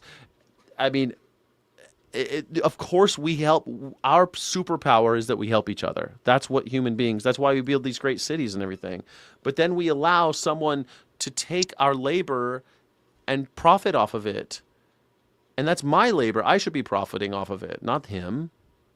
And I think there's a certain part of us, there's a small like seed planted, if you will, that we want to do these things, but and I look at it more of a spiritual thing. That we don't, if we don't keep on with it, we end up just becoming introvertedly selfish. You know what I'm saying? Like, yeah, we like these guys get so much money and then they're like, oh, well, I don't even care. I'm just trying to make more money and more money. And there's a guy over here who needs help or whatever. And then you're sitting there. Yeah, I mean, they don't care, right? That's why Jesus said that rich people don't go to heaven. Right. And least to greatest. And if we would just apply like this Christian nationalist stuff, they are not Christians. No, and not you Christians. know this. Yeah. You know it. But totally agree. 100% agree. And the whole that whole Butler, Pennsylvania thing too. I'm sure you saw this. Did you see how they had a handler moving the photographers? Yes. I was trying to Yes, the handlers like come over here, come over, like they're moving the photographers for the photo op, and then the flag lowers just in time. Come on. It's frustrating because I talked to a guy. He's kind of, I guess he's leaning one way or the other. But I try to tell people about this. And they're like, well, yeah, but people died. And I'm like, well, a sacrifice necessary for, the cause, I guess. The fireman behind him got shot, I think. Who was that guy? They say, isn't that a little convenient that they say that? They like, a fireman died, and everybody loves firemen. They do. I don't think that fireman died. I don't think that's true at all. We hear that all the time. I never saw a picture of a body. Did you? I saw a picture of Charlie Kirk's body. I never saw a picture of any dead firemen. Are you am I supposed to believe that while there was a fireman on the ground gushing blood, because that's what happens when someone dies. We saw it, right? Charlie Kirk got shot, blood just pouring out of him. So there's a guy with I actually didn't see the blood with Charlie Kirk. I mean, in all the footage.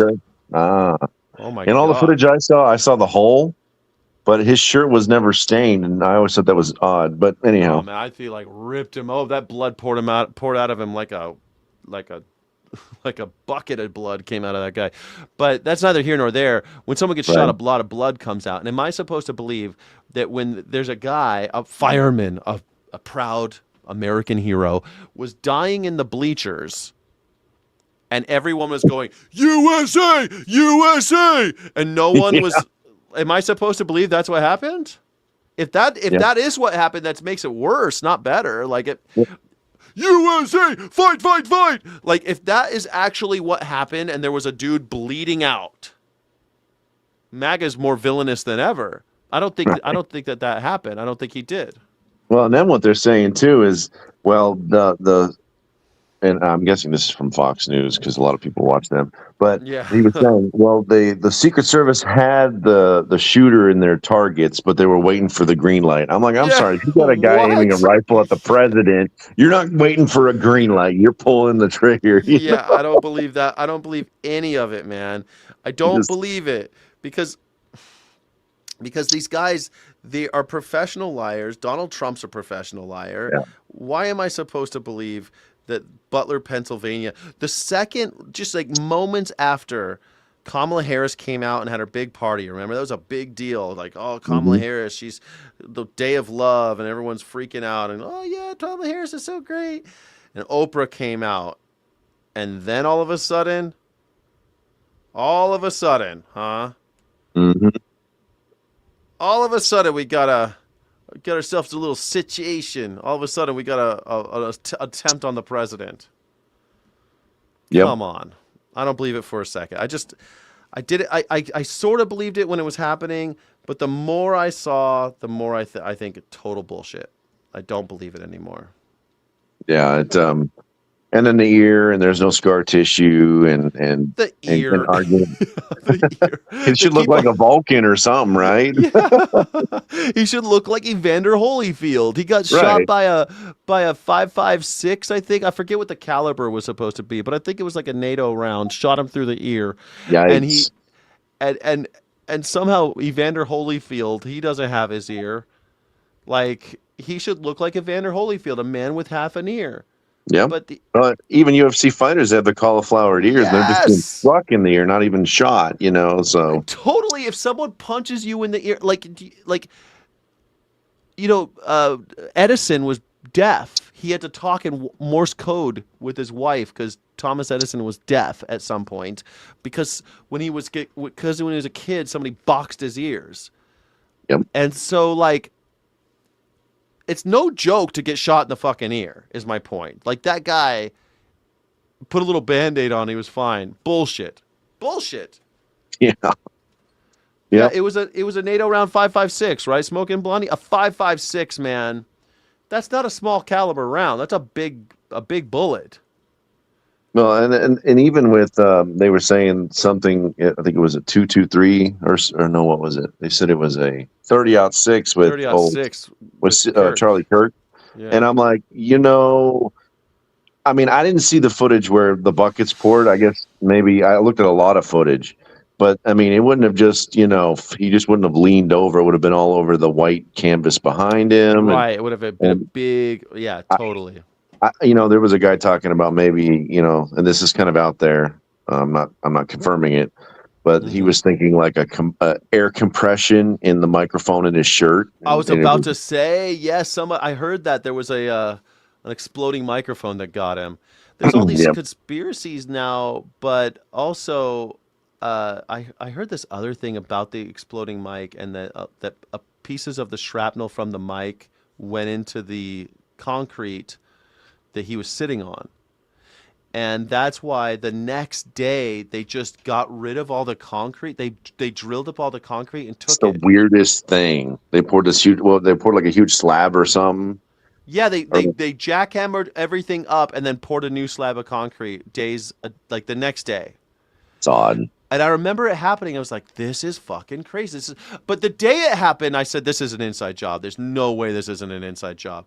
And I didn't think that about Butler at first, but I definitely thought that about Charlie Kirk. I don't think Charlie Kirk was faked. I think that Charlie Kirk was an inside job, that there's a lot going on here. Candace Owens is doing a lot of talking, which is probably not good for her as far as safety, but yeah, she just God had help Hunter her. Biden.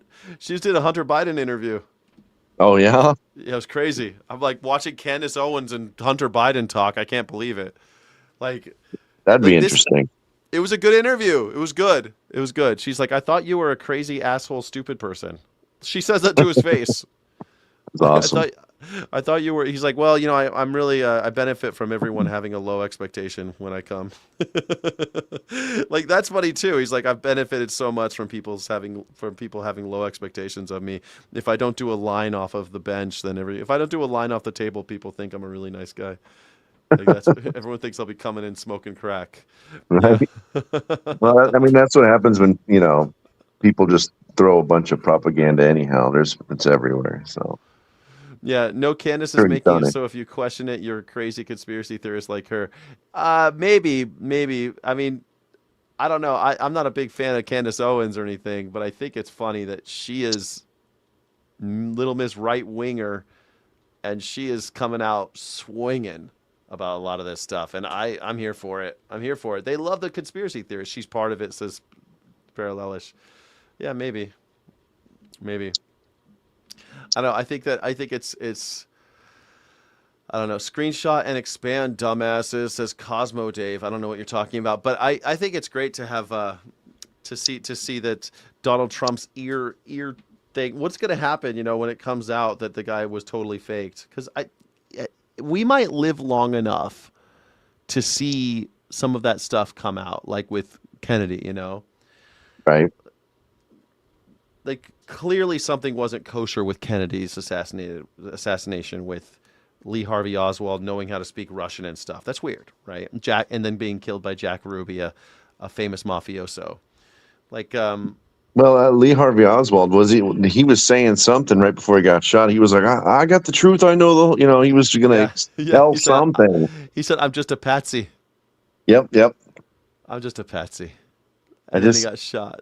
That was the birth of the conspiracy theory. I think it was like what was the date that they actually came out with that definition for anything opposition to propaganda or the news or whatever.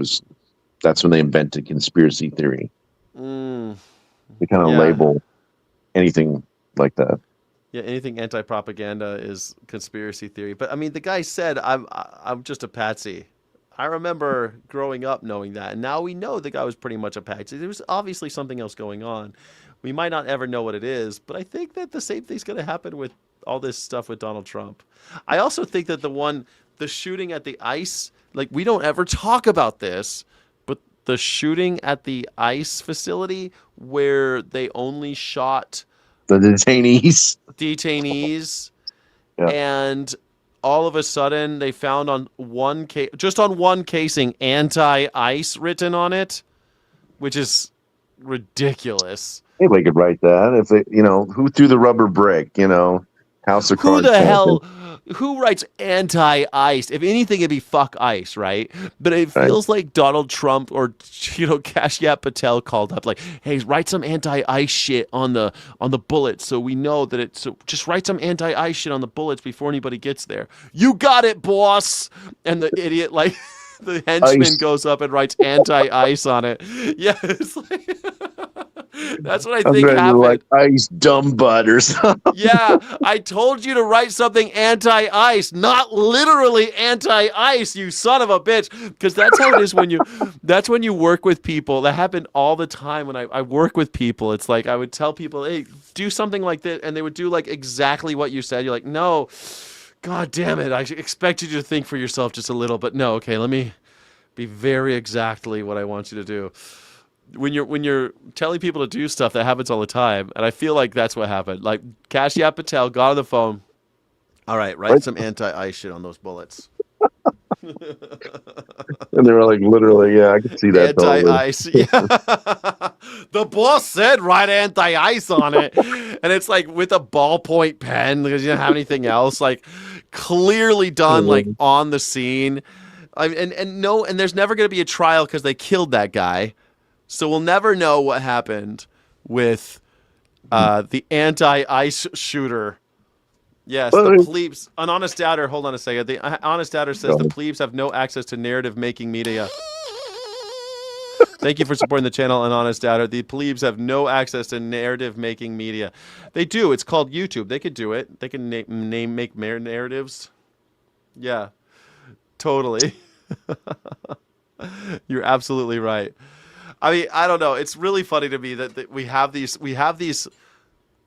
Everything seems fake with this guy. It feels like I'm watching WWE, and he's in the WWE Hall of Fame. So we're not too far off. That's her favorite programming, so it makes sense, you know. Mm-hmm. I mean, he's got some WWE in his cabinet, you know. You look at like Linda McMahon. Department of Education. Yeah, Department of Education is run by the WWE. Donald Trump is in the WWE Hall of Fame. I mean, he's gonna have UFC on a UFC octagon on the White House lawn. This is all happening. It's all happening. He probably will now. He's like, good idea. And he's gonna have a UFC fight right off the balcony. He's doing it. No, I'm not even joking, man. This is happening. Oh, the ballroom, right? Yeah. No, he's doing a UFC fight at the 250th anniversary. Hold on a second. Let me ask Google. When is the UFC at the White House scheduled? At the 250th anniversary of America on Sunday, June 14th, 2026, on the White House lawn. Oh my goodness. It's become commercialized. That's it. It's not. And get this. The reason why it's on June 14th, next month, man, it's in a couple weeks. It's Donald Trump's 80th birthday. Imagine that. So he's going to have a 7-fight card headlined by a lightweight title unification bout. There you go. We're going to have 7 fights on the White House lawn, June 14th, for his birthday. You're going to see all these advertisements hanging off the balconies of the White House, you know, because, you know, that's what he does. He advertises everything. Oh, for sure.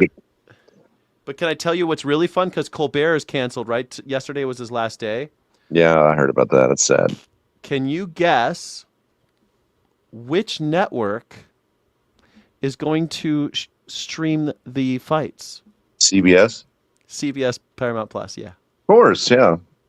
Well, CBS Paramount Plus is going to stream the UFC fight.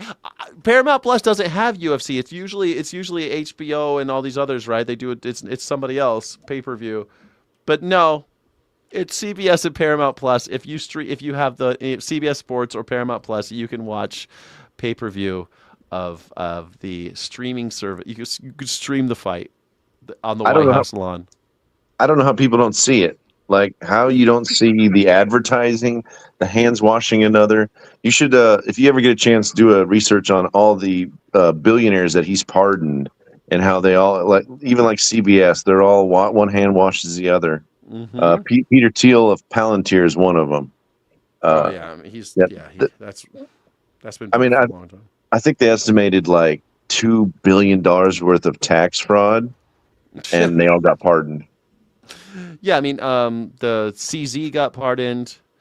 CZ gave him billions of dollars for the Liberty Financial. Like it's out of control. It's out of control. Yeah, you want Donnie to go to prison, says Rebecca. Who doesn't want to see him in prison, for sure? A reality star that's more concerned about ratings than the economy in the WWE Hall of Fame.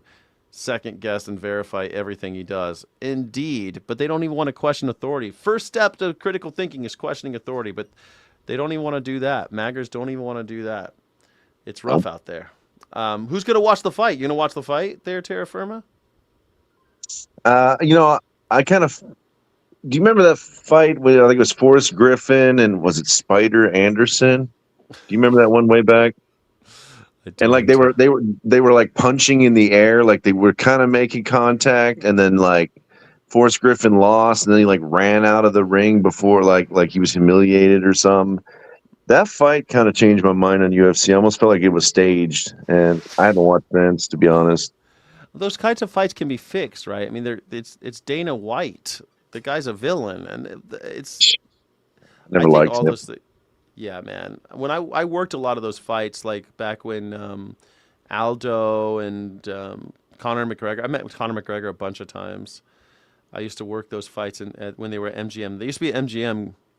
Now I don't know. Now I guess they're on the White House lawn. They don't do them at MGM Grand anymore. Now they do them at the White House lawn. Perfect place for them. Perfect place for this. You're not gonna watch it, Smoking Blondie? I gotta cancel my Paramount Plus, man. I have Paramount Plus because I watch Star Trek, but they're canceling Star Trek. You know, we're probably not gonna have any more Star Trek, but they're not done showing the stuff they've already made. So it's like, should I cancel now and just say I'm not gonna watch any more Star Trek?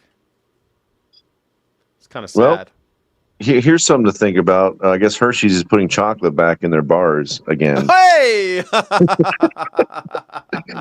I guess my point on my point on that was stop buying their stuff if you want them to change. If you keep doubling down and buying their stuff, you're just encouraging and to a degree that's hard nowadays. But you know what I'm saying. Yeah. I wonder if South Park's even going to be on anymore with Paramount Plus. Like, is South Park still going to be on the air now that Paramount Plus is owned by the Ellisons? I mean, they say it's going to they signed a massive $1.5 billion 5-year deal with Paramount before the sale. So they can't do anything about it. That's so funny. David Ellison has openly embraced the franchise despite the change in ownership and has had some intense behind-the-scenes negotiations. The current arrangement ensures that the show will continue producing new seasons. They have a $1.5 billion streaming deal. I mean, that's crazy. They're saying that it's going to stay on the air with Paramount Plus. That's so weird. But they've only got 5 years. So that means how many more years they got left? It can't be very long. It's still September 2026 is the next season. But man, South Park its days still might be limited. They've only got 5 years for $1.5 billion. It might be over in the end. They'll have to sell to somebody else. But maybe it's time. It's time. 29 years of South Park's enough, right? Maybe it's time for South Park to go away at the end. Yeah, less TV, more book reading. I read 3 books a month. I thought I was doing pretty okay. But I got to leave it. But South Park is safe for a few years. And Star Trek is safe for, I think, 1.5 years. And then after that, it's no longer safe. That's a thing. These big changes happen. We don't even notice until it's a little bit later, you know. But it's a whole thing. Well, Terra Firma, I appreciate you hanging out with me. I'm going to play a little guitar before I do anything else. Well, it was good talking with you. I just wanted to say that, everybody, united we stand, divided we fall. Just remember, look out for your neighbor, and I like you're saying, don't let them grind you down. So don't let them grind you down. Don't let them grind you down, everybody. Stay strong. Terra Firma, thanks, man. I appreciate you. Hopefully you'll call again. So, wait. The link worked, right? So yeah. Oh, thanks for reminding me. I put the link in 3 times, and it took me to information on like your morning sky, and then after the 4th time I did it, it was the jump in or whatever, that little green button that you push. But I could not find it. I swear to you, 3 times. It was almost like the internet was blocking me. I was getting really suspicious. There was no button saying it says "Get in the ring." Yeah, that one. I could not find it. I scrolled up and I scrolled down, and then I entered it again, and then I scrolled up and down again. I'm like, where is the button? I've done it once before, and I'm like, and it would just tell me, oh yes, Skyjack Morgan is this and that, and this is his YouTube, and it was black with red lettering. Yeah. And I'm like, where is the button? I could not find it. Weird. Weird. I don't know. Were you on mobile or desktop? Mobile, but I'm thinking about switching to desktop because mobile's kind of sketchy. Yeah, maybe that was what happened. Maybe it was a mobile thing. I don't know. It was working on my desktop. That's why I asked, because it was working. I don't know. Ben tried it. I don't know if that worked. I don't know. All right, but thanks. I appreciate you hanging out. Maybe you'll call again soon, hopefully. Oh, absolutely. I love your channel. I'm drawn into it because I think that like I said, we were born into this world, and who made them king? So who made them kings? You sons of bitches. I totally agree. I totally agree with you. All right, cool. Thanks I appreciate you, man. All right, thanks everybody. We are going to take a brief break. We are not going off the air. We're going to keep going strong, and we're going to go and play a little guitar. I'm going to do a costume change and have a guitar right when you see me again. Thank you so much for being here. This is the Morning Sky Show. It continues in just a moment. Thank you for being here. You are amazeballs. You're amazeballs. You're amazeballs. Mixed up with a guy like me. I'm a loner, Dottie. A rebel.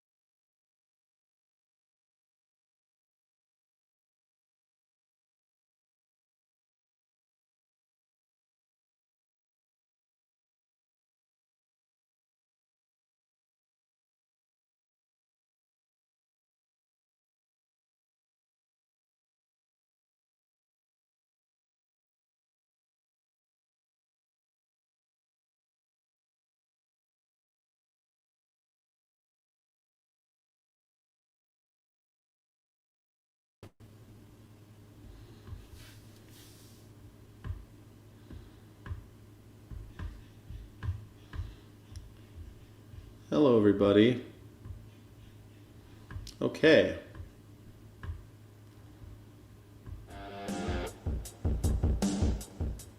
Hopefully everything sounds good. How we doing out there? How we doing out there? We're gonna play a couple songs for you. I think it should be pretty fun. I really like this part of the show. I'm really enjoying this part, so pretty happy with that. I hope you enjoy it too. I do. I'm getting lots of. Are you getting a ton of mail, like a ton of unwanted texts from politicians right now? I'm getting a lot. And I'm pretty tired of it. I'm sick of my phone blowing up. My phone's just blowing up constantly. Thank you. When did Trump pull troops out of Poland? Like 2 days ago? No, like 3 days ago? They pulled like 4,000 troops, 2,000 or 4,000 troops out of Poland, and they're supposed to have someone fill up, and they just didn't rotate somebody in. And then JD Vance says, "Oh, we didn't pull them out. We just didn't backfill. We didn't rotate anybody in." It's pretty wrong.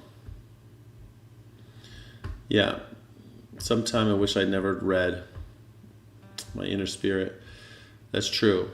And Germany. I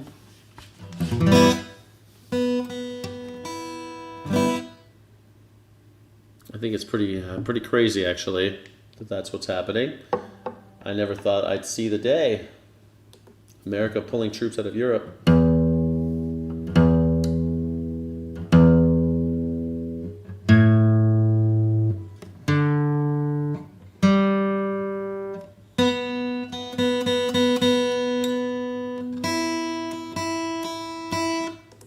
Nice.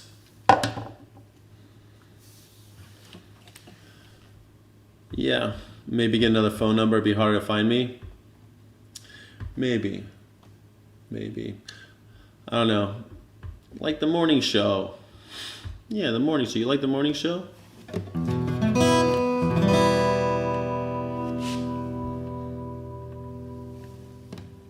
If you're watching on horizontal, you can see my guitar, but if you're watching on vertical, maybe not.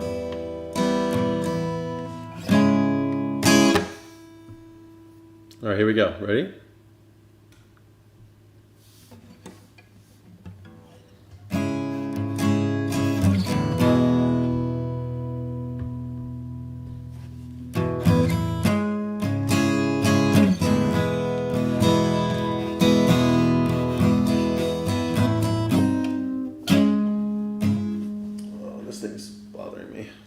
Make some space. I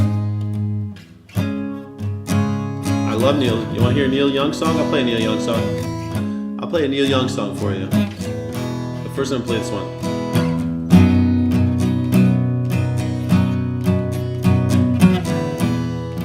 And in the morning come,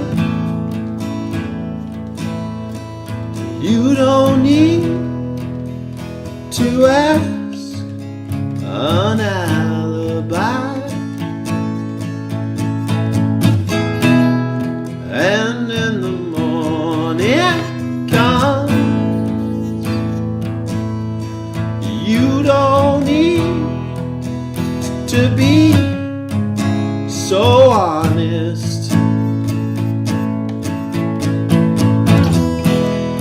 and in the morning comes, you don't need to ask an alibi, and in the morning come, you don't need to breathe so easy. I laughed so hard I fell down.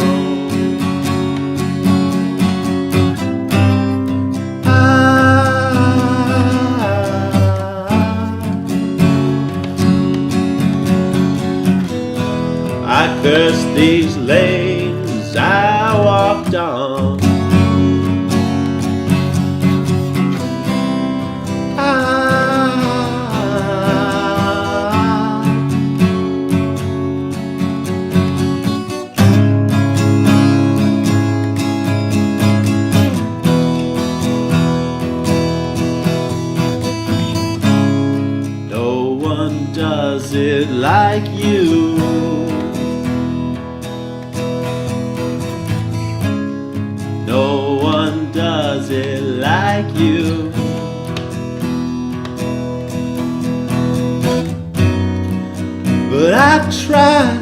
so hard.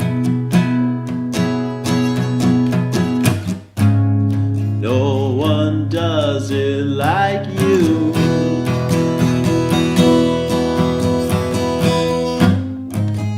No one does it like you.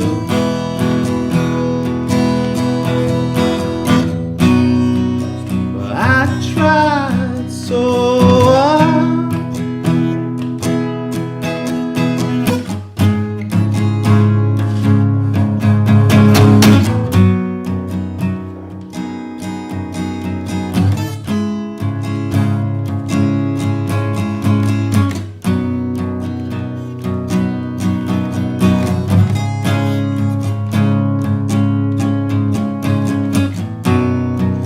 Ooh, I tried so hard. Ooh, I tried so hard.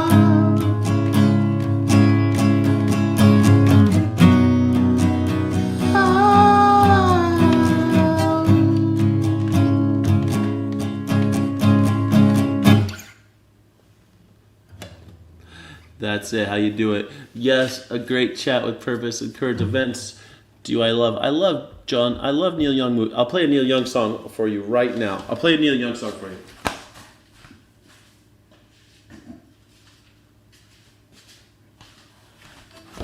I always forget this part.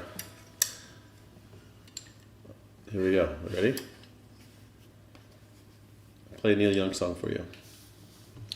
I love this Neil Young song that I've been playing a lot lately. I've been playing this Neil Young song a lot lately for you, John Public. John Q. Public, are you still here? I'll play a Neil Young song for you if you're still here, John Q. Public.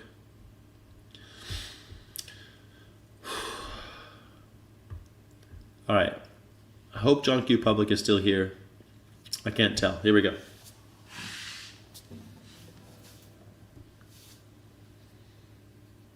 Here we go. Ready?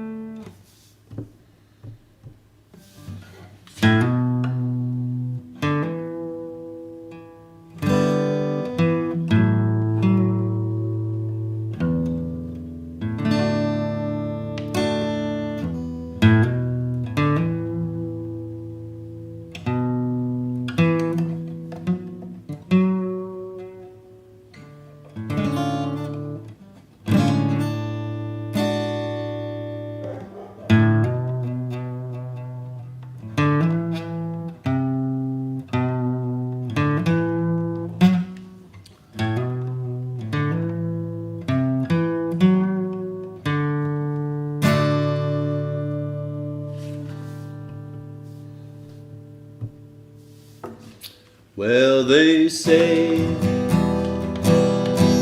Santa Fe is less than 20 miles away. I've got time, roll a number, rent a car.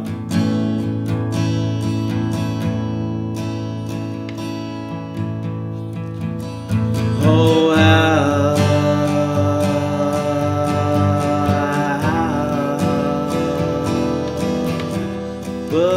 Albuquerque.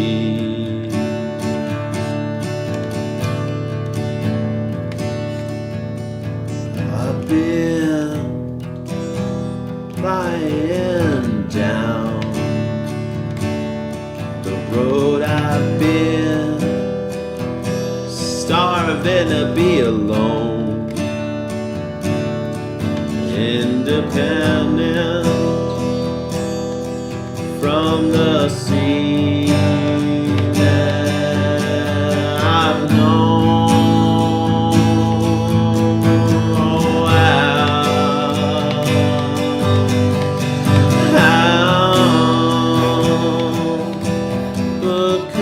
Albuquerque.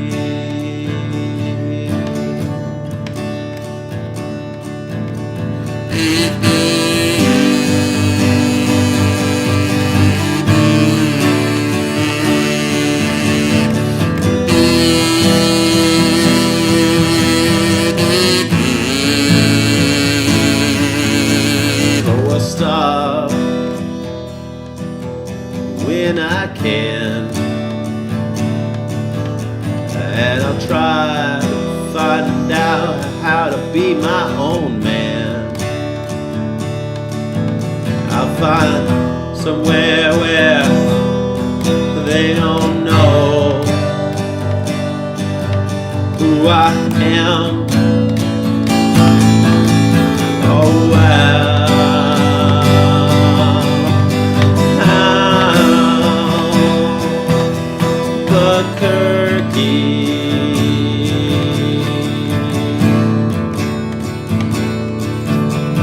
Oh,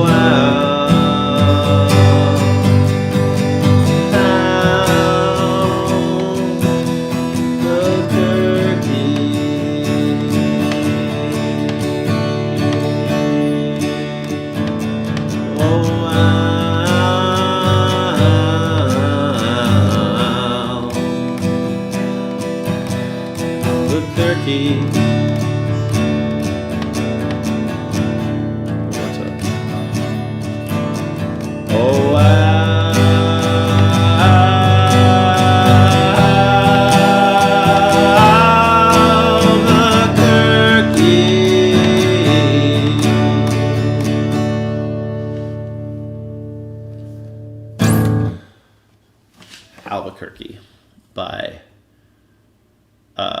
Neil Young.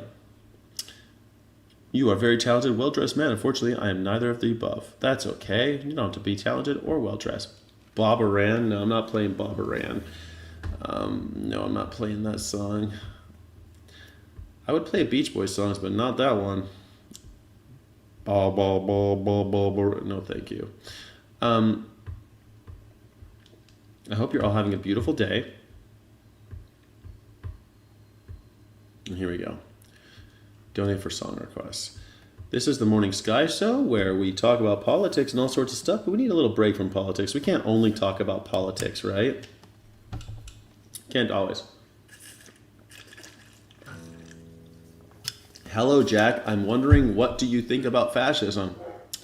You want to know what I think about fascism? Here you go. Ready? Well, I'm gonna tell you, fascists, you might be surprised. The people of this world, they're getting organized and you're bound to lose. All you fascists, you're bound to lose. All you fascists bound to lose. All you fascists bound to lose. You're bound to lose. You fascists bound to lose.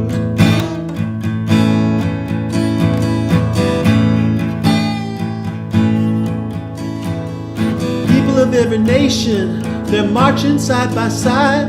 They're marching across the fields where 1 million fascists died. You're bound to lose. You fascists, you're bound to lose. All you fascists bound to lose. All you MAGAs bound to lose. You're bound to lose. MAGA's bound to lose.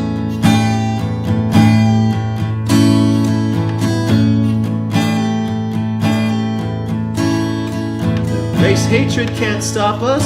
This one thing I know. Tom Homan and his Ice Ages, man, they gotta go. You're bound to lose. All you fascists bound to lose.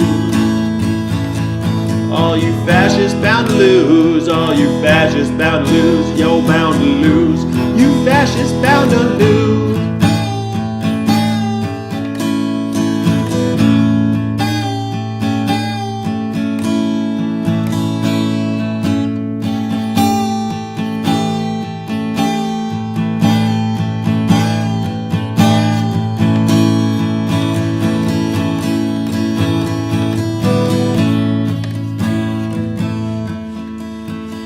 Going into battle, take my Union gun. We'll end this world of slavery before this battle's done. You're bound to lose. Oh, you MAGA, you're bound to lose. All you fascists bound to lose. All you fascists bound to lose. You're bound to lose. You fascists bound to lose.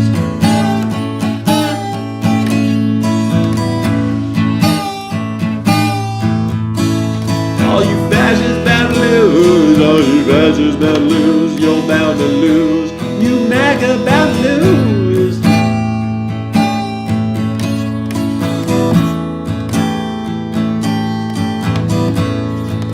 One of these days, we're all gonna be free as soon as we bring back those good old guillotines. You're bound to lose. All you fascists, you're bound to lose. All you MAGAs bound to lose. All you MAGAs bound to lose. You billionaires, you freaks, all you fucking racists bound to lose.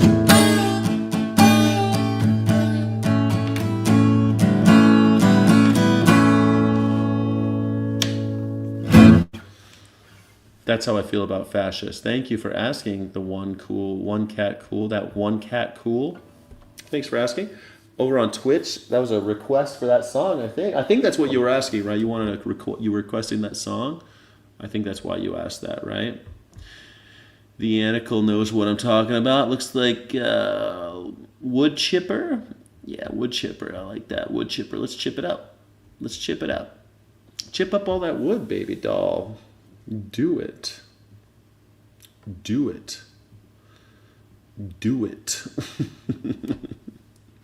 Do it. The Anicle. You like that song, do you? Mm-hmm. I like that song too. I like that song a lot.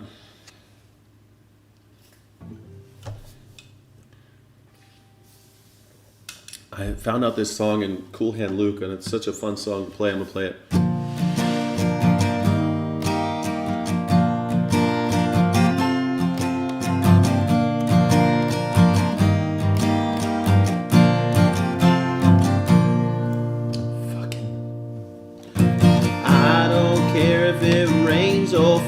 As long as I got my plastic Jesus sitting on the dashboard of my car.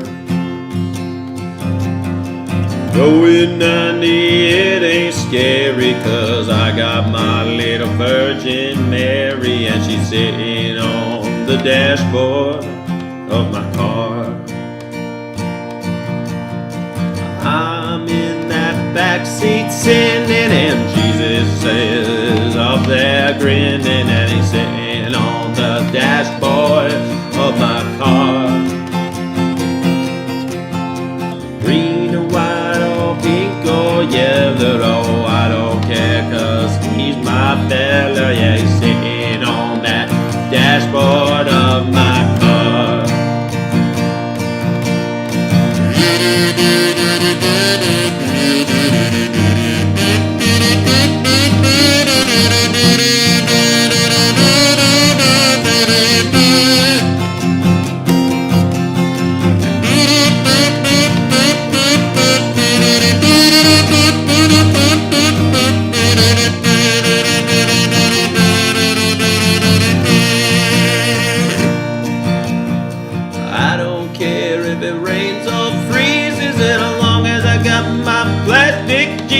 And he's sitting on that dashboard of my car. Going 90, it ain't scary, cause I got my little Virgin Mary. Yeah, she's sitting on that dashboard of my car. I'm in that backseat sitting. Jesus is up there grinning, and he's sitting on that dashboard of my car. Green and white or pink or yellow, I don't care, cause he's my fella, and he's sitting on that dashboard of my car.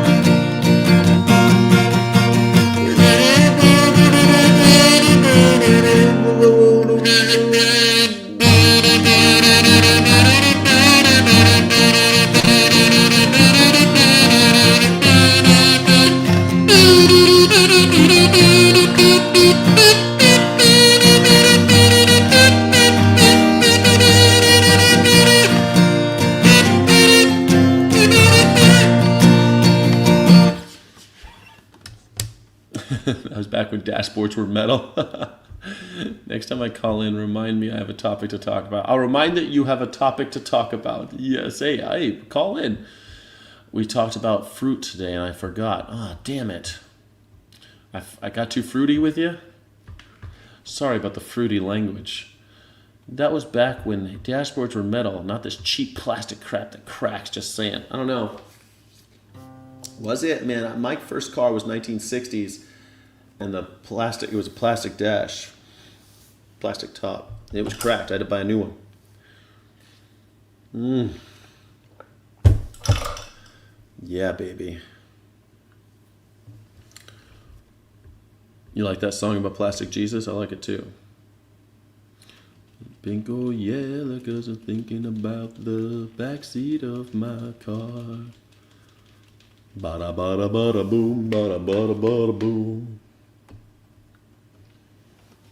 I'm gonna try this song at this one.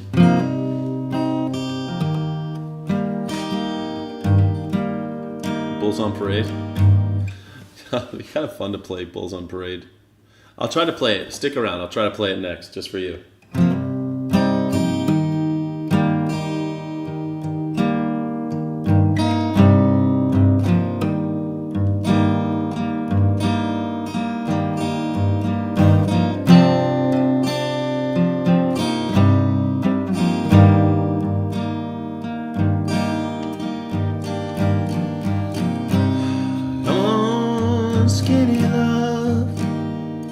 Just last year, pour a little salt, we were never here.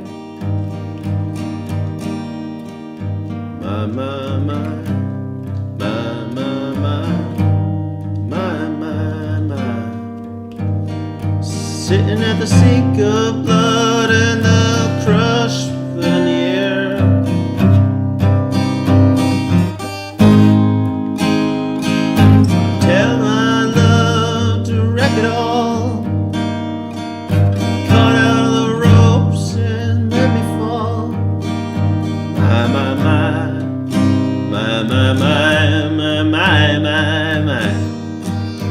Right in this moment, there's orders tall now. And I told you to be patient, and I told you to be behind, and I told you to be balanced, and I told you to be kind. And in the morning I'll be with you. It will be a different kind, and I'll be holding all the tickets, and you'll be holding all the fines. Come on, skinny love, what happened here? Suckle on the hole, the life rests here. My, my, my, my, my, my, my, my.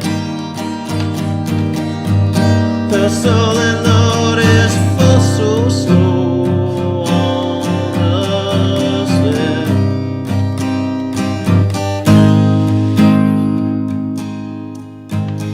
When I told you to be patient, and I told you to be fine, and I told you to be balanced, and I told you to be kind, and now all our love is wasted. So then, oh, who the hell was I? And I'm breaking all at the bridges, and the end of all your lives. Who will love you? Who will fight? Who will fall far behind? My, my, my, my, my, my, my.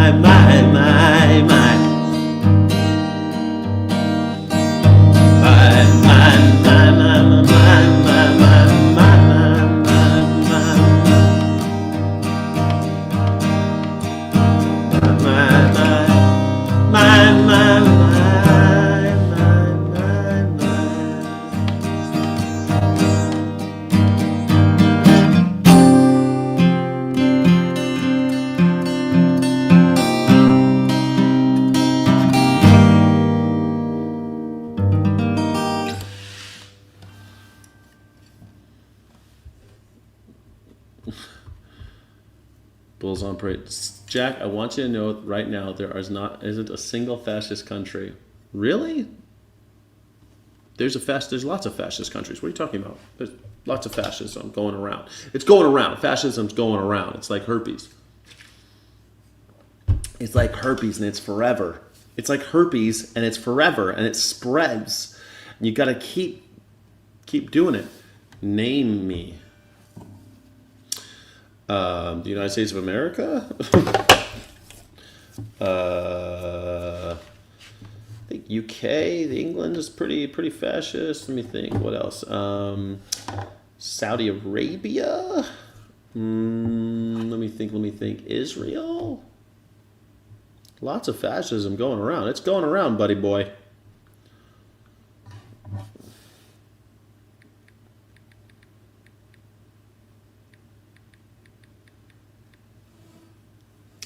Lots of fascism happening. Thank you. Anybody remember Timbuk3? They had fun songs. No, I don't remember. In my humble opinion, there's a memory jaunt for you kids. I don't remember Timbuk3.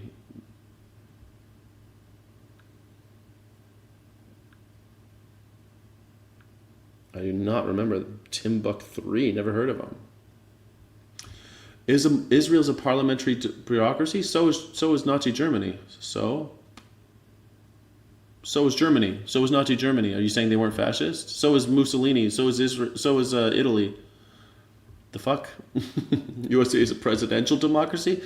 USA is a Republican democracy, a representative democracy.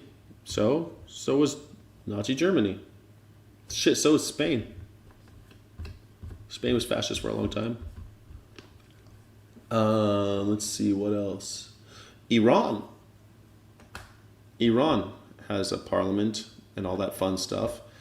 It's funny, everyone wants to be... Oh, we have a parliament, so clearly it's not fascist. Hitler was Chancellor of Germany before he was Il Duce, before he was Der Führer. It's always funny, you guys forget. You guys want to jump to the last year of the war and be like, see, if it's not like 1945 Germany, it's not fascism. No. 1931 Germany was already fascism. That's it. Nationalist socialist. See, this is what you don't get. That's the name of the party, dumb shit. That's the name of the party. Totalitarianism rises through the ranks. It rises up through parliamentary democracies and all these things. Fascism isn't just a you don't jump to last year. It's a way of business. It's basically the goals of the public and private sector become indiscernible from one another.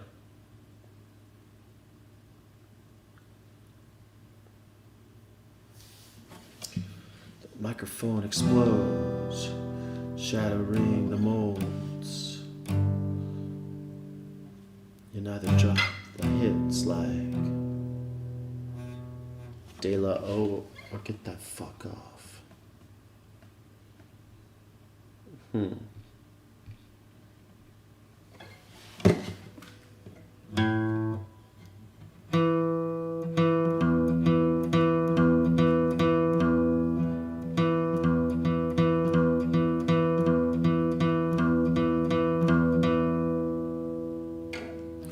The microphone explodes, shattering the molds. You either drop the hits like De La O or get the fuck off. The commode, get the fuck off the commode. With the sure shot to the body, how's it? With the sure shot to the body, make it drop. Drop and I don't know how it could go. I don't know how this goes. They rally round the family.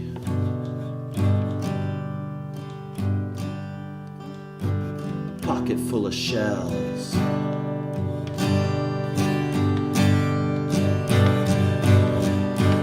Rally round the family.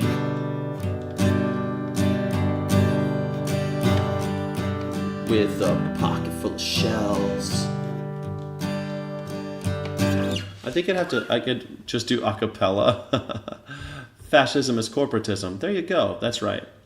And we live in a corporatist country. So the second part of Bullseye Parade is the best. The microphone explodes.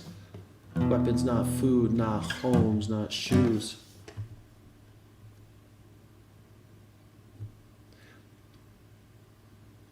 It's E minor, G minor, E minor, D5.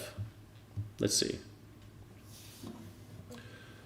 Weapons, not foods, not home, not shoes. No need to feed the war. Cannibal animal. Walk the corner. The rubble that used to be a library. Lining the mine. Cemetery now. What we do now keeps the contracts alive and moving. They gotta burn the books. Gotta move them. While armed warehouse fill the quick as the shells, they rally round the family.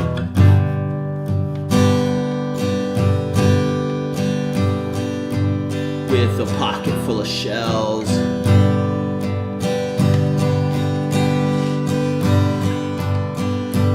Rally round the family.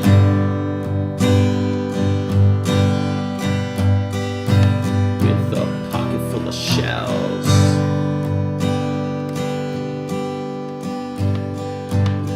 Bulls on parade.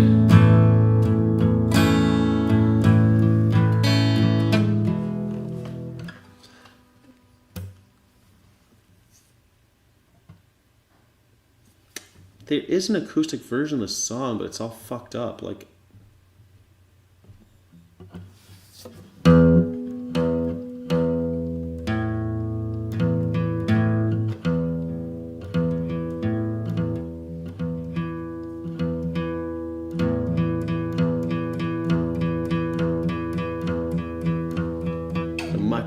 explodes, shattering molds. You either drop the hits.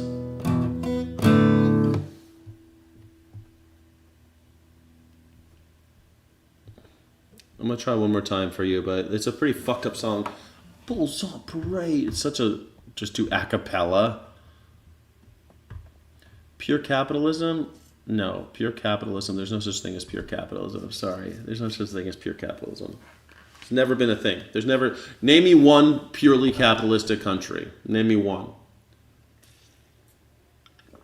There's never been such a thing as a purely capitalist country. There's no such thing as pure capitalism. I don't know why people like to play in these make-believe fucking, tell me one purely communist country. There's never been a purely communist country. There's never been a purely capitalistic country. But capitalism basically leads to USA. All right, you're obviously 12 years old. You don't know what you're talking about. The United States is not a purely capitalist country because we have police, military, fire departments, libraries, the interstate highway system, the internet, the GPS satellites, all sorts of things paid for by taxes. Thanks for playing. Nope, not a capitalist country. The microphone explodes, shattering molds. You either drop the hits or get the fuck off the commode. It's a sure shot to make the bodies drop.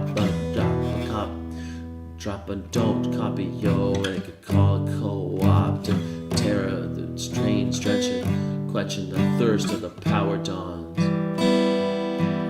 The five-sided fistagon, rotten sore of the face of the Mother Earth, they're getting bigger. The triggers gotta hold them empty in your purse. They rally round the family with the pocket full of shells. They rally round the family with the pocket full of shells. Rocking around the family with a pocket full of shells.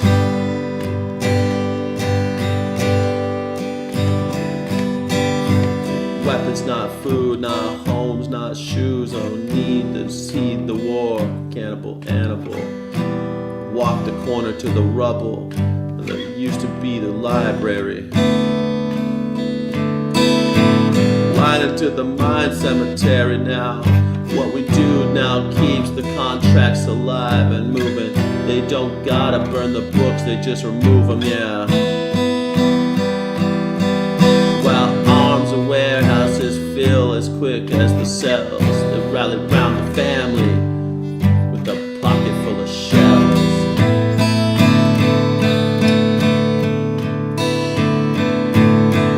They rally round the family with a pocket full of shells. They rally round the family with a pocket full of shells. What's on parade? Bulls on parade.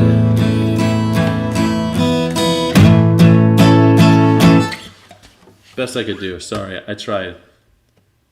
Tracy Chapman doesn't complain with capitalism. USA doesn't complain with. I don't know what you mean. United States is not a capitalist country. Most Americans do not own capital. The only thing capitalist about America is that we insist on corporations taking the value of our labor and people not owning a piece of the labor, of the fruits of their labor. That's the only thing capitalist about this country.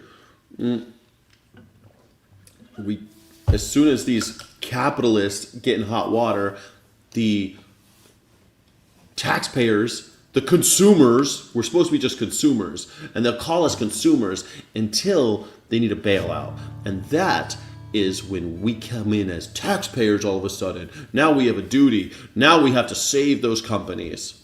Fucking bullshit. It's unbelievable that people are out there saying that, oh yeah, America's 100% capitalism. No, that's why we fail. A+ for effort. Thank you, Johnny Vegan Seed. I tried, man. I mean, you're asking me for Rage Against the Machine. It's rally round the family. I mean, that's not really something that you could do with an acoustic guitar. Telling stories. Man, don't you want to know the Tracy Chapman song that everybody knows? But no, Tracy Chapman, Telling Stories, a song that I don't know which one it is.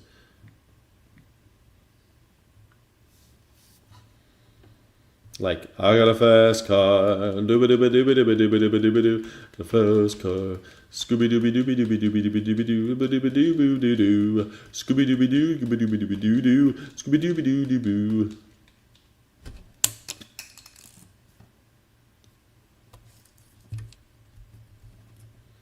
I don't know the melody of the song, damn it.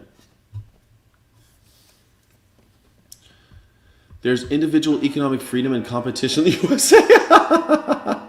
Yes, totally, man. Totally. Yeah, because you can buy 25 different types of bagels. You have the illusion of choice, but you don't have the illusion of choice. There's no competition in the United States of America. Can you start a grocery store and compete? No. Can you start an insurance company and compete? No. What about car company? Can you start a car company and compete? No. Sorry. No. There's individual economic freedom and competition.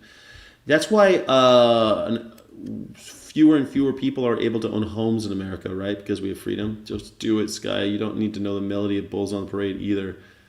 All right, fine. I'll try it. I'll try it.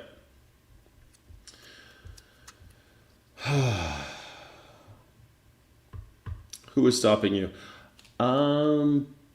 Maybe you don't know about consortiums and trusts, and you know why we have antitrust laws, right? Because these companies work together to smash any kind of competition. They've been caught doing it a million times. No, they'll literally kill you if you go up against their business. They'll literally kill you. We have economic freedom. Man, you are a naive sucker. You're a rube. You're a sucker, or you're a child. I just can't believe, you must be 12 years old. It has to be. There's no way an adult thinks like that. So mom and pop shops are non-existent? Very few. They exist, but there are very, very few of them. I remember when they used to exist more, but then Walmart moved in and destroyed them all. And Walmart was given the money and the land and the infrastructure by the government. The taxpayer gave them that, and it destroyed the mom and pop shops, the downtown areas. There's very, very few independent bookstores now, independent gas stations, independent liquor stores, independent supermarkets, independent auto parts stores, independent tire shops, independent, let me think. Even the restaurants that you think you're going to that are mom and pop, they all get their supplies from the same company, Cisco or US Foods mostly. There are very few distributors for food in America. That's by design. Yeah, Preston Tucker, the shit, even the guy that invented the windshield wiper. What do you call it? It's called collusion, exactly. Where are you getting this from? It's well documented history. How are you so asleep? Yeah, research what happened to Fred Hampton. That's a great idea. Research what happened to Fred Hampton. Jesus. It depends on where you are. In Lancaster, Pennsylvania, there's places, right? There's little pockets in America. Like there's in Berkeley, California, they've made it against the law to have fast food, for example. So it's hard to have you have to go to Oakland if you want fast food and stuff like that. But those are super rare, man. And guess what? It costs a lot of money to live in fucking Berkeley. So it's a privilege to have mom and pops now. Go to Elk City, fucking Oklahoma. Go to all the towns I've been to all over America where they used to have these cute little downtowns, and they're trash now. They're gone. And there's a reason for that. It's because the corporations have come in and destroyed them. And I remember it happening. I was living in small town Virginia when it was happening more and more, and I was like, guys, this is going to happen here. Nobody believed me. And guess what? It happened.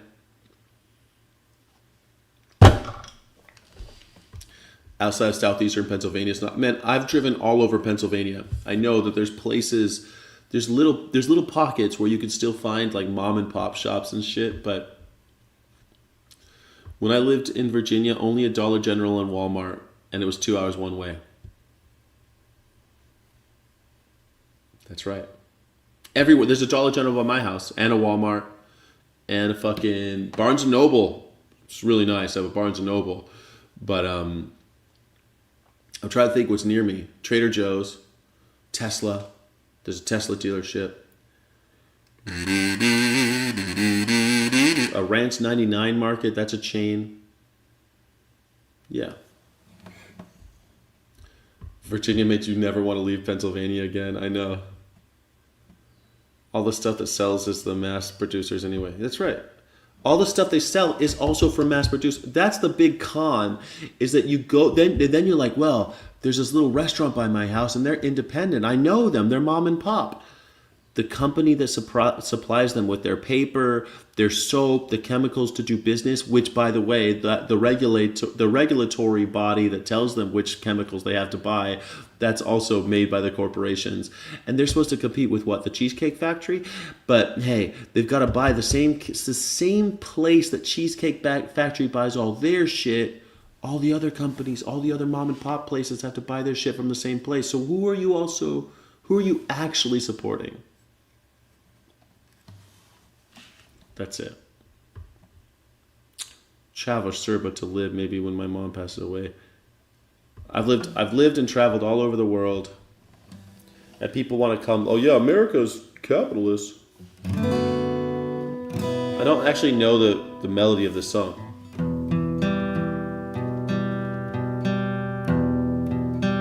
Another E minor song.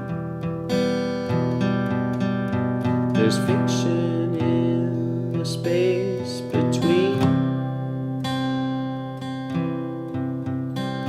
the lines on the page of memory.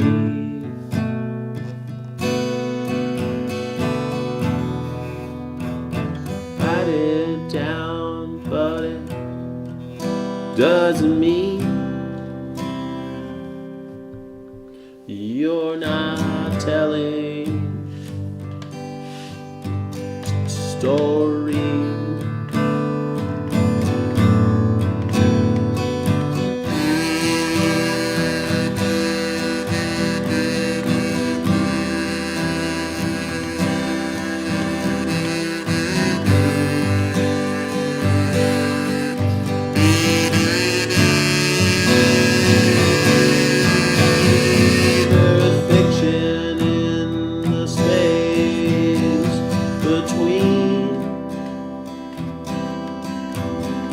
You and reality. You would do and say anything to make your everyday life seem less mundane. There is fiction in the space between you and me.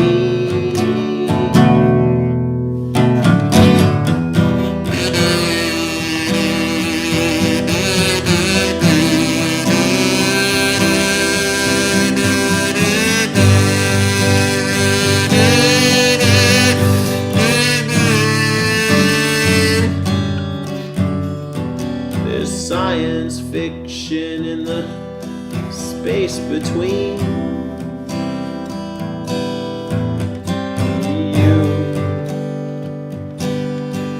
you and me.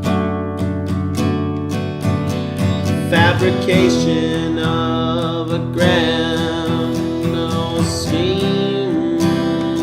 There I am,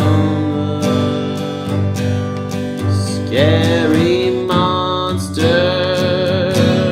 I eat the city and I leave the scene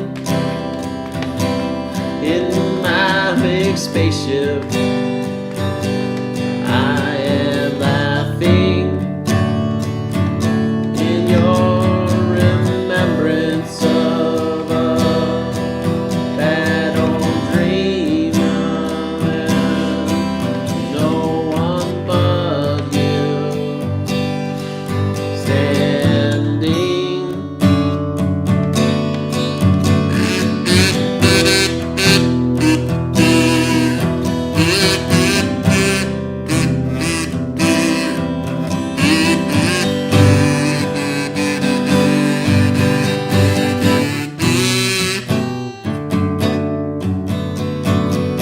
Leave the city and the blame for ones who do not speak.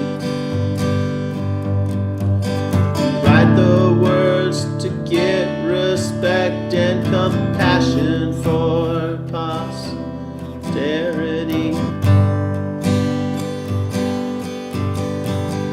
Write the words and make believe there is truth in the space between.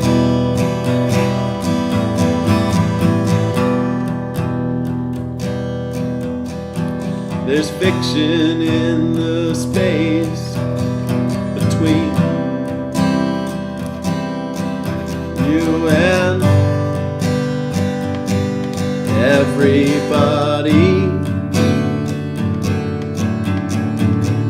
Give us all we need and give us one more sad and sordid story in the fiction of the space between. Sometimes a lie is the best thing. Sometimes a lie is the best thing.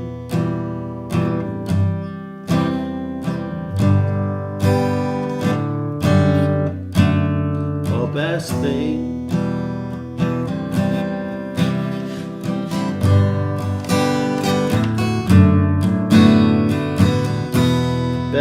thing.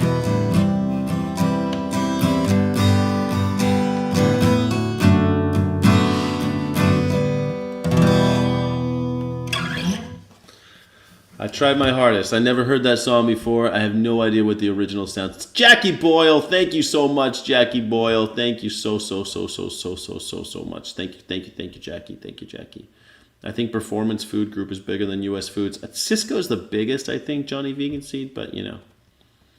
I try to only support small and locals, mostly out of spite and hatred, but it's incredibly difficult and requires crazy amount of discipline. Living up and down the East Coast, I realize how privileged. I try to go to farmers markets, but it's hard. It's more expensive, and it's like, it's just harder. You go to farmers markets. I mean, one of the major reasons I want to live in the neighborhood I'm trying to move to is because I want to work. I want to live near a co-op, a food co-op. Play more music. The truth is getting depressing again. Privileged to live in a place that has food security and grassroots movement. Yeah, you're privileged. Most places don't have that. Most people are buying out of 7-Elevens and shit. I just refuse to wipe. LOL making a stand. Tyrannical chickens. Get them out of your garden. Give it a cranberries. Was that close? Great version. Thank you. I've never heard the original, so thanks. I'll try to listen to the original so I'll at least know what it sounds like. Zombie, zombie, zombie. Most people ask for I got a fast car. Boo-ba-doo-ba-doo-ba-doo-ba-doo-ba-doo.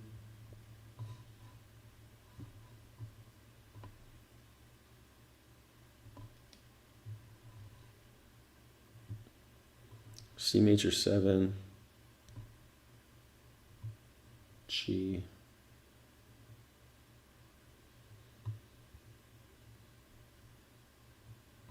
DAT 11. They got a DAT 11 in there.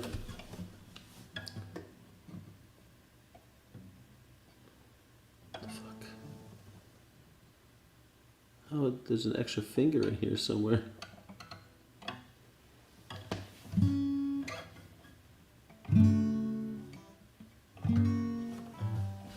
I don't want to play that fast car song anyway. But I wanted to play a different song. I got a fast car. Tracy Chapman's so great, but Bulls on Parade. Who made me play that song? Bulls on Parade. Come on.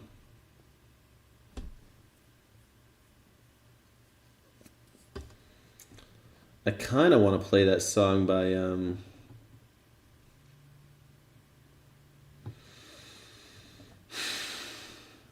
I can't say if you play 2 minutes Neil Young, you get in trouble.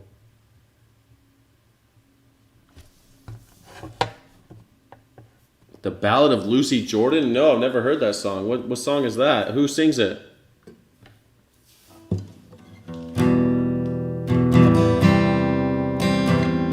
Oh my god, I get what you say. It sounds like a Zombie. It's the same chords.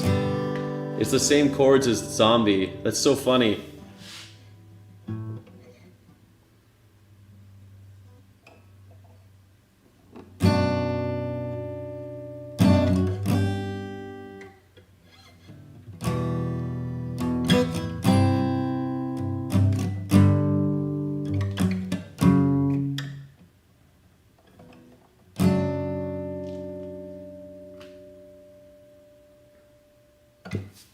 Is that the best DF we got? This sounds like a stupid chord. I think that's a better one.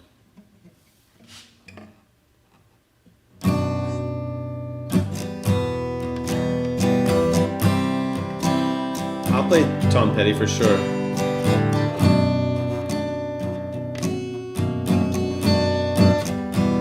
Another head hangs lowly, child is slowly taken. Violence causes silence, are ye mistaken? But you see, it's not me, But you see, it's not me, it's not my family. In your head, they are fighting in the days, in the bombs, in the bombs, in the guns. In your head, they are crying, crying.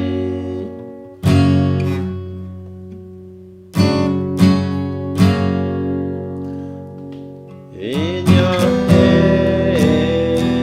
head, zombie, zombie, zombie. I don't know why I can't play this. I played this song before. I don't know why I'm fucking this up. But if Jackie wants to hear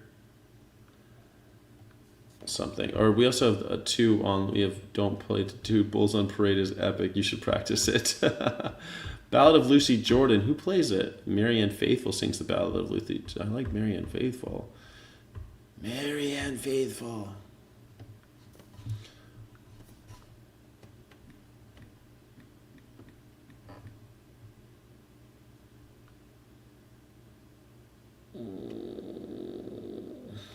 Gonna stand my ground.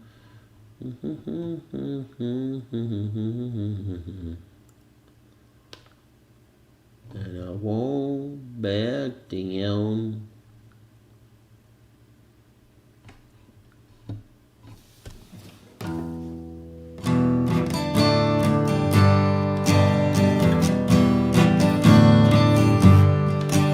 Well, I won't back down. I won't back down. You could stand me up at the gates of hell. No, I won't back down. Gonna stand my ground. Gonna turn around. Gonna keep this world from dragging me down, and I'm gonna stand my ground, and I won't back down.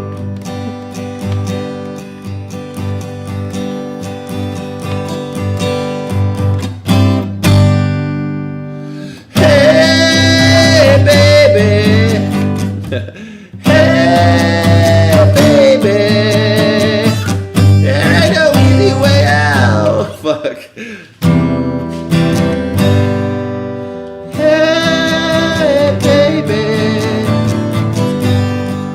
Do this. Hey baby, there ain't no easy way out. Hey yeah, I'm gonna stand my ground. No, I won't back down. I'll try it again in a second. Well, I know what's right, and I just one life. In a world that keeps on pushing me around, I'm gonna stand my ground, and I won't back down.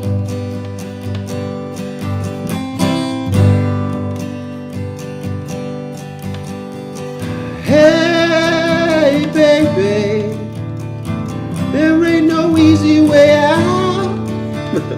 Hey yeah, gonna stand my ground, and I won't back down. Oh, so closer on that one.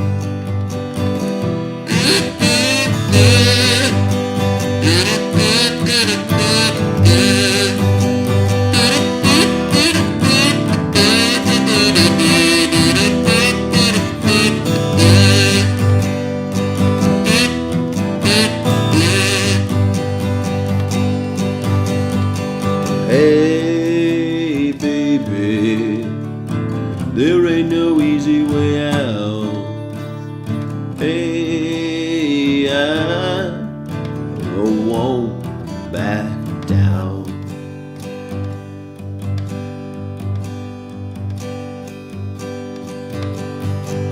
Hey baby, there ain't no easy way out. Hey, I'm stand my ground. No, I won't back down. I won't back down. I got the chorus right, I think, in the end. Earl Petty, yeah. Won't back down. Dude, look, I appreciate it, Johnny Vegan. Maybe I'll practice that. I'll practice it just for you. Bulls on Parade. Although I'd like to make it my own song. I'll try. I'll try for you. For you, I'll try. Oh, Mary and the Rolling Stones. Yeah, she was cool. She was great. She came out with an album, actually, not that long ago, and it was fucking cool. Something's wrong with my bottle. She came with a song not that long ago, and it was really good. Thanks, Anonymous Dad. I tried. It's been a while since I played that song. And I won't. Tom Petty was my mom's favorite, man. I actually played Tom Petty at my mom's funeral. I played American Girl at my mom's funeral. She's my American girl. My mom loved Tom Petty.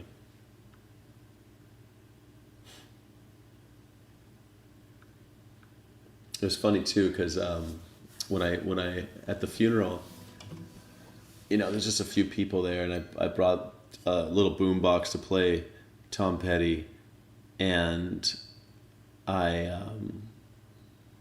was like, oh, you know, my mom loved Tom Petty, so I played that song when I put her ashes into the water, and people were like, I didn't know she liked Tom Petty. I'm like, yeah, I mean, it's kind of funny. She was a big fan. I remember when I bought my first car, not my first car, my second car. My first car was like, I remember I went to a dealership and I bought a car at a dealership. It was my first kind of like newish car. Still wasn't new. It was like a couple of years old. It was a used car, but it was still newish, you know. It's pretty new. It was like a Honda. It was a Honda. It was a Nissan Sentra, like an old Nissan Sentra. I thought it was so cool. I got a kind of new Nissan, almost new Nissan Sentra. And my mom rode with me. She's like, turn up the music. And she popped in Tom Petty CD, man. We listened to Tom Petty on my way home with my new car. And my mom and I singing together. Fucking crazy, man. Yeah, it was. Yeah, crazy jackdaw. Yeah, it makes me want to cry, man. I miss her so much right now. I miss my mom so much right now.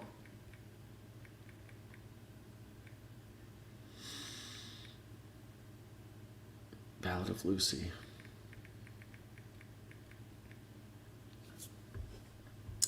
Yeah.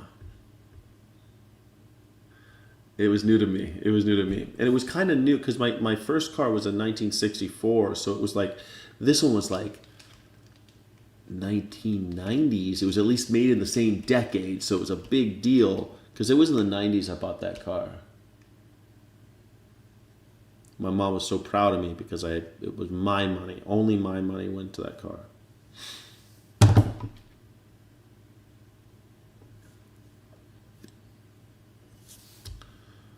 God Bless Our Dead Manes by Silver Mount Zion. Jesus, I'll try. I've never heard that song, but yeah. Thanks to the damn vegan. Made me tear up a little bit though. This is supposed to be the fun part of the show. We're not getting. Okay, we're gonna try to play.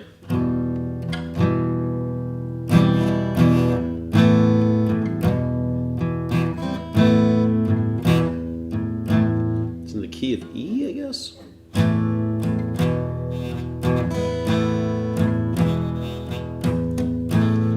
Morning sun touched and lightly on the eyes of Lucy Jordan.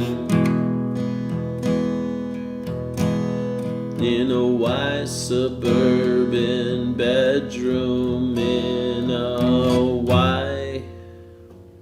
white suburban town, as she lay beneath the covers, dreaming of 1,000 lovers, till the world turned to orange and the world went spinning round.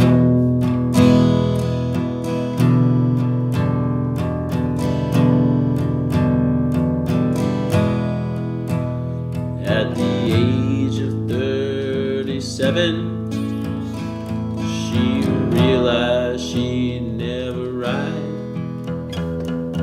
through Paris in a sports car with a warm wind in her hair.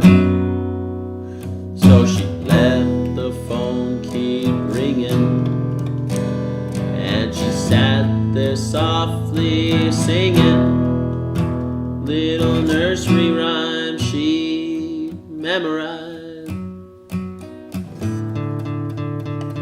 in her daddy's easy chair.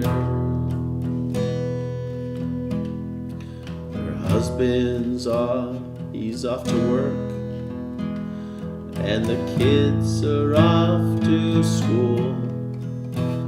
There were oh so many ways for her to spend a day. She could clean the house for hours, or rearrange the flowers, or run naked through the shady street, screaming all the way. At the age of 37, she realized she'd never ride through Paris in a sports car with the warm wind in her hair. So she let the phone keep ringing, and she sat there softly singing pretty nursery rhymes she'd memorized in her daddy's easy chair. Is it close, Jackie? How are we doing, Jackie? The evening touched gently on the eyes of Lucy Jordan on the rooftop where she climbed when all the laughter grew too loud, as she bowed and curtsied to the man who reached and offered her his hand and led her down to the long white car that waited past the crowd.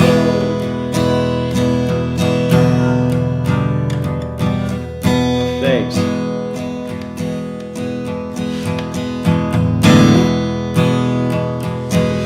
Never heard this song.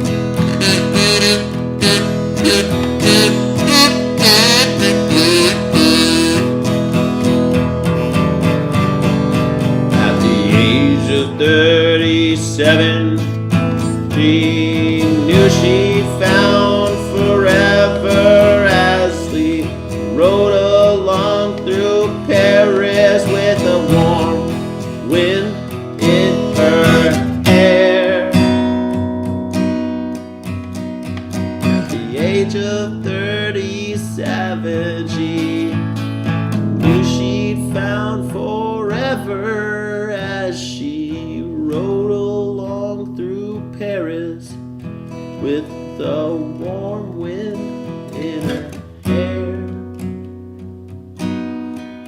In her hair.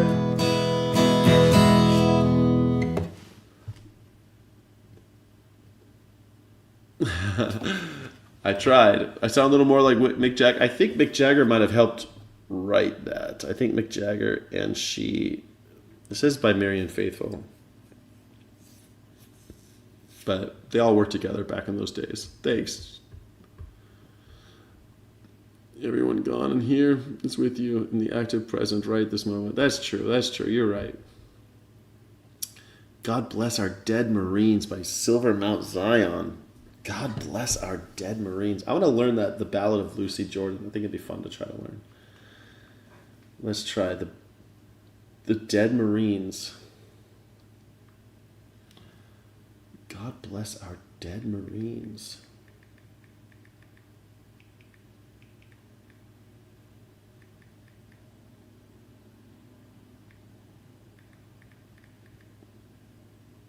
Silver Mount Zion.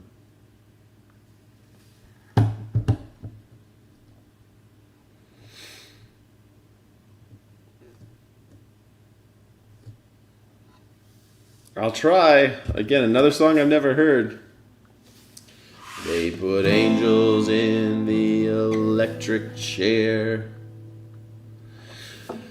They put angels in the electric chair. Straight up angels in the electric chair. And no one knew, or no one knew, or no one cared. But burning stars lit up their hair, and burning stars lit up their hair, and crawled to heaven on golden stairs. And oh, how we to and fro, to and fro, to and fro.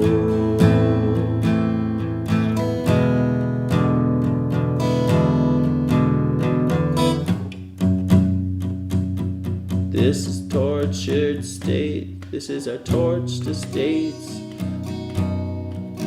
We are your sweet mistakes, and all them vulgar kings on their dirty thrones, who among us will avenge Miss Nina Simone? I love it. There's fresh meat in the club tonight. God bless our dead Marine. Someone had an accident above the burning trees, while somewhere distant peacefully our vulgar princes sleep. Dead kids don't get photographed. God bless our dead Marines. The hungry and the hanged, the damage and the done, striving along this spinning rock, tumbling past the sun. Get through this life without killing anyone, and consider yourself golden.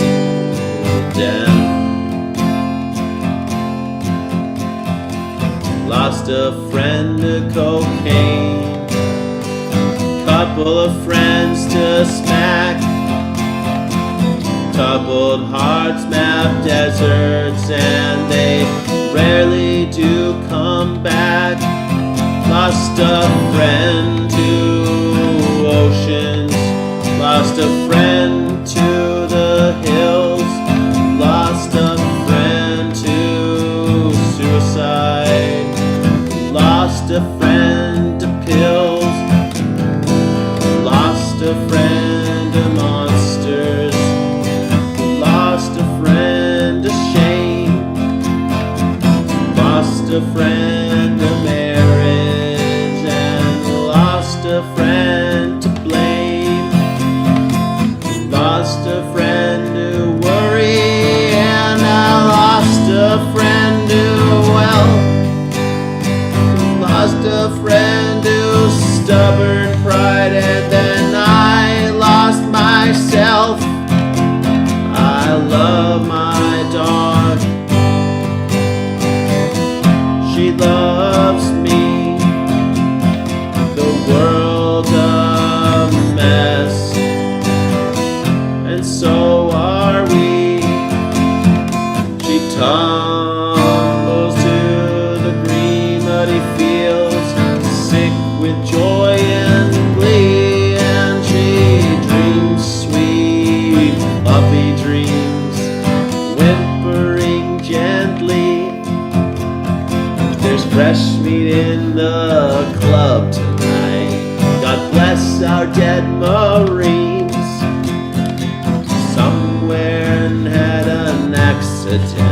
above the burning trees, while somewhere distant peacefully our vulgar princes sleep. Dead kids don't get photographed at less this century. When the world is sick, can't no one be well? But I dreamt we was all beautiful and strong.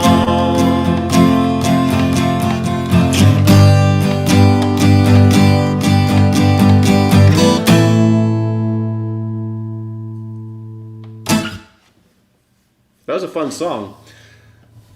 I'd never heard it before. Don't know how close I was to the original, but I liked it a lot. It was a good song. Nice work. Nice work.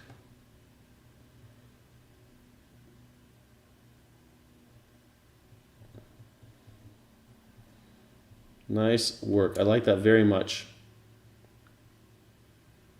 All right, I've saved that one on Honest Data. Good song. Great Sky version. You like it? Thank you. You like this chill part of the stream? I like it too. I like this chill part. It's over now though. This is the end of this chill part of the stream. But thank you. I thought that was pretty fun.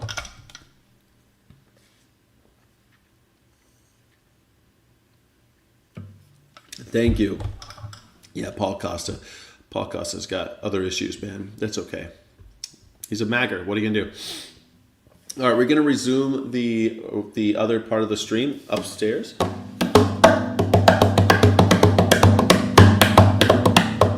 You know what's crazy? This couch is gonna be gone on Tuesday, but I'm still gonna live here. My bed, my couch, my recliners, most of my furniture is gonna go away on Tuesday, but I still live here.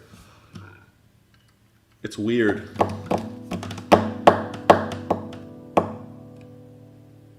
I wanted to get a jump on it because I didn't want to have to deal with stuff when I leave, when the house actually sells. So I asked the lady who I hired to get rid of stuff, and she's like,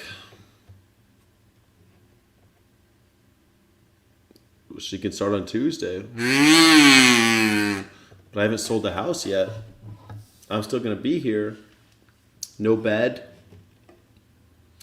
I'm not going to have a bed. I have this like pull-out mattress that I'm hoping that I can do.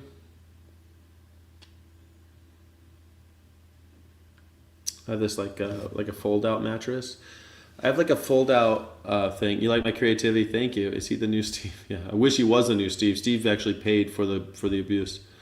Where will you sleep? I have this like fold-out like a. It's small, but it's like a pad. It's like a fold-out memory foam pad. I'll sleep on that for a while. And I wasn't gonna bring that bed with me anyway, so I'm probably gonna bring a pad. And when I get to New Mexico, try to find a bed I can buy. Maybe I'll buy one of those like Casper beds or something. I don't know what I'm gonna buy yet. I don't know what I'm gonna buy. But I'll have to worry about it on the other side. Once I get to New Mexico, I'll worry about buying a bed. But I don't know what I'm gonna do. But I'll still sleep. I'll be able to have like this little thing that I'll put a little pad out. I'll be able to sleep on something. It's gonna suck a little bit, but so it's gonna suck a little bit. No big deal.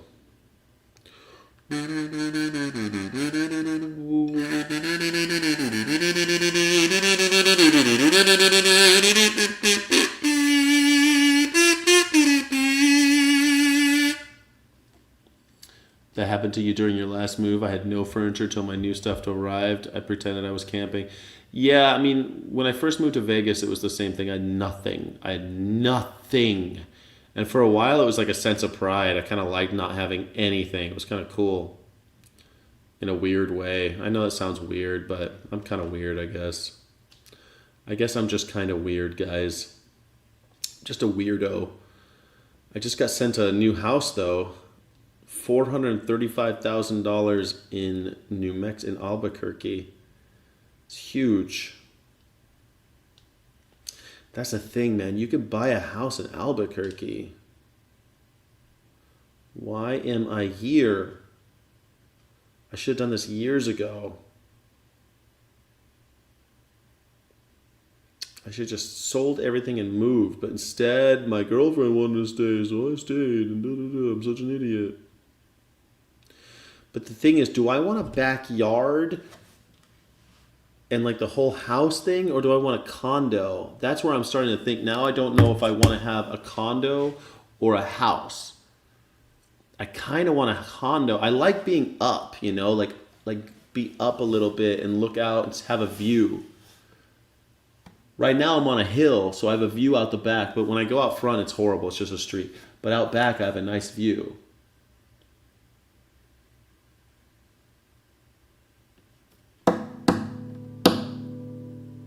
Plus, if you're in a condo, it's like you don't have to worry about the house when you travel, you know.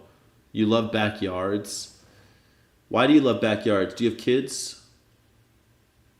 I love having a backyard. I do. A little yard, you know. But in New Mexico, it's not like you're going to have a lot of... Like, you have a little garden, I guess. But, I mean, I guess, like, if I had kids, I'd want a backyard. But I ain't got no kids. I ain't got no kids. No kids. I like having friends over. Oh. But you can have friends over in a big condo. Like backyards with friends. But I don't have any friends. My friends all live far away. And I have 0 people there.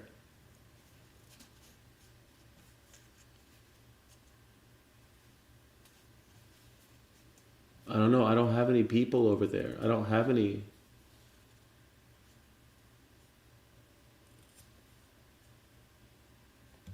Hang out in the backyard having barbecues. Oh. You have vegan barbecues in the backyard? That sounds pretty cool. That's pretty cool. I like that idea. Barbecues are fun, right?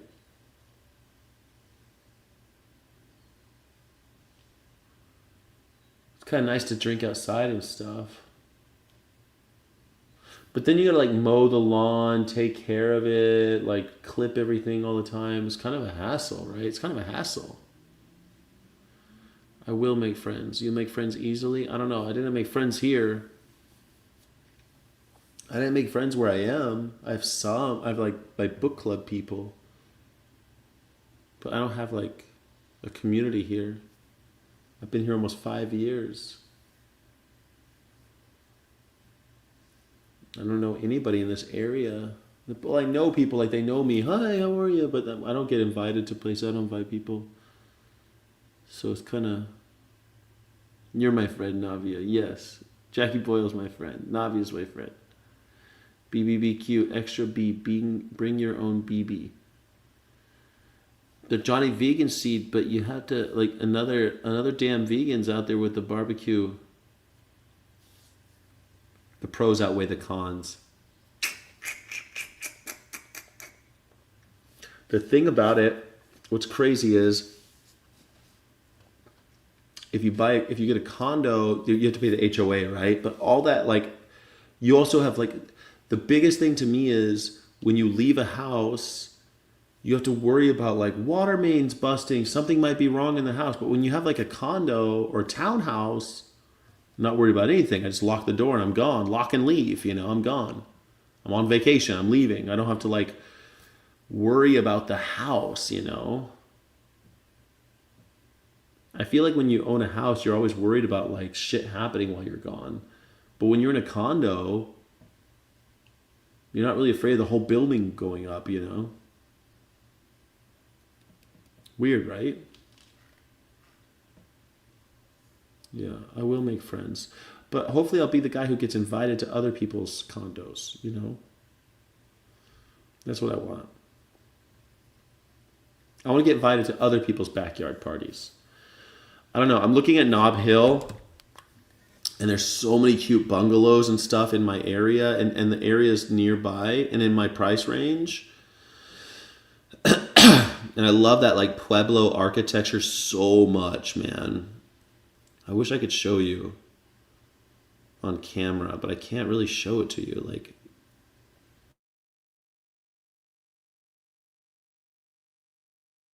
Like those square, like adobe houses, those Pueblo style. I love that shit. And it's sort of in the area that I'm looking for.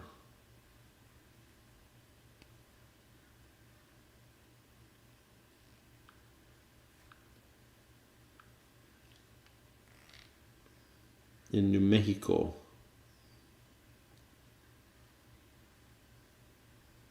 Sort of. It's called Summit Park.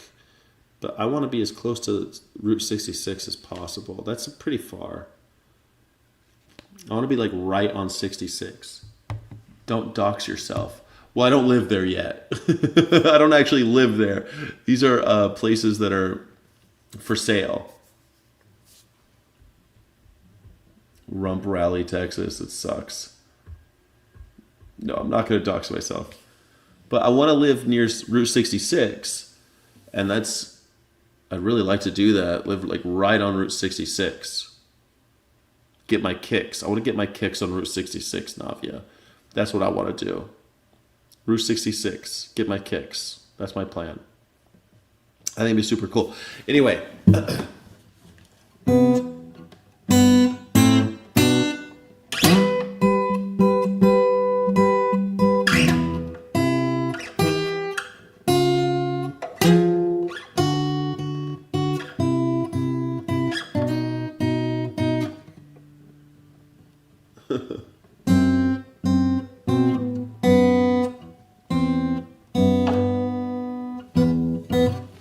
Anyway, we're going to go back upstairs and hang out. Agreed, Navia. Too many crazies.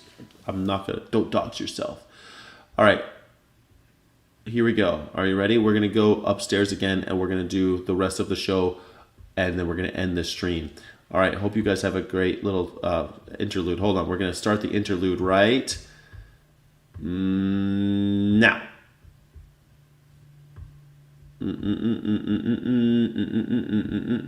Where's the music that I want to play? Here we go. 1, 2, 3.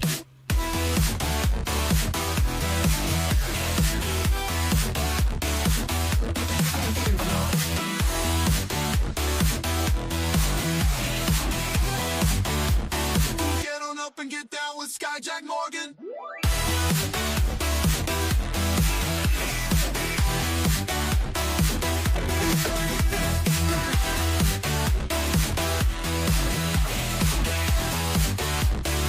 One, two, three. Get on up and get down with Skyjack Morgan.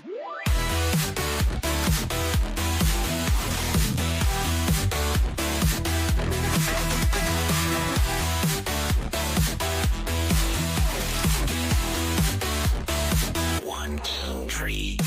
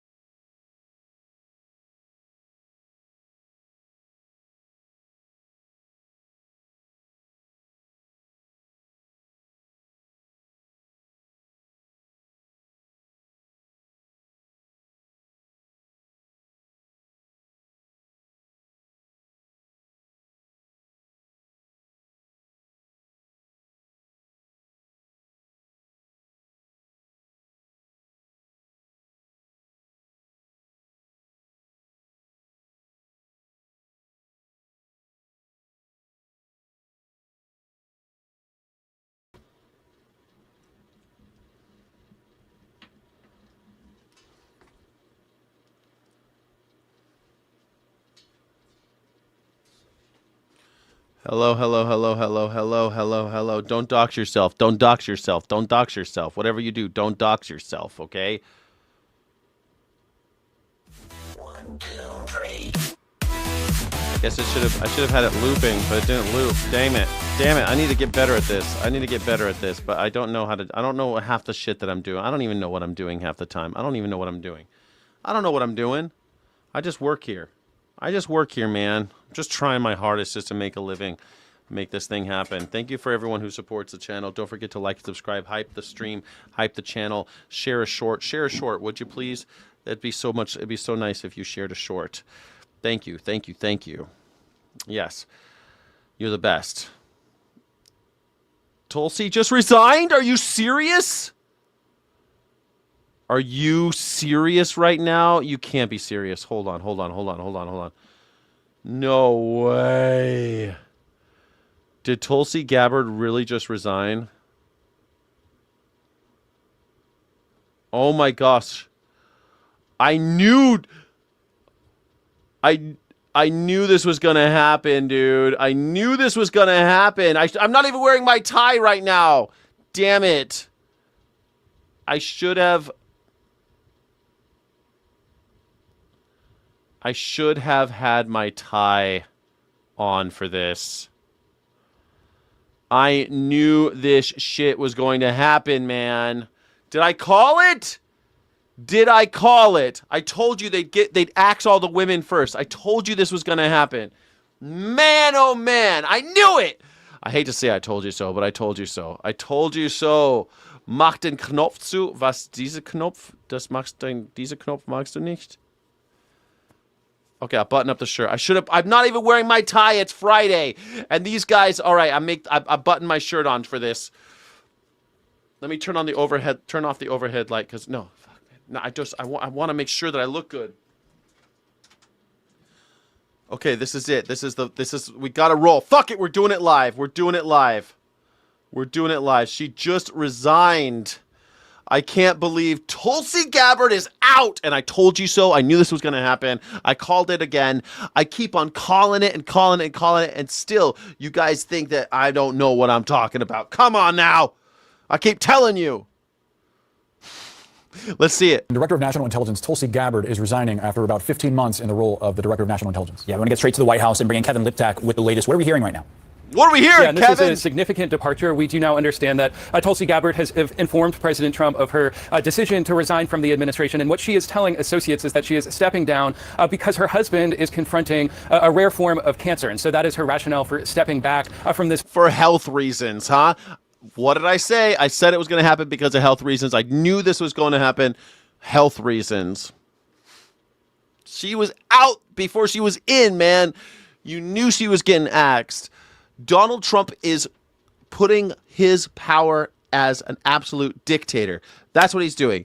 We have no attorney general right now. Boebert, whatever happened to that Kirsty Noem? Do we even? Oh yeah. We got that Willie Mae Bing Bong Billy Bob guy. He's now the Department of Homeland Security guy. You got to get rid of all the women. He has to get all of the women first. Pam Bondi's got to go. Tulsi Gabbard. Who's next? Who do you think's next? RFK? You think RFK is going to be out? Nah. RFK is going to stay in. Who do you think's next?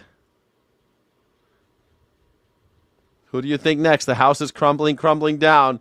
Trump is all about girl bosses. Oh, yeah, he's all about girl bosses. Big time. No, he ain't. He hates women. You knew this was happening. Very, very critical role at a very critical moment as the U.S. Remains at war with Iran, as President Trump weighs restarting the bombing campaign inside that country. This will be a significant departure for the administration. And so Tulsi Gabbard telling the president today, people think Pete Hegseth's going to resign be next. And that she's stepping aside. Pete Hegseth. What do you think, Pete Hegseth? You think Mitch? Mitch isn't really his boy. Mitch is going to be dead. Mitch is dying, man. No one lies about cancer. They don't? Yes, they do. How are you going to prove someone's got? Yes, they do. People lie about cancer all the time. My husband's got a rare form of cancer that I've got to deal with. If she was happy, she'd stick it out. She's getting fired. For this ultimately very personal. You think the Spy Queen? You think Spy Queen quits? because she got fired. No reason, which is her husband's health. Now, that being said, this has been quite a tumultuous tenure, I think. Oh, that being said, even this guy doesn't nobody believes it's because of cancer. Oh, it's because of cancer, though. Yeah, it's cancer. I think for Tulsi Gabbard, over the course of this second Trump administration, there had been clear points throughout the last year and a half when she did seem to diverge with what the president was trying to do. You know, she came to this job with a very clear anti-war background. You know, she herself... Anti-war. This president's super pro-war. Donald Trump came into the presidency with an anti-war background. I'm the peace president. I want the peace. Cash Yap. I think Cash Yap's next. Yep. Cash Yap. I think Cash Yap's next. Cash Yap's got to go. Cash Yap's got to go. Cash Yap Patel. Next up. There are all kinds of people being canceled for lying about cancer. I know. People lie about cancer all the time. People lie about cancer because it's hard to prove you got cancer, right? People lie about cancer. Is a veteran. She talked before she was in this job when she was a congresswoman from Hawaii about not starting foreign wars, specifically about not starting wars with Iran. And over the course of this conflict... Remember when she said that, well, we're never going to start a war with Iran? Remember when Donald Trump said that? Never, not Iran. He would never show... Never. She really did not have a very visible role whatsoever in confronting the Iran threat. She had been essentially... Oh, look at that. Look at how young... they all looked back then when they started out. Look at how young they were. Look at this. When they were all wearing white and they were happy to be there. And look at even what's her name? I even forgot her name already. I forget her name already. Caroline, I think. Caroline Leave It. Caroline Take It or Leave It. She's sitting there.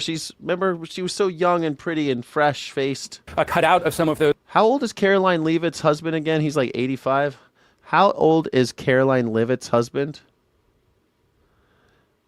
Yeah, he's 60 years old and she's 28. Oh, no. 32-year age gap. Caroline Leavitt's 60-year-old real estate developer Nicholas Riccio. 60 years old. That's nice. It makes me have hope that when I'm 60, I can score with a 28-year-old and have babies. That's nice, huh? Pretty good. I could be 60 as long as I'm rich when I'm 60, I could still get girls. Ain't that nice? Those conversations, the president did seem to task her with some different roles. You'll remember she was down in Fulton County, Georgia, when the FBI was raiding a voting office there. It was sort of a strange sight to see the DNI down in Georgia when the FBI was conducting that raid. She also put out a report. Remember when she was down there, the DNI was down there messing with Georgia? Devil went down to Georgia. She was looking for a soul to steal. She was in a bind. She was way behind. She was looking to make a deal. Or sort of downplaying the role of election meddling from Russia. Both of those, I think, meant to put her in the president's good graces. But despite all of that, there had been these clear tensions. And so now we're understanding that she is going to be leaving the administration. We do not yet know at this point who may replace her. This is a very, very critical job. It was created in the aftermath of 9/11 to try and coordinate all of the government's intelligence. Yeah, remember that? We don't care about that anymore. Donald Trump doesn't care about the government's intelligence. Remember when he said he trusts Vladimir Putin over our intelligence agencies? So, I mean, what do we need intelligence agencies for? Just call up Vladdy. Hello, Vlad. You're not doing anything bad, are you? Okay, good. Thank you for telling me. I trust him, everybody. I trust him. We love Vladimir Putin. I trust him. Remember when he said that? He trusts him? He said he didn't meddle in the election. I believe him. I feel it in my bones. I feel it in my jelly belly. I feel it in my jelly belly. All the way down in my jelly belly. He didn't do nothing wrong. He didn't do nothing. Nothing wrong. So at particularly a tense moment, it will be critical to get this job filled. Ageism. I'm not talking about ageism. I just said I hope that when I'm 60, 28-year-old women still find me sexy. Already, I'm nowhere near 60, and I feel like I walk down the street and 28-year-olds are like not as thirsty as they used to be. It's nice to think, though, if you're a real estate tycoon at 60, you could still get 28-year-olds. But at least for now, Tulsi Gabbard saying that she will no longer be the Director of National Intelligence. Yeah, especially as the United States is at war in the Middle East, it's notable that the Director of National Intelligence is departing. I also just want to talk about sort of the policy positioning of where Tulsi Gabbard was in terms of Director of National Intelligence. We heard at points that debate sort of, I guess not so much debate, a difference in stated position between what we heard from the president at times, sometimes it was Steve Witkoff, in terms of the ability for Iran to get a nuclear weapons grade weapon. And then she would often say that the capability was obliterated. I wonder for you, who just follows this space so closely. It was obliterated. It was all the way down to Bolivia. We blew them to Bolivia, everybody. We blew them to Bolivia. They were obliterated. We pulverized them. We did all these things. It was so nice pulverizing them. And we saw it's totally scorched earth. It was wonderful watching all the little children die. It was good times were had by all. It was beautiful watching children die. Me and Epstein, me and Jeffrey, we used to have such a good time watching children die. It was a favorite pastime. It's good times. I think it's fantastic that they're gone. Not the fake news. Oh, yeah. Is it fake news? Tulsi Gabbard's out. Is there something fake about that? Maybe you should check Newsmax and find out. Tulsi Gabbard's gone. I already told you Tulsi Gabbard was gone. What's fake about that? Fake news. They were pulverized. They were boliviated. We blew them to Bolivia. We smashed them to smithereens and blew them to Bolivia. We boliviated them. They were boliviated. Nuclear weapons. What did you see most significant in her dynamic as DNI here? Oh, yeah. Trump's the peace president, y'all. He's the peace president, y'all. And I think that the primary issue was that she just didn't really deliver substance and kind of a purpose for the administration from an intelligence perspective, and that the substance. She wasn't doing enough TikToks, man. You gotta follow Pete Hegseth. He's gotta do more TikToks. Ratcliffe at CIA did.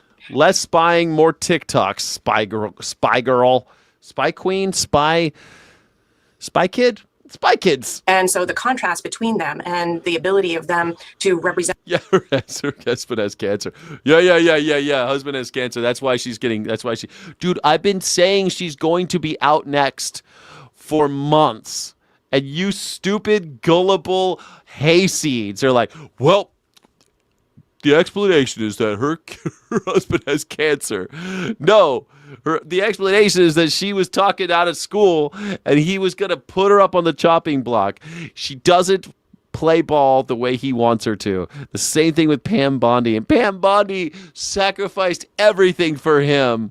And now you still are backing this guy. The people who the closest to him go to jail. The people who support him go to jail. And this guy, he real 777. Yeah. Okay. He's your hero. We got it. Donald Trump's your hero. You love him more than anything. You love him more than Jesus Christ and everybody else. You love him more than all of the king's men. Here we go. Let's get Jasper Johns. There we go. We got Jasper Johns flag. Here we go. She's gone. Poor spy queen is no more. The intelligence in a way that, I think that Director Radcliffe is just more artful in threading the needle and then behind the scenes providing really value added, because the CIA has that value added, right? They have deeper analytic value added. We need to get the ROI on the CIA. You guys aren't even selling the drugs like you used to. Remember when they found those 4 CIA agents in Mexico? And I was like, oh my God, Tulsi's going to be gone any minute. It was just like stacking up against Tulsi. The thing where she's on the phone in the dark over in Georgia while they're trying to fix the election down there. And people are like, is that Tulsi Gabbard? Yeah, that's Tulsi Gabbard. What the fuck is she doing here? I don't know why the DNI secretary would be here. That doesn't make any sense. Why is she here? Because they're fixing an election in Georgia. That's why I knew from that moment. And then Pam Bondi, I called Pam Bondi, I called this. And these dumb maggers, yeah, this guy, Jesus Christ is your savior? No, Jesus Christ is, you hate Jesus Christ. You cannot be MAGA and a Christian. That's impossible. You cannot be MAGA and a Christian because you hate Jesus Christ. You hate Jesus Christ's teachings. You hate everything that Jesus said. Jesus said that rich people don't go to heaven. Okay, so what is it with you maggers supporting rich people so much? You love rich people so much, but you love Jesus. No, you don't. You hate Jesus. You hate everything Jesus says. Jesus says, welcome the stranger, welcome the foreigner, treat thy neighbor as thyself. You guys hate your neighbors. You hate the foreigners. You hate anyone that doesn't look like you. You are anti-Jesus. You hate Jesus Christ. You false prophet. You bear false witness. Don't tell me you're Christian. Piece of shit, you dumpster fire. Core, and then they have the operational capabilities that, of course, ODNI doesn't have. And so I think that, it's the divergence of views that were very core to who Tulsi Gabbard is and was that never really synced. And then just, the value added or lack thereof.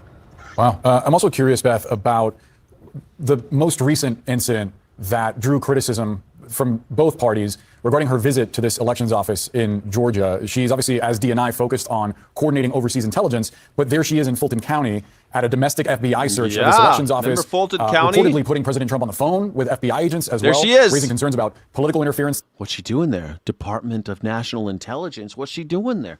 What is she doing there? In Fulton County. Huh. Nothing good. Why is the spy queen fucking with documents in Fulton County, Georgia? The backdrop, of course, President Trump's claims about the 2020 election and there being fraud in Georgia. And then beyond that, there were these conflicting explanations about why specifically the DNI would even be there. I mean, what does that tell you about her time as DNI and the ways in which her relationship with the president evolved into her work? Yeah, I think that. Look. Yeah, I mean, he's quoting a 2,000-year-old book, but anybody who supports MAGA hates Jesus Christ. They are working against the teachings of Jesus.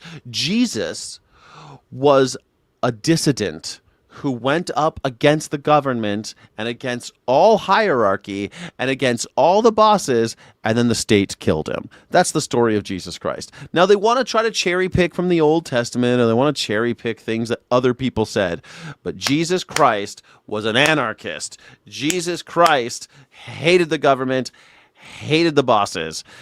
Give everything you have to God. Everything else, give to Caesar. That means give him nothing. That means don't give the state shit. Oh, the coin has Caesar's face on it? Then give that to Caesar. You have the image of God on you. Give you to God. But not these maggers. They love giving themselves to the state. They love supporting the state. They love supporting their despot, their tyrant. If Jesus were alive today, they would kill him because he's a foreigner born in a manger. He was born in a manger. He was a poor boy. They don't like poor boys. They like rich boys. They like Pontius Pilate. MAGA loves Pontius Pilate. MAGAs love Caesar. Donald Trump is Caesar. It can't be more obvious, but these morons, they never read the Bible. They try to cherry pick, and their gurus tell them, "Oh yeah, that's what it says," but they never actually read it themselves. Of course not. That would be too much work. The DNI Gabbard was in search of a mission that was of value to the president. And, there was this kind of joke, very sad joke from her perspective, where her initials, DNI, stood for do not invite to all these foreign policy meetings. Yeah, I mean, you were right. You asked Elon Musk why he wants to look like me. Yeah, I mean, he's been trying to look like me for years, man. He spent so much money trying to look like me. It's crazy. He said he wants to look like he's more human. He wants to look more human, but he also just he doesn't have many role models. He doesn't know how to be a real man. And, he heard about Donald Trump told him about my massive hog.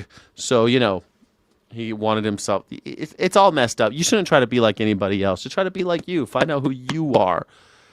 But Elon Musk doesn't know who he is because he's a nobody. He's a loser. Meetings, and you would see that she was completely absent from Mar-a-Lago during the Venezuela operation, during the Iran operation. And so she was in search of a mission that was of value. And this election fraud mission was something where she jumped in to take up that mantle. There are, from my perspective, having been, the number 3 at ODNI in my last government position, I believe that her presence was counter to her authorities. I don't think that the DNI has authority for this kind of engagement on domestic election issues, even. It definitely doesn't. I don't think anybody was supposed to know that she was there. I think she got caught. I don't think people were supposed to know that she was there. and she got caught. Look at both these women right here, Pam Bondi and Tulsi Gabbard, these loyalists, the legalist loyalist and the spy queen, both. That's always what happens to them. These positions in every single fascist government, this is always what happens. These people go first. That's what's happened now. But you also knew that the women weren't gonna. Women always have to overcompensate to prove that they're not a threat, that they're one of the good guys, they're one of the good boys. But it won't save you, minorities. Minorities, if you are supporting Caesar, it won't save you. It won't save you. Only kindness and compassion can save you. Only mercy can save you. Do you remember when Donald Trump went to a Christian church and cried for weeks because the Christian church talked about mercy? Like one of the main things about Jesus, mercy, compassion, charity, those types, selflessness. Donald Trump is none of those things. And yet these people want to be like, oh, yeah, I'm Christian, but I love Donald Trump. No, sorry. Nope. You are disqualified. You're disqualified from being Christian. If you are a Donald Trump lover, you cannot be a Christ lover. Sorry, Charlie. When there is a potential foreign. Sorry, Charlie Kirk. Sorry, Charlie Kirk. You can't love Jesus and love Donald. Can't do it. And nexus. And in the case of Georgia, in all of the years. You cannot serve two masters. Remember, this is many, many years. There has never been an accusation or an inkling of foreign activity related to that outcome. And so, it was just completely off the charts, weird. and then, just from my perspective and from many others, beyond what a director of national intelligence should be doing. Let's go to Brian Todd. Brian, obviously this was a tumultuous tenure. And before she served in the administration, her entire political career up until 2022, she was a Democrat. And Democrat, Republican, it doesn't matter. When are you idiots going to wake up? There's no Republican and Democrat. There is no Republican and Democrat. They're the same. Red door, blue door, both lead to the gas chamber. You get to choose between red and blue. Aren't you happy? Yes, I'm very happy I get to go between red and blue. Great. I'm going to end up in the same gas chamber, though. Awesome. Can't wait. It's the best. I love that shit. I love that for you. I love that for you. Democrats. Oh, look out for the Democrats. Democrats are triggered. Who's a Democrat? Which one? Who's triggered? Who's triggered? I ain't a Democrat, dumb shit. No siree. I ain't no Democrat. I ain't no Republican. I don't like your stupid cults. I don't like your stupid cults. You weird cultists. Oh, I voted for a Democrat once. That makes me a Democrat. You're not a Democrat if you're not on the payroll, dumb shit. Republican. It's my whole identity. I'm a Republican. I bought the hat. Ding dang do. I bought the hat and I raped my daughter and now I'm a Republican. I'm a rape-publican. You gotta rape someone if you want to be a rape-publican. You're not a Republican. You're just some tool. You're just some loser that they use so they can stay in power. You think Tulsi Gabbard's a Democrat or Republican? You think Donald Trump was a Democrat until like 2013, until there was a black man. Donald Trump was a Democrat until there was a black man in office. It's really seriously how it happened. Seriously, what happened was Donald Trump called himself a Democrat until a black man became president, and then he said that the black man wasn't actually American and isn't allowed to be president, and that's how he got into politics. That's how this shit happened. She was sort of non-interventionist. She spoke out against U.S. foreign policy. Then in 2024, she flipped to the Republican Party and served the president, obviously, who's been more aggressive, not only in Iran, but in Venezuela and in Cuba as well. It's notable that her vision of U.S. foreign policy not exactly aligning with President Trump's. That's right, Boris and Omar, that is correct, and it is unusual for a director of national intelligence to leave office, basically at the height of tensions with Iran, and as this conflict... I don't think there's ever been a director of national intelligence to leave. Has a director of national intelligence ever resigned, ever? No, this is the first time. Hold on. Tulsi Gabbard. James Clapper, also under Donald Trump. James Clapper, I remember him. In November 2016, however, This was the traditional transition resigning timed with the conclusion of the Obama administration. He stayed in office until the end of the presidential term in 2017. Okay, that makes sense. So not really. Dennis Blair in 2010 submitted his resignation after the turbulent 16-month tenure under President Barack Obama following structural disputes and friction with other intelligence agencies. Okay. That's it. It's standard practice for DNIs such as Avril Haines to step down or submit resignation at the official end of a presidential term to allow the incoming administration to appoint a new intelligence chief. That is not this. Okay. So this is basically it. The only one who happened before was 16 years ago in May of 2010 because of structural disputes. Okay. Has not come to a full resolution as of yet. It's striking that she's leaving during that period. And again, not only to emphasize what Kevin said, he emphasized that she's been controversial in a number of ways.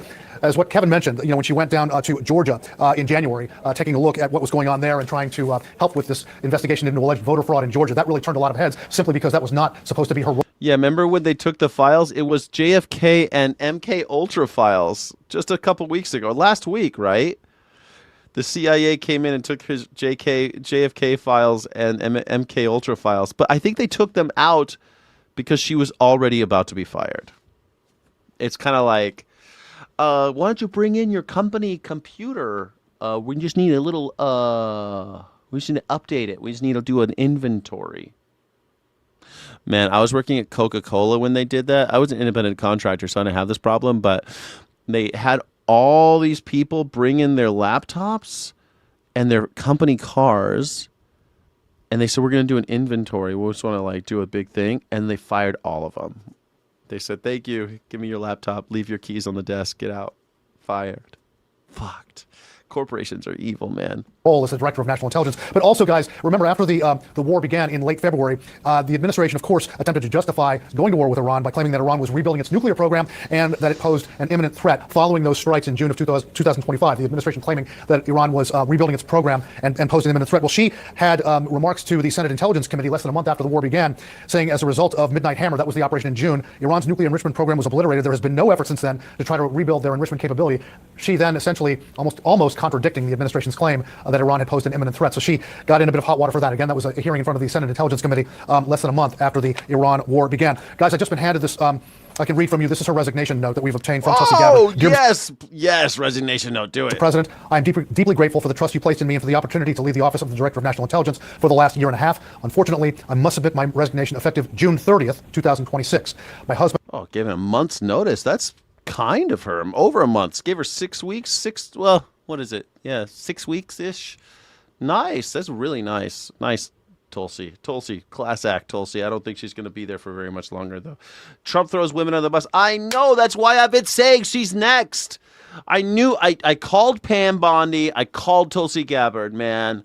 There is something. I watched the news all day, every day, and let me tell you, I saw this coming a mile away. Months ago, I was saying that Tulsi Gabbard was on the chopping block. There's no way he was going to keep her around.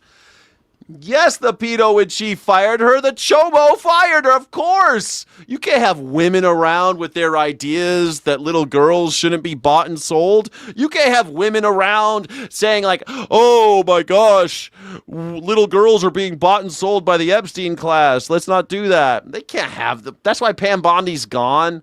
She started to catch a conscience. This lady's the same way.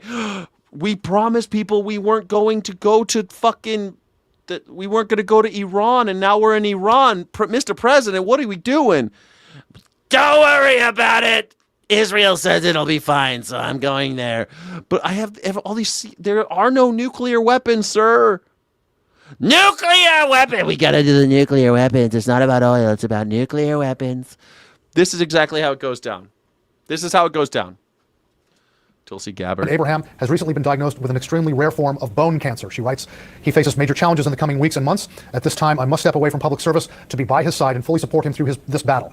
Abraham has been my rock throughout our 11 years of marriage, standing steadfast. Remember when she said that Syria was had the same interests as America? Remember that? Through my deployment to East Africa on a joint special operations mission. She was pro-Assad regime. Spy Queen. You know, you guys should be happy she's the Hawaiian vegan. You thought that the vegan from Hawaii was gonna be vegan. Who knows? I mean, she calls herself a vegan. Vegan from Hawaii was gonna keep her job with Trump. You don't even eat hamburger? What about fish fillet? Will you eat a fish fillet? Donald Trump supposedly, by the way, buys a Big Mac and a fish fillet and turns them into one sandwich. There's something so profoundly perverse and disgusting about that rumor that it has to be true, right? Who would make that up? That he always buys a Big Mac and a fish fillet and he smushes them together and he eats that. God damn these maggers, these ignorant maggers. Multiple political campaigns, and now my service in this role. His strength and love have sustained me through every challenge. I cannot in good conscience ask him to face this fight alone while I continue in this demanding and time. When you keep winning, what have you won?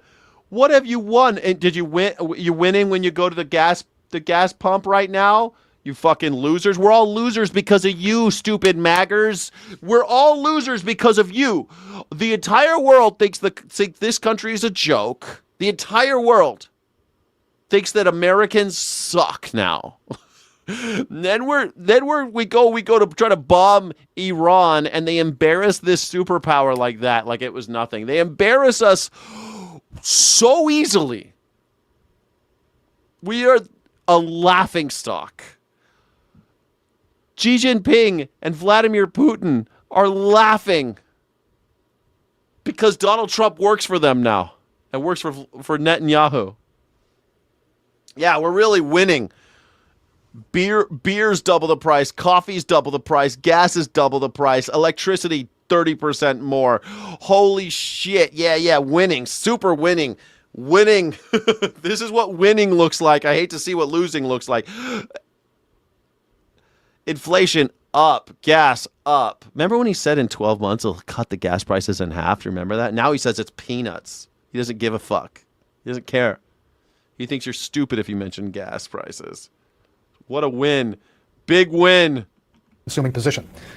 The letter continues here. Quote, while we made significant progress at the ODNI, advancing unprecedented transparency and restoring integrity to the intelligence community, I recognize there is still important work to be done. I am fully committed to ensuring a smooth and thorough transition over the coming weeks so that you and your team experience no disruption in leadership or momentum. Thank you for your understanding during this deeply personal and difficult time for our family. I will remain forever grateful to you and to the American people for the profound honor of serving our nation as DNI. With love and aloha, Tulsi Gabbard.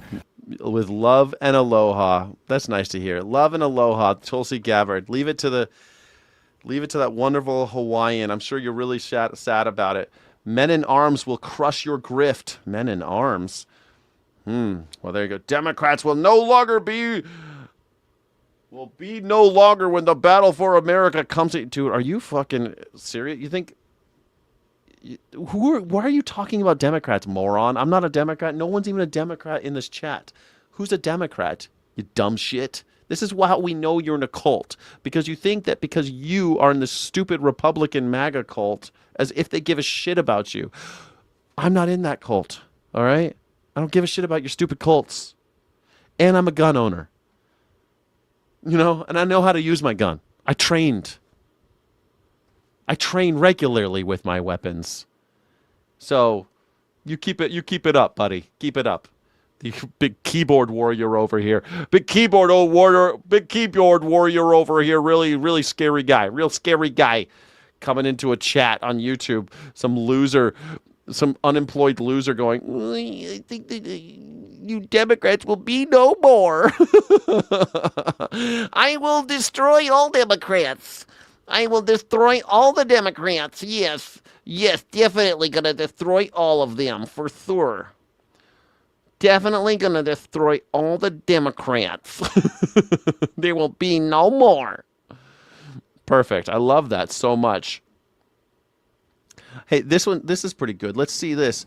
You know what else happened today? Mr. Chairman. Senator Kennedy. Forgive me, Mr. Chairman, for interrupting. And I say this. My favorite senator is saying something. Maybe he's going to wake up. The president likes to play loudly. He likes to live loudly. Let's see. Respect for you and these three gentlemen. But as you know, we've got a very important meeting at 11 o'clock. We're going to have to leave. I would respectfully asked if we could limit the opening remarks so we could get to ask a few questions. Senator Kennedy, Senator Coons has been perfectly all right with taking 2 on our side first, and then they get 2. So we'll be able to get to both of you. I know, but my point is we're going to start at 11 o'clock. I've got to be there, and these gentlemen have some wonderful prepared statements, but I can read faster than they can talk. And I was hoping if they could give us the Cliff Notes version, we might have enough time to ask a question. Oh, go ahead and ask the question. You mind? No. You mind, gentlemen? Sir, not at all. All right. You mind? Y'all mind? Y'all don't mind if I suck off all you motherfuckers right now?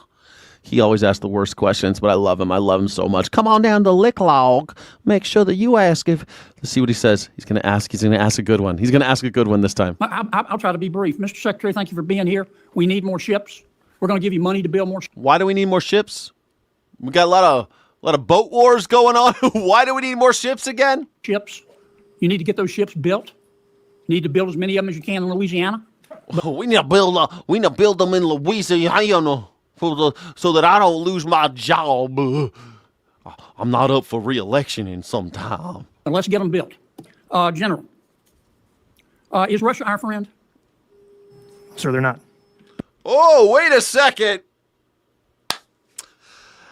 I mean, Donald Trump said he believes Vladimir Putin over Tulsi Gabbard. Donald Trump says that he believes Vladimir Putin over the entire intelligence community. So what do you mean Russia's not our friends, Mr. General? What do you mean? Then why do we have a president that works for Russia? Why do we have a president that's a foreign asset for Russia? Donald Trump is a foreign asset for Russia. Between Ukraine and Russia, who do we want to win that war? Well, we prefer there not be a war, but obviously... Well, but there is. Who do we want to win? Obviously, we want Ukraine to stand independently and not be consumed by Russia. Okay. Now, when Putin went into Ukraine... Putin don't go in, Neil. He thought he was going to roll in and take it over in 2 days like thunder on a summer night, didn't he? I believe he did. Damn, remember when we said the same thing about Iran? We're going to roll in there like... We're going to go in there. We're going to roll in like thunder on a Sunday night, on a summer night. Putin thought he was going to roll into Ukraine and win over that country like thunder on a summer night. That's what I love about him, man. Isn't that what Donald Trump said? It's an excursion, just a little excursion into Iran. But the Ukrainian people have fought back, haven't they? Yes, sir. They have fought back. And they now have some of the most sophisticated drone technology in the history of the world, don't they? Sir, they do. They're doing very well with drones. And they're giving, with the limited resources they have, they're giving Russia a curb stomping, aren't they? I would say they are. A curb stomping? I wouldn't call it a curb stomping. They've lost like 20% of their land. Hold, please. What percentage of territory has Ukraine lost to Russia?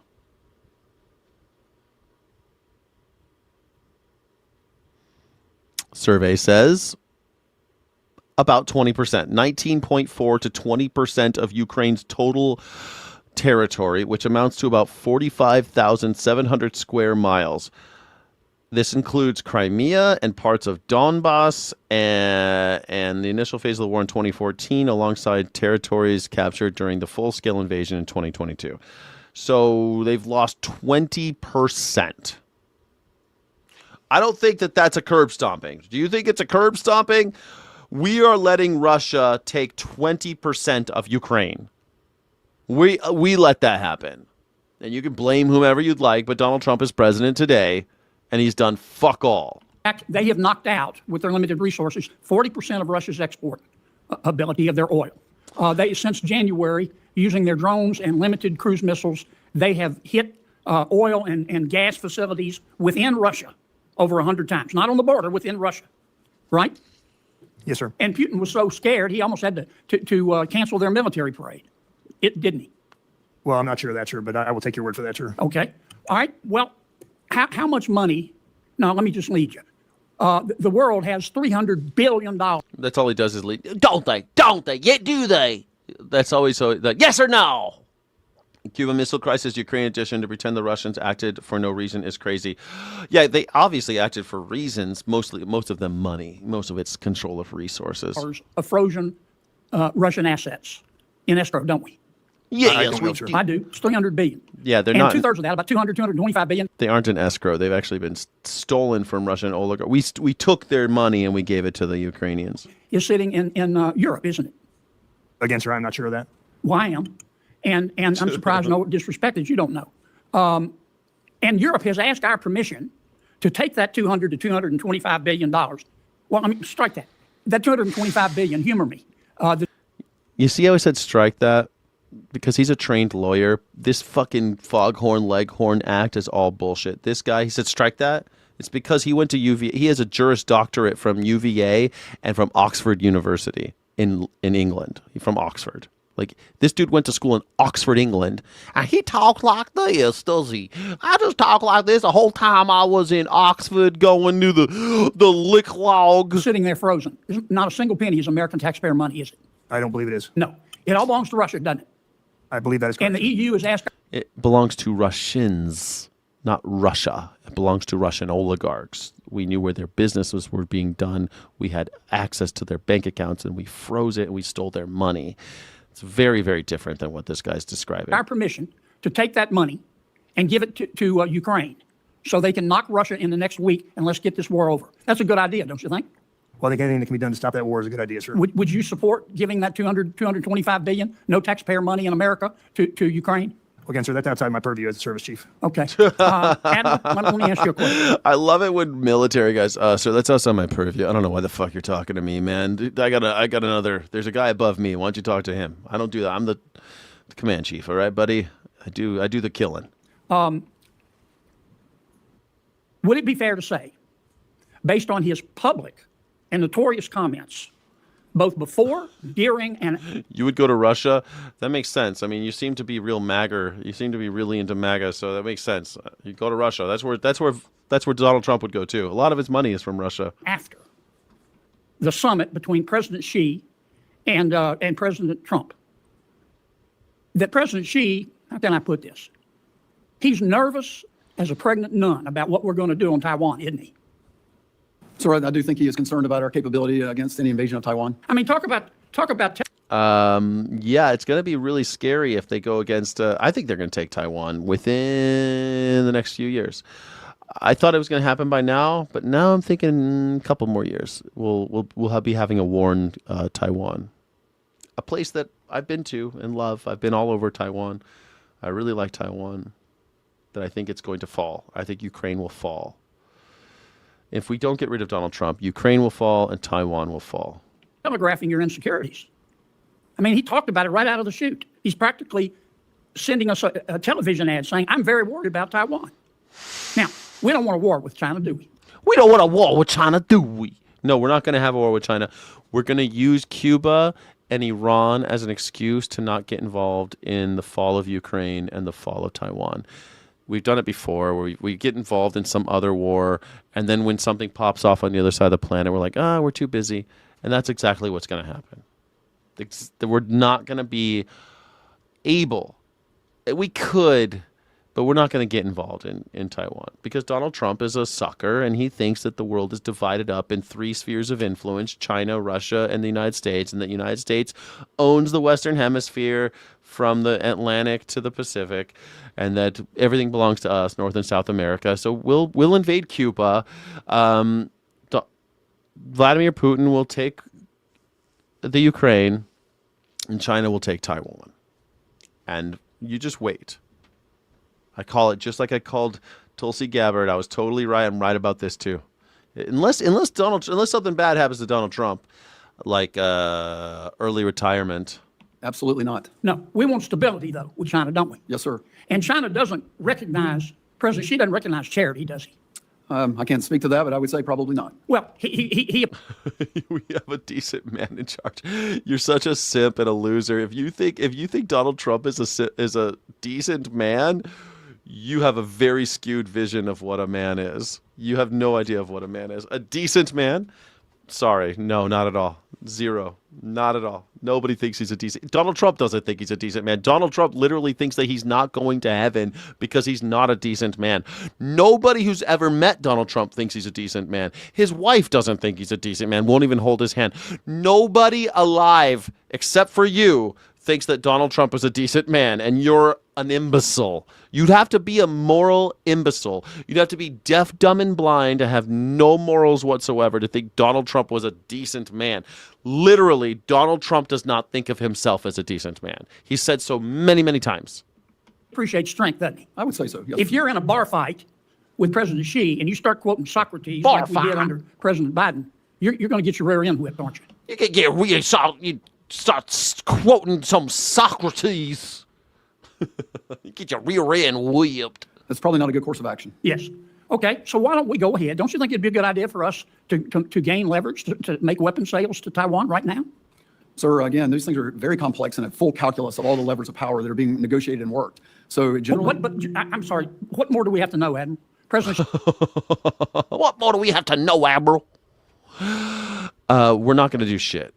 Your guru, Donald Trump, is going to give Taiwan. This is how stupid this man is. He is faking it so much to stay in power, and he doesn't realize that the guy whose coattails he's riding is a dragon.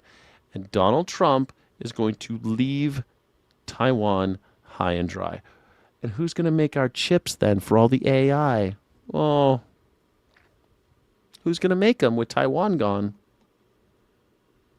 She has telegraphed his anxiety, his insecurity, now that he knows that America has learned how to fight. We want leverage. We want stability, not a hot war. We want leverage. What's his insecurity? Taiwan. Why don't we just go ahead and sell the weapons to Taiwan that Taiwan wants? The president can call President Xi and say, hey. Because of, 75 years of diplomacy, not doing that and having kind of this weird will they, won't they about Taiwan has kept us out of war with China for literally 75 years or something. When was Taiwan founded? What year was Taiwan founded? 1945. So yeah, about 75 years. So when Chiang Kai-shek went there, and when you go there, by the way, they know they're a country. Everyone knows they're a country. They talk about it. There's signs that say we are a country because it's a big thing. They have to prove they're a country. That's why they have the Taipei Tower and everything, because they want to show that we are a country. But America doesn't recognize them as a country. And China calls them a province, calls them a colony. I even met Chinese people who lived on the mainland and said that this is a nice little colony. It's a province of China. It's a weird province of China. That's what they say in China. Taiwan doesn't believe that they're China. Weird, right? President Xi, don't take it personally. Don't get excited. Don't get your bowels in an uproar. But I'm selling these weapons. Why wouldn't we do that? Because we don't want to get into a war with China, dumb shit. Definitely want Taiwan to be as strong as they can be, sir. They'd be stronger with those weapons, though, wouldn't they? Yes, sir. Don't you think we ought to sell them? Sir, I'm not going to get it from the administration's overall calculus on that. That's just not I'm not going to make a statement on that as a service chief. Okay. But the capabilities that we're talking about would make them more effective. I'm sorry to go over. I'm sorry. I just wanted to get my points in. Yeah, your points were weird, dude. Now, why don't we just give all the weapons? Why don't we put nuclear weapons in Taiwan? Why wouldn't we do that if we could, huh? I don't know. The same reason they're not putting weapons in Greenland. The Danish could put weapons in Greenland, I guess, but why would they? You fucking psychopath. Why would they? Now, do you think that Tulsi Gabbard should have been fired? Sir, that's not really my job. I'm just like a service chief. I'm a military man. Come on now. I'm not really... You're not serious, are you? Man, Tulsi Gabbard quitting is unbelievable to me. I knew that was going to happen. I knew it was going to happen, and here we are. America. How incredible. Truly remarkable. I'm really glad it all worked out for good old Tulsi Gabbard. Aloha, she says. I like that she said that aloha when she signed out. I think that that when next time I quit a job, I'm never going to have another job, but next time I have to quit a job, I am going to definitely, get rid of, I'm going to say aloha at the end. I was going to say aloha. It's an advertisement. I'm going to say aloha. Do you guys know about Homestar Runner? I've always been a big Homestar Runner fan. And they just released this. It's an advertisement. All right, Bubs. You're sure these shady black market VR headsets are fully cracked? Not anymore. That's what all the duct tape's for. No, I mean so we can play pirated games on them. Ew, I love pirate games. I want to play pirate games, vampire games, werewolf games, all the monster food groups. No, I'm not talking about pirates, Homestar. Well, I get to talk like a pirate. Oh. Fucking, does anybody remember Homestar Runner at all? I've always been a big fan since the early days of the internet. Are you trying to say, or? Oh, I can help with that. Or, I'm a pirate. Oh, yeah, pirates always have pirates. Caw-caw, pirate wanna quackle. All right, everybody shut up. Power wanna quackle. Power wanna quackle. Forever. Can we please just log on, or jack in, or cyber prance into VR? Let me just make the final adjustments. I can't wait to play all the most violent video games. I heard everybody explodes twice in VR. One in each eyeball. Here goes VR something. Oh, man. Mini golf. All in one. Looks like I'm gonna have to mold this lame VR game into something worthy of my style. Let's go see what kind of damage I can do. Up. Whee! Homestar Runner Distraction Pack for Walkabout Mini Golf. Coming sometime in June. I don't know when. That's great. Homestar Runner now. Homestar 1.0. The Homestar Runner has been a mainstay of the internet since the very beginning. I'm really sad that other people don't know about it. I don't think about American people's financial situation. Trump showing no sympathy for the economic disaster he created. That's exactly right. It's an embarrassment. He's an embarrassment. It's an embarrassment. Donald Trump is an embarrassment. It's sad, but this is the truth. And it's very sad. What are we going to do about it, you know? There's nothing we're going to do. The gas prices are up, and we're completely screwed. But Gavin Newsom is declaring war on Chevron. Newsom is declaring war on Chevron, telling drivers to avoid filling up at the gas stations this Memorial Day weekend. The governor warning the oil brand is driving up prices at the pump. KTLA's Chris Wolf is live in Studio City with details on the feud. Chris. Micah and Cher, Governor Newsom is taking on Chevron Gas just ahead of Memorial Day weekend, one of the busiest travel periods of the year. So just what is behind this war of words? You can send me a gift. You can send me a gift, of course. You can send a Venmo or Cash App. Here, I'll put a thing up for you. Here's a thing for you. Here you go. There's the Cash App. Buy Melania coin. Cash App is Skyjack Morgan, and Venmo is Skyjack23. I'd love a gift. I'd love a gift. Thank you so much. I need to buy my gasoline. I'm not going to buy it here, though. I guess Gavin Newsom says, don't go to Chevron. Trump is why we can't have nice things. He's an embarrassment. This is what he's doing. Like, this is Donald Trump's fault. $6.29 a gallon. Jesus Christ, California sucks. It's not California's fault it's $6.29 a gallon. It wasn't $6.29 a gallon last year.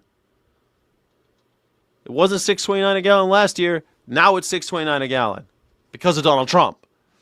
Donald Trump made it because he started a war with Iran that we can't win, apparently. Can't win it. And it's not coming down for a long time, but guys, it's going to stay like this for a while. Every time the gas prices go up, they don't come down for a long time. You might call it a fuel-based feud or big oil battle between Governor Gas tax. California gas tax is not as crazy as you think. I mean, it's the highest in the country. But again, everything was fine until Donald Trump. You can't blame California. Sorry, Charlie. It's expensive to live near the ocean. It's just expensive. Sorry, everybody. And you know what? I've lived in California for the last 8 years. I grew up here. You kind of get used to the shit costing more. Shit costs more. They pay you more. Not this year. This year, everyone's making less and everything costs more because of Donald Trump. That's it. You're making less. You're spending more. Can't fucking do it. That's it. Gavin Newsom and Chevron Gas. The head of the Golden State is singling out Chevron for high. I'm so sick of people being so stupid about the Biden, though. dumb shits, Joe Biden inherited Donald Trump's idiotic handling of the pandemic. So in late 2021 and 2022, when we were still having fucked up supply chain issues, had nothing to do with Biden. Nothing, zero to do with Biden. And the gas prices were up. But he took the blame. Took the fucking blame. At least he didn't get rich off of it like Donald Trump. Joe Biden went into office poor, left poor. Donald Trump has made billions of dollars since he's taken office. He's only been there for a year and a half. And the gas prices are more. Going up, going up, going up. Why? Because he's starting bullshit wars with fucking Iran. And it's crazy. It was not years of average 4.4 either. You're a fucking liar. That's not at all true. Zero truth to that. It was high for 1 year under Biden, and it came down because of supply chain issues. After Donald Trump fucked up the pandemic. The pandemic was Donald Trump's fault. He had one good year of economy that was Barack Obama, 2017, and then it went to shit. 2018 was okay. Then it went to shit. 2018 was okay, but it wasn't good. I remember 2018. I was a hiring manager at a resort, and the economy was weird, and we were having hard times getting transient guests, and we were having hard times hiring because the unemployment was weird. All sorts of fucked up things were happening in 2018. And then 2019 happened, and guess what? COVID happened because Donald Trump thought it was no big deal. It magically goes down, and it's not going to touch us. It's not going to touch us now. Not going to have any problem. Remember, he didn't want to test people because he thought that if he tested people, it would mean there were more cases.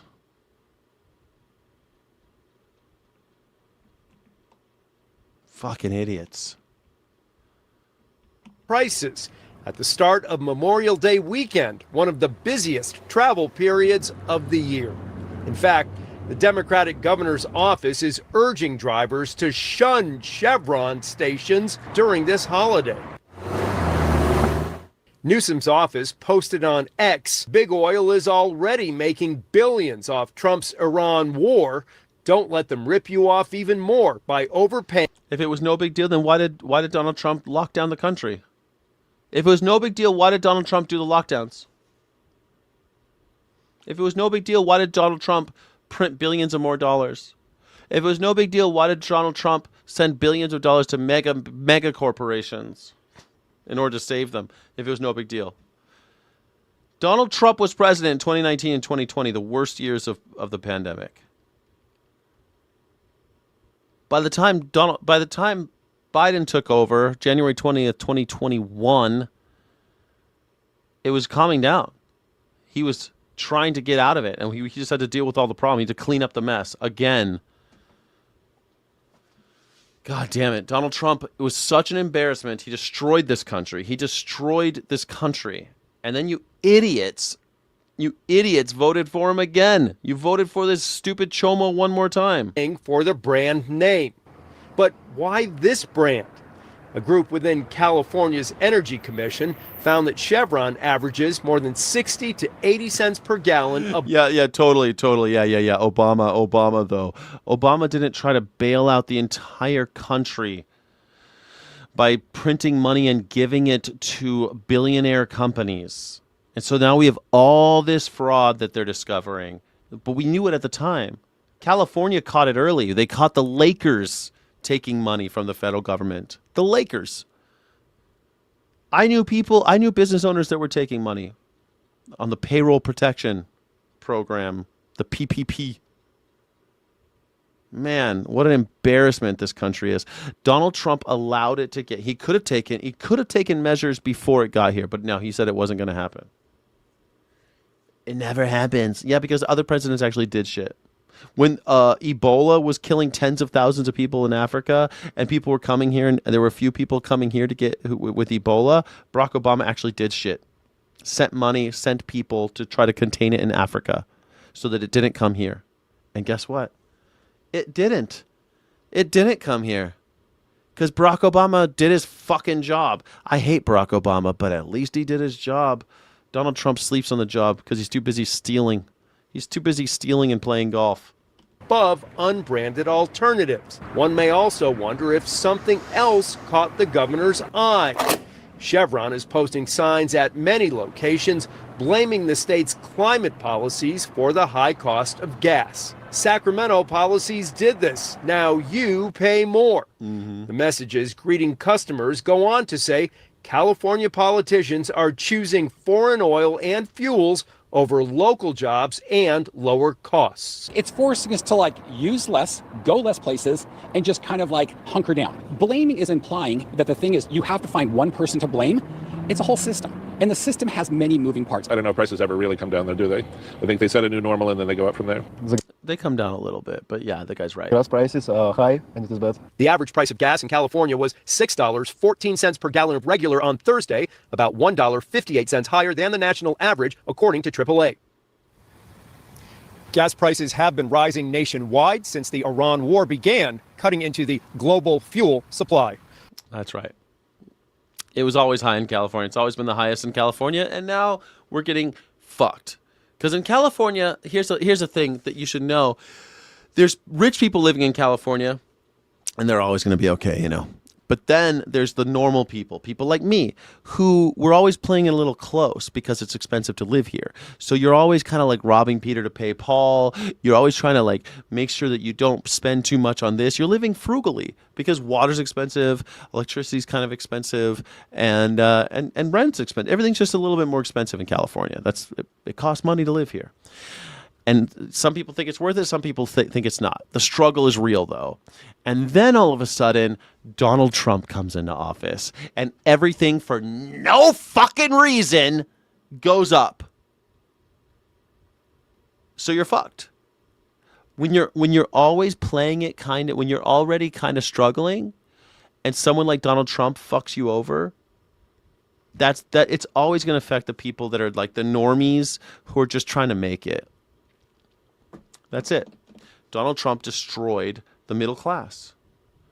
Anyone in the middle getting fucked right now. And it doesn't really matter where you are. It's just really obvious in California because a lot of the middle class in California are just barely making it anyway because it's expensive to live here. And it kind of sucks because of that.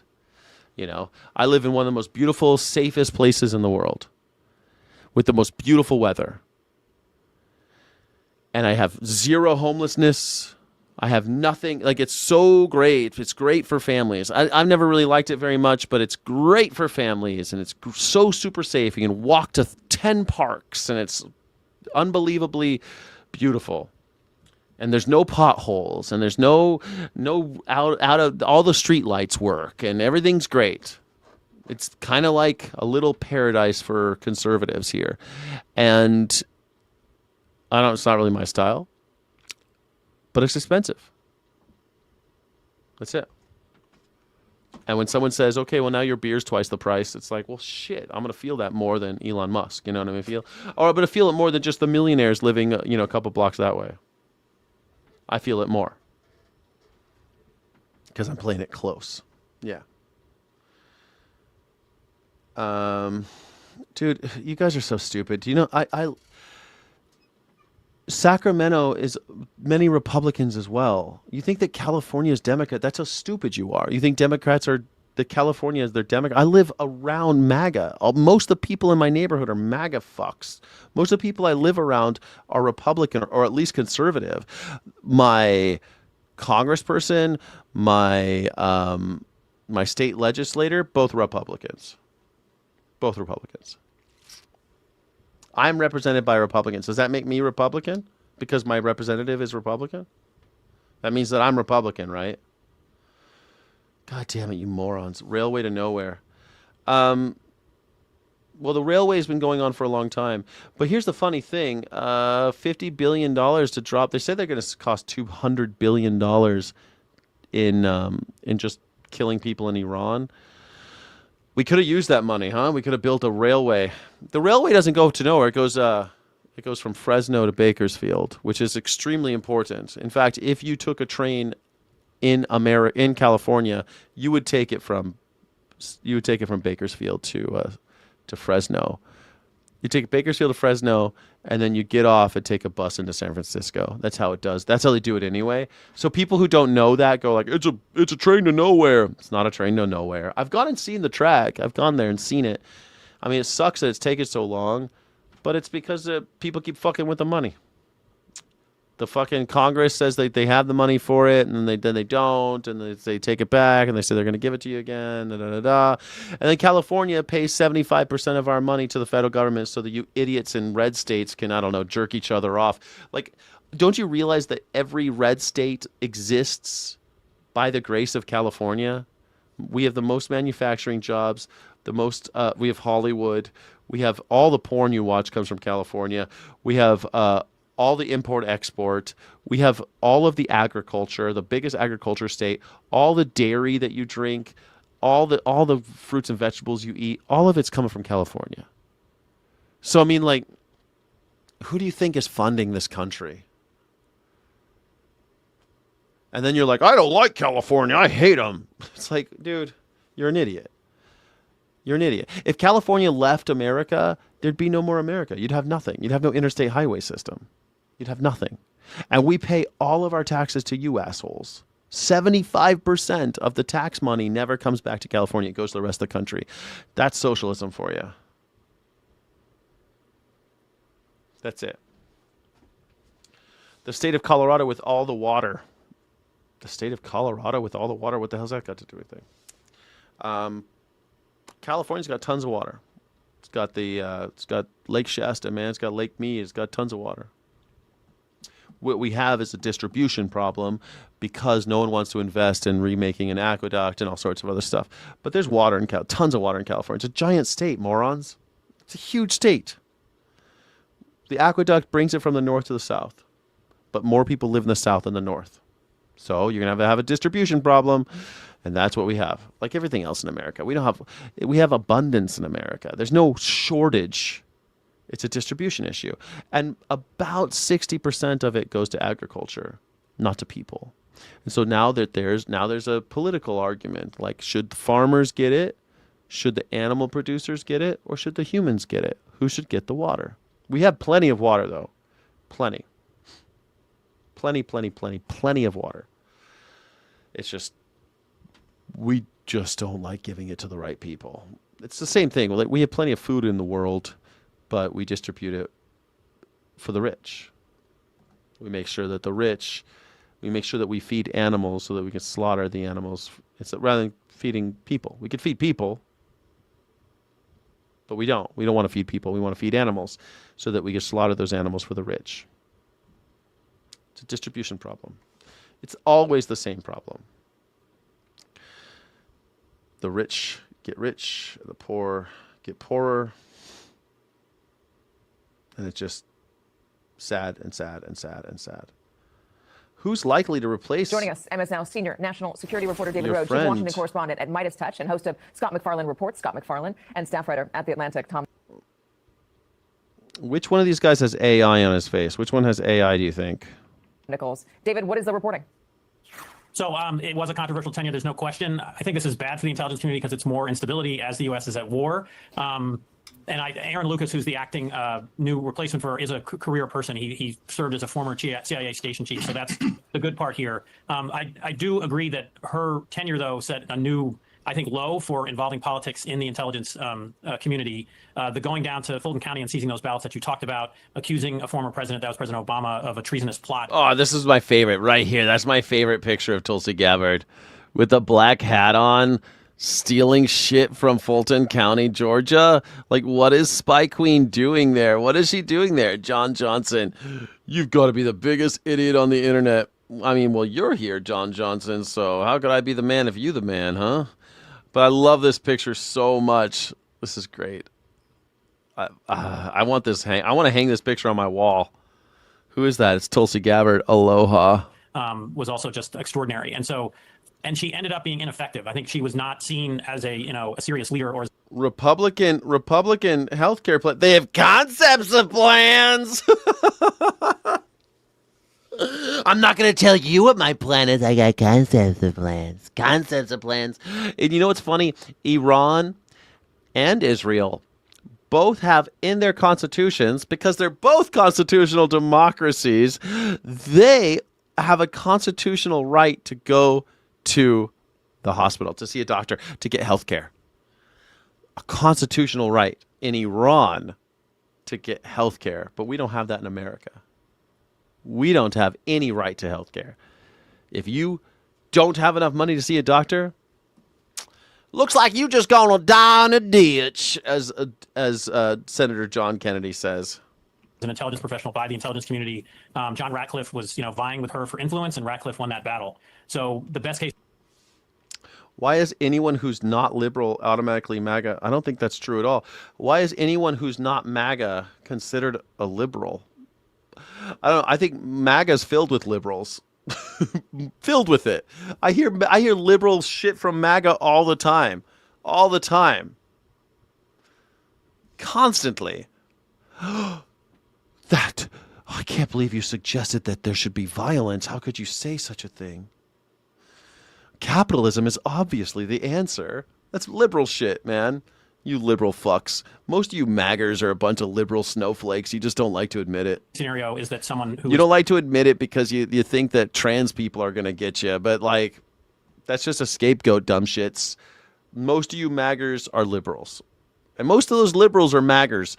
In fact, most of those liberals at the No Kings protest, they don't care about kings. They love kings. They just don't like this certain king in particular. They don't like this particular king. They'd perfectly be okay with it with a different king. They like kings. They just don't like this king. That's liberals, man. Lots of MAGA people are liberals. Tons, actually. less political than her, who's less willing to prove conspiracy theories, will replace her in the long term. Yeah, so she came in promising to declassify and dismantle politicized intelligence, Tom Nichols. What is she going to be remembered for? What did she actually accomplish during her term at DNI? Nothing. And that's a good thing. Nothing. First, though, I think we ought to say, regardless of whether she has been kind of pushed out or is resigning, that we should wish her husband well. That's a terrible thing to have to go through. And, I think we all have to. I don't believe this shit about the husband. To send best wishes and hope he's okay. But she was completely ineffectual, and that's good because she had a lot of really strange ideas. She did. She was pro-Assad regime in Syria. She was not qualified for the job. She was not competent to be in that position. She should never have been nominated. I remember when she was nominated, she's going through confirmation. I said the same thing. And all you motherfuckers were, this guy, she's a vegan. Don't you like that? Don't you like people who don't kill animals? And I'm like, fuck this lady. This lady's full of shit. She's crazy. This woman's crazy. She was always crazy. I said it the day she was, and I knew she was going to get fired. I thought she was going to go before Pam Bondi. But I knew Pam Bondi. Once Pam Bondi did that thing, I knew she was going first. Remember? I called it, and I called this too. This was one of the president's many. But I'm the idiot. I keep on calling these things. My crystal ball is clear, man. I keep on calling this shit. Nominations where he was basically trolling the American public by putting in people that were really meant to kind of set everybody's hair on fire. But I think, we have to be kind of grateful that the only thing she'll be remembered for is kind of like this stunt of going to Georgia. Yeah, she was anti-Iran war, but that's because she loves Syria, maybe? I don't know. I don't know. She was anti-Iran war, but I think that she had some crazy ideas, man. This lady was crazy. And talking about election denialism, all things that she was doing basically just to keep her job, just to stay in the president's good graces. Yeah. It would be, it would be refreshing to hear her say. But that's the thing, like these, especially the women and the men too, but the women, they have to like double down on shit that they don't believe in. And this guy's saying it right. I think this guy's right that she had to like say all these things that were against what she believed and also like embrace this nihilistic shit because of Donald Trump. And she wanted to stay in his good graces. And I think that she was not supposed to get caught at that thing in Fulton County, Georgia, because now we all know that the spy queen was stealing election shit, stealing election documents from Fulton County, Georgia. Why is the CIA involved in American election stuff? That in addition to all the other things, she can't support a policy that she never would have supported if she hadn't been a member of this. It's not that women are crazy. It's that women have to prove that they're part of the gang. It's just like any minority, really. It doesn't have to be women, but women have to have it real tough because they can present, oh, I'm just a white, just like you. I'm part of the boys club, right? Hey, guys, aloha. I'm one of you now. And it's like, and then they have to double down, and they're expected to hold more water. Like Pam Bondi, did you not see the hearings with Pam Bondi? Like over the top, she has to go 10 miles further than the men to prove that she's not a danger. It sucks. But that's also what gets them fired. They don't realize that's what ends up getting them fired anyway. They're damned anyway, because they'll never be accepted as one of them, because they're not going to be accepted to Epstein's Island. They're not going to be invited to Epstein's Island, these ladies. Pam Bondi maybe, but Tulsi was never going to those parties. Cabinet. But it also raises one more thing, and this goes to David's point about John Ratcliffe and the competition. This office shouldn't even exist. The CIA director has always been more powerful than the DNI. The DNI has no real operational control over anything. The DNI is always kind of floating out there above CIA and FBI and 14 or 15 other agencies. She was the wrong person for the job, but the job itself is a very poorly constructed post 9/11 panic reaction. And maybe the best thing that could happen is that actually nobody really Kind of like the Department of Homeland Security. replaces her because she wasn't doing anything to begin with. What's this checkered board? What's this chessboard? Why would you frame a chessboard? Is that like a chessboard that Bobby Fischer played on or something? What's with the chessboard? And the CIA director, as is typical in this situation, it was always going to be the more powerful figure. Wasn't the goal of the job, Tom, to have somebody to be like the traffic coordinator for all of the intelligence, for that person to be the one bringing the president all of the information, gathering it together and laying it out for him? Right. After 9/11, there was this panic that the FBI and the CIA had both missed things because, of course, the FBI operates at home. The CIA cannot operate at home, it operates overseas, and they weren't talking to each other. And so things had fallen between the cracks. And rather than work on a process that would bring the CIA and the FBI and other agencies, into a more coordinated relationship, it was a classic bureaucratic maneuver saying, well, let's just bolt on one more layer of bureaucracy. Let's put one boss above the FBI director and the CIA director. Because remember, nominally, Tulsi Gabbard was actually John Ratcliffe's boss. I mean, she's supposed to be the very top of the intelligence pyramid in the United States. It's never worked out that way, in part because the DNI just doesn't have those kinds of resources. And Tulsi Gabbard wouldn't be the first DNI to quit out of frustration over the powerlessness and the ill-defined nature of the job. For whatever reasons, she's leaving. Yeah, structures. That's what happened in 2010 with what's-his-face. In 2010, under Barack Obama, he quit, but there was still a new agency back then. Because in I want to say it's 2004 when Department of National Intelligence. When was the job Director of National Intelligence invented? 2004, December 17, 2004. Yeah, it was 2004 that the DNI became a thing. That's when ICE happened, the DHS happened, all happened at the same time. 2004 was a big year. Until 2025, 2004 was the worst year for ICE. All their concentration camps and stuff, they didn't have enough doctors or facilities, and so they lost 34 people in custody. It was fucking scandalous, man. And they worked really hard to not have that happen again. Even under Barack Obama, he only lost 52 people in custody in all of his concentration camps in 8 years. Barack Obama only killed 52 humans in custody in his concentration camps in 8 years. Donald Trump managed to kill 34 in just 1 year. Actually, 11 months. In 11 months, Donald Trump killed 34, making it the bloodiest year for ICE in just 1 year, his first year, to 2025. Pretty crazy, right? MAGA, they love concentration camps, and they love really using them like the old style way. Barack Obama loved concentration camps too, but he didn't he gave them toilets and doctors, not Donald Trump. He puts them in and he murders them. And he murders them in transit too. We have no idea how many of the people that he sent to El Salvador, for example, are dead. We have no idea. There's people missing, lots of children missing. But even the ones that they counted, it's still the bloodiest year in ICE history, and more shootouts with federal agents in the history of America in 2025. It's fucking crazy. It's crazy. Yeah. MAGA has definitely turned on Trump. You haven't heard? You're not MAGA. You're not MAGA unless you own... How much Melania coin do you have? You're not real MAGA if you know... How much Melania coin do you have? How much you got? I don't believe you're MAGA if you're not holding Melania coin. How much do you have?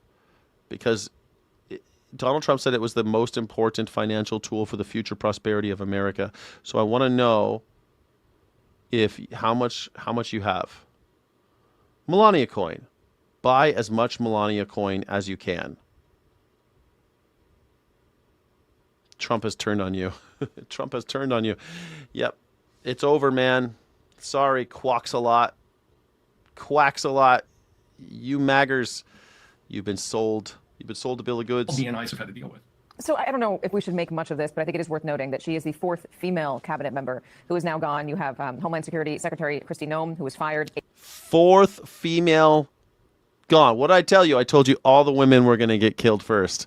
And that's exactly what happened. You're welcome. Anyone who's been watching the Morning Sky show knows that the women were going first. Putin is giving free Melania coin to the next 50 immigrants. Yes. Free Melania coin. It's the Friday marathon. It's the subathon. Yeah, it's still going. We're almost done though. It should be gone. We should be done by now. AG Pam Bondi fired. Labor Secretary Lourdes Chavez de Remer resigned. Tulsi Gabbard is now resigning. Scott, if this job does get replaced, who is likely to be a contender? Who would Senate Republicans say yes to? And I ask this while we're in the middle of something of a simmering Senate Republican revolt when it comes to Donald Trump.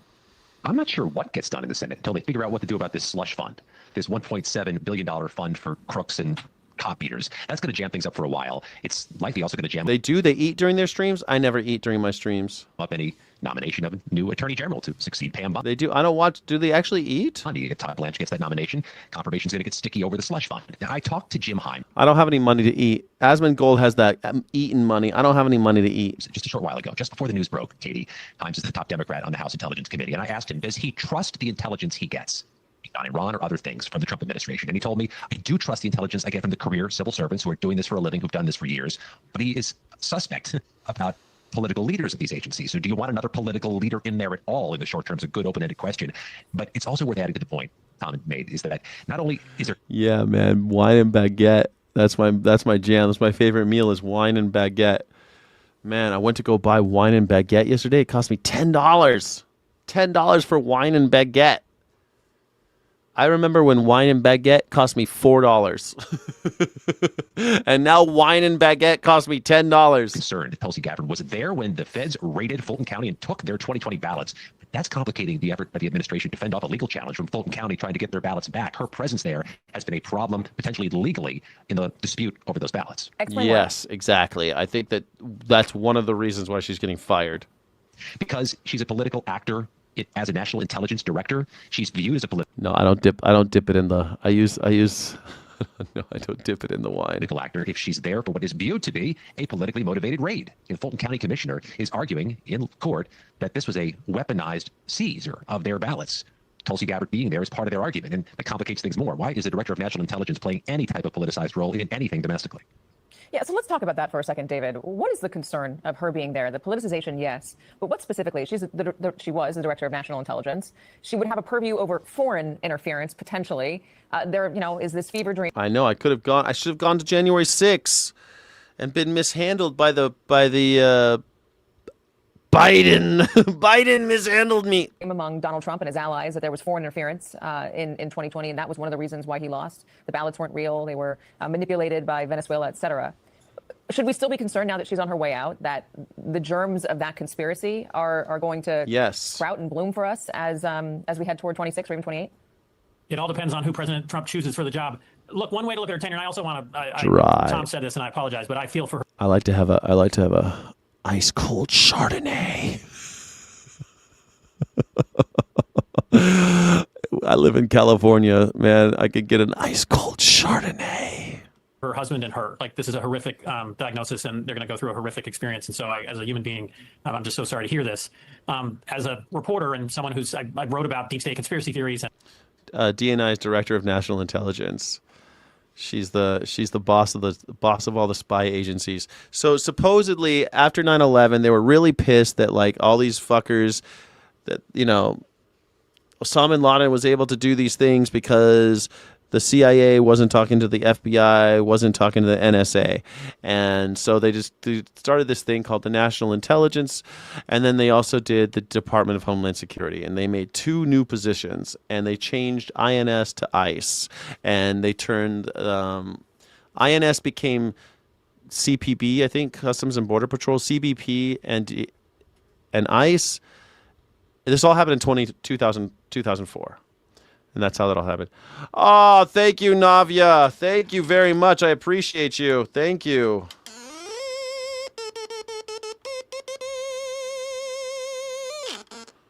Thank you so much, Navia. You're amazing. Right at the end of the stream. I appreciate you very much. Very, very much. Thank you so much, Navia. Thank you.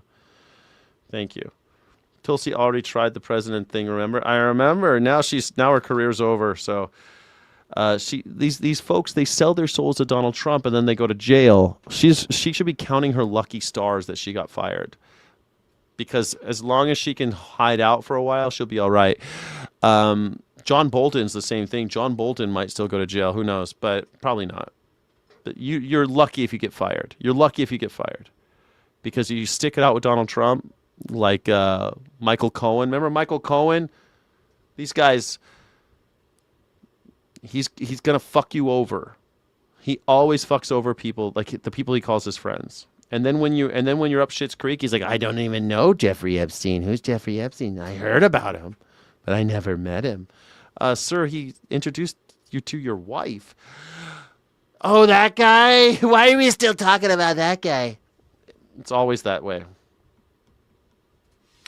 She lost because she's a foreign agent. I said the same thing, but hey, Donald Trump's a foreign agent, so who gives a shit, right? He didn't lose. He's a foreign agent as well.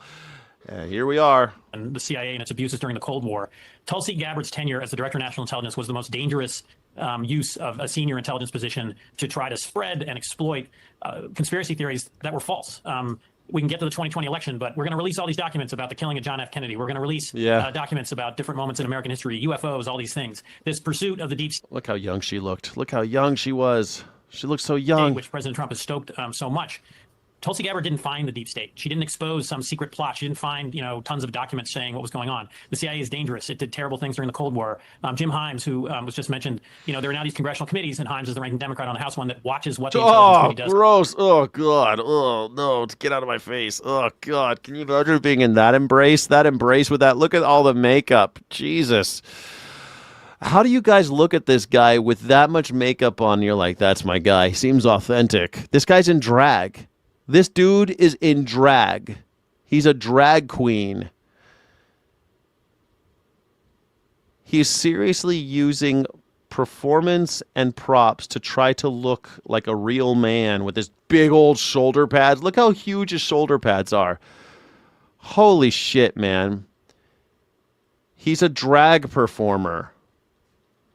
Chardonnay and baguette, typical vegan. Oh, man, I love it. I love it. Thank you so much. I appreciate you so much. You have no idea, Navia. Thank you so much for that. Can I get some W's in the chat for Navia for when to welcome all the new channel members, the Sky City Rebels? Thank you so much. I appreciate you. To stop them Tulsi. from spying on the American people. So I would just say her effort. Look at his shoulder pads. Her shoulder pads are they're fine.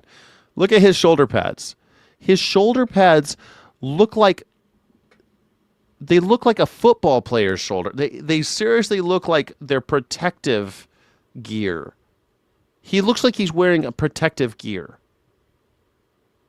He has to have these suits especially made because he thinks real men have big, stupid shoulders like that. Like, it's fucking ridiculous.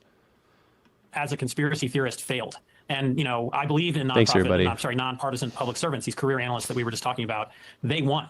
She has not exposed some great scandal. There, is no deep state that's secretly undermining Donald Trump directly. And then he made her wear shoulder pads everywhere she went. Or the way they allege. So I just think we need more nonpartisan experts in public health.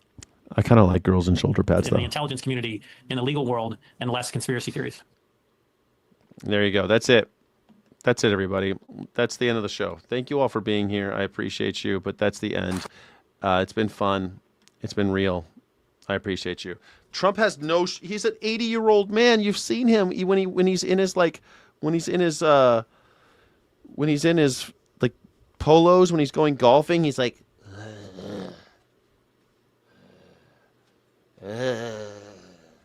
He looks like that kid from Stranger Things who was born with no collarbones. What's that kid from Stranger Things that was born with no collarbones and he's got no teeth and no collarbones and he walks around like this? Dustin, I think his name was Dustin. Donald Trump looks like Dustin except 100 years old. He looks like 100-year-old man. Navia! My 27-year-old Dottie could kick Trump's ass. Yeah, I know 16-year-olds that could kick Trump's ass, of course. Yes, exactly. Fighting Trump is elder abuse, but I'll allow it.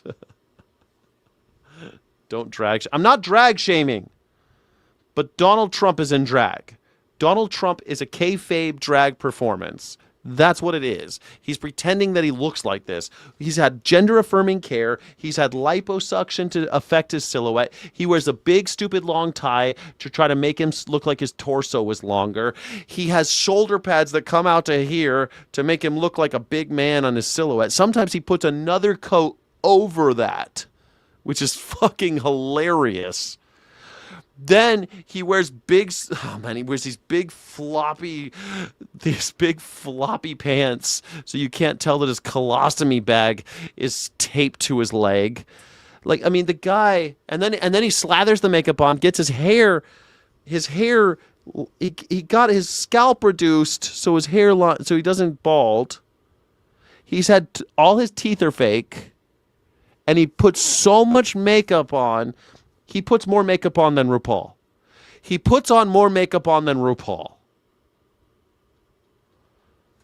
The dude is a drag star. We have a drag performer as president. Drag performance has nothing to do with gender bending. Drag performance is about using performative tools to over-signify gender signifiers. So like big shoulder bags, big boobs, that's what they do. That's why when you go see a drag performance, they have it's always over the top. And that's what Donald Trump is. That's why he's in the WWE Hall of Fame. Donald Trump is in the WWE Hall of Fame.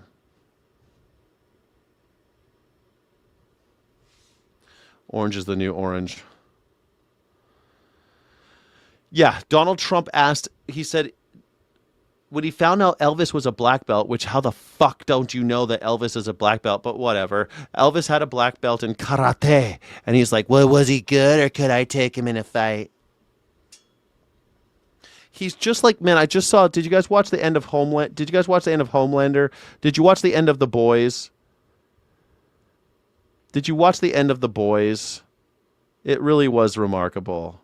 It was wonderful to see the end of I thought The Boys ended so well. I was glad to see it over. It's done. I was so happy the way it ended, with Homelander crying for his life, begging, I'll eat shit, I'll suck dick, whatever it takes to stay alive another day. And Homelander being the Donald Trump foil, perfect. I thought they stuck the landing. I was pretty critical of that show. Lots of stuff about that show I don't like, but they stuck the landing. I feel like the end was totally worth it. Yeah. Brilliant. Thank you so much, Waffle Jackson. Stay safe, America. Lefties are writing manifestos. I hope they are, because we gotta end the violence. We gotta stop capitalism. It's got to end. Don't forget to like and subscribe, everybody. Like and subscribe. The show's over. This has been a 7-hour or something stream. I got to go sign paperwork with a notary for this big business thing I'm doing. It's going to be so much fun. Very exciting stuff happening. I hope you have a good time. You're done with yours? You're done with your job? I'm glad that you're here. Thank you, everybody, for being here. Thank you, Sky City Rebels. We're going to do Afterglow right now. Afterglow is starting right now. If you're a Sky City Rebel, we are going to start it right this second. Members only. Thank you so much, everybody. Godspeed. Thank you so much for watching. Don't forget to like and subscribe. Thank you so friggin' much.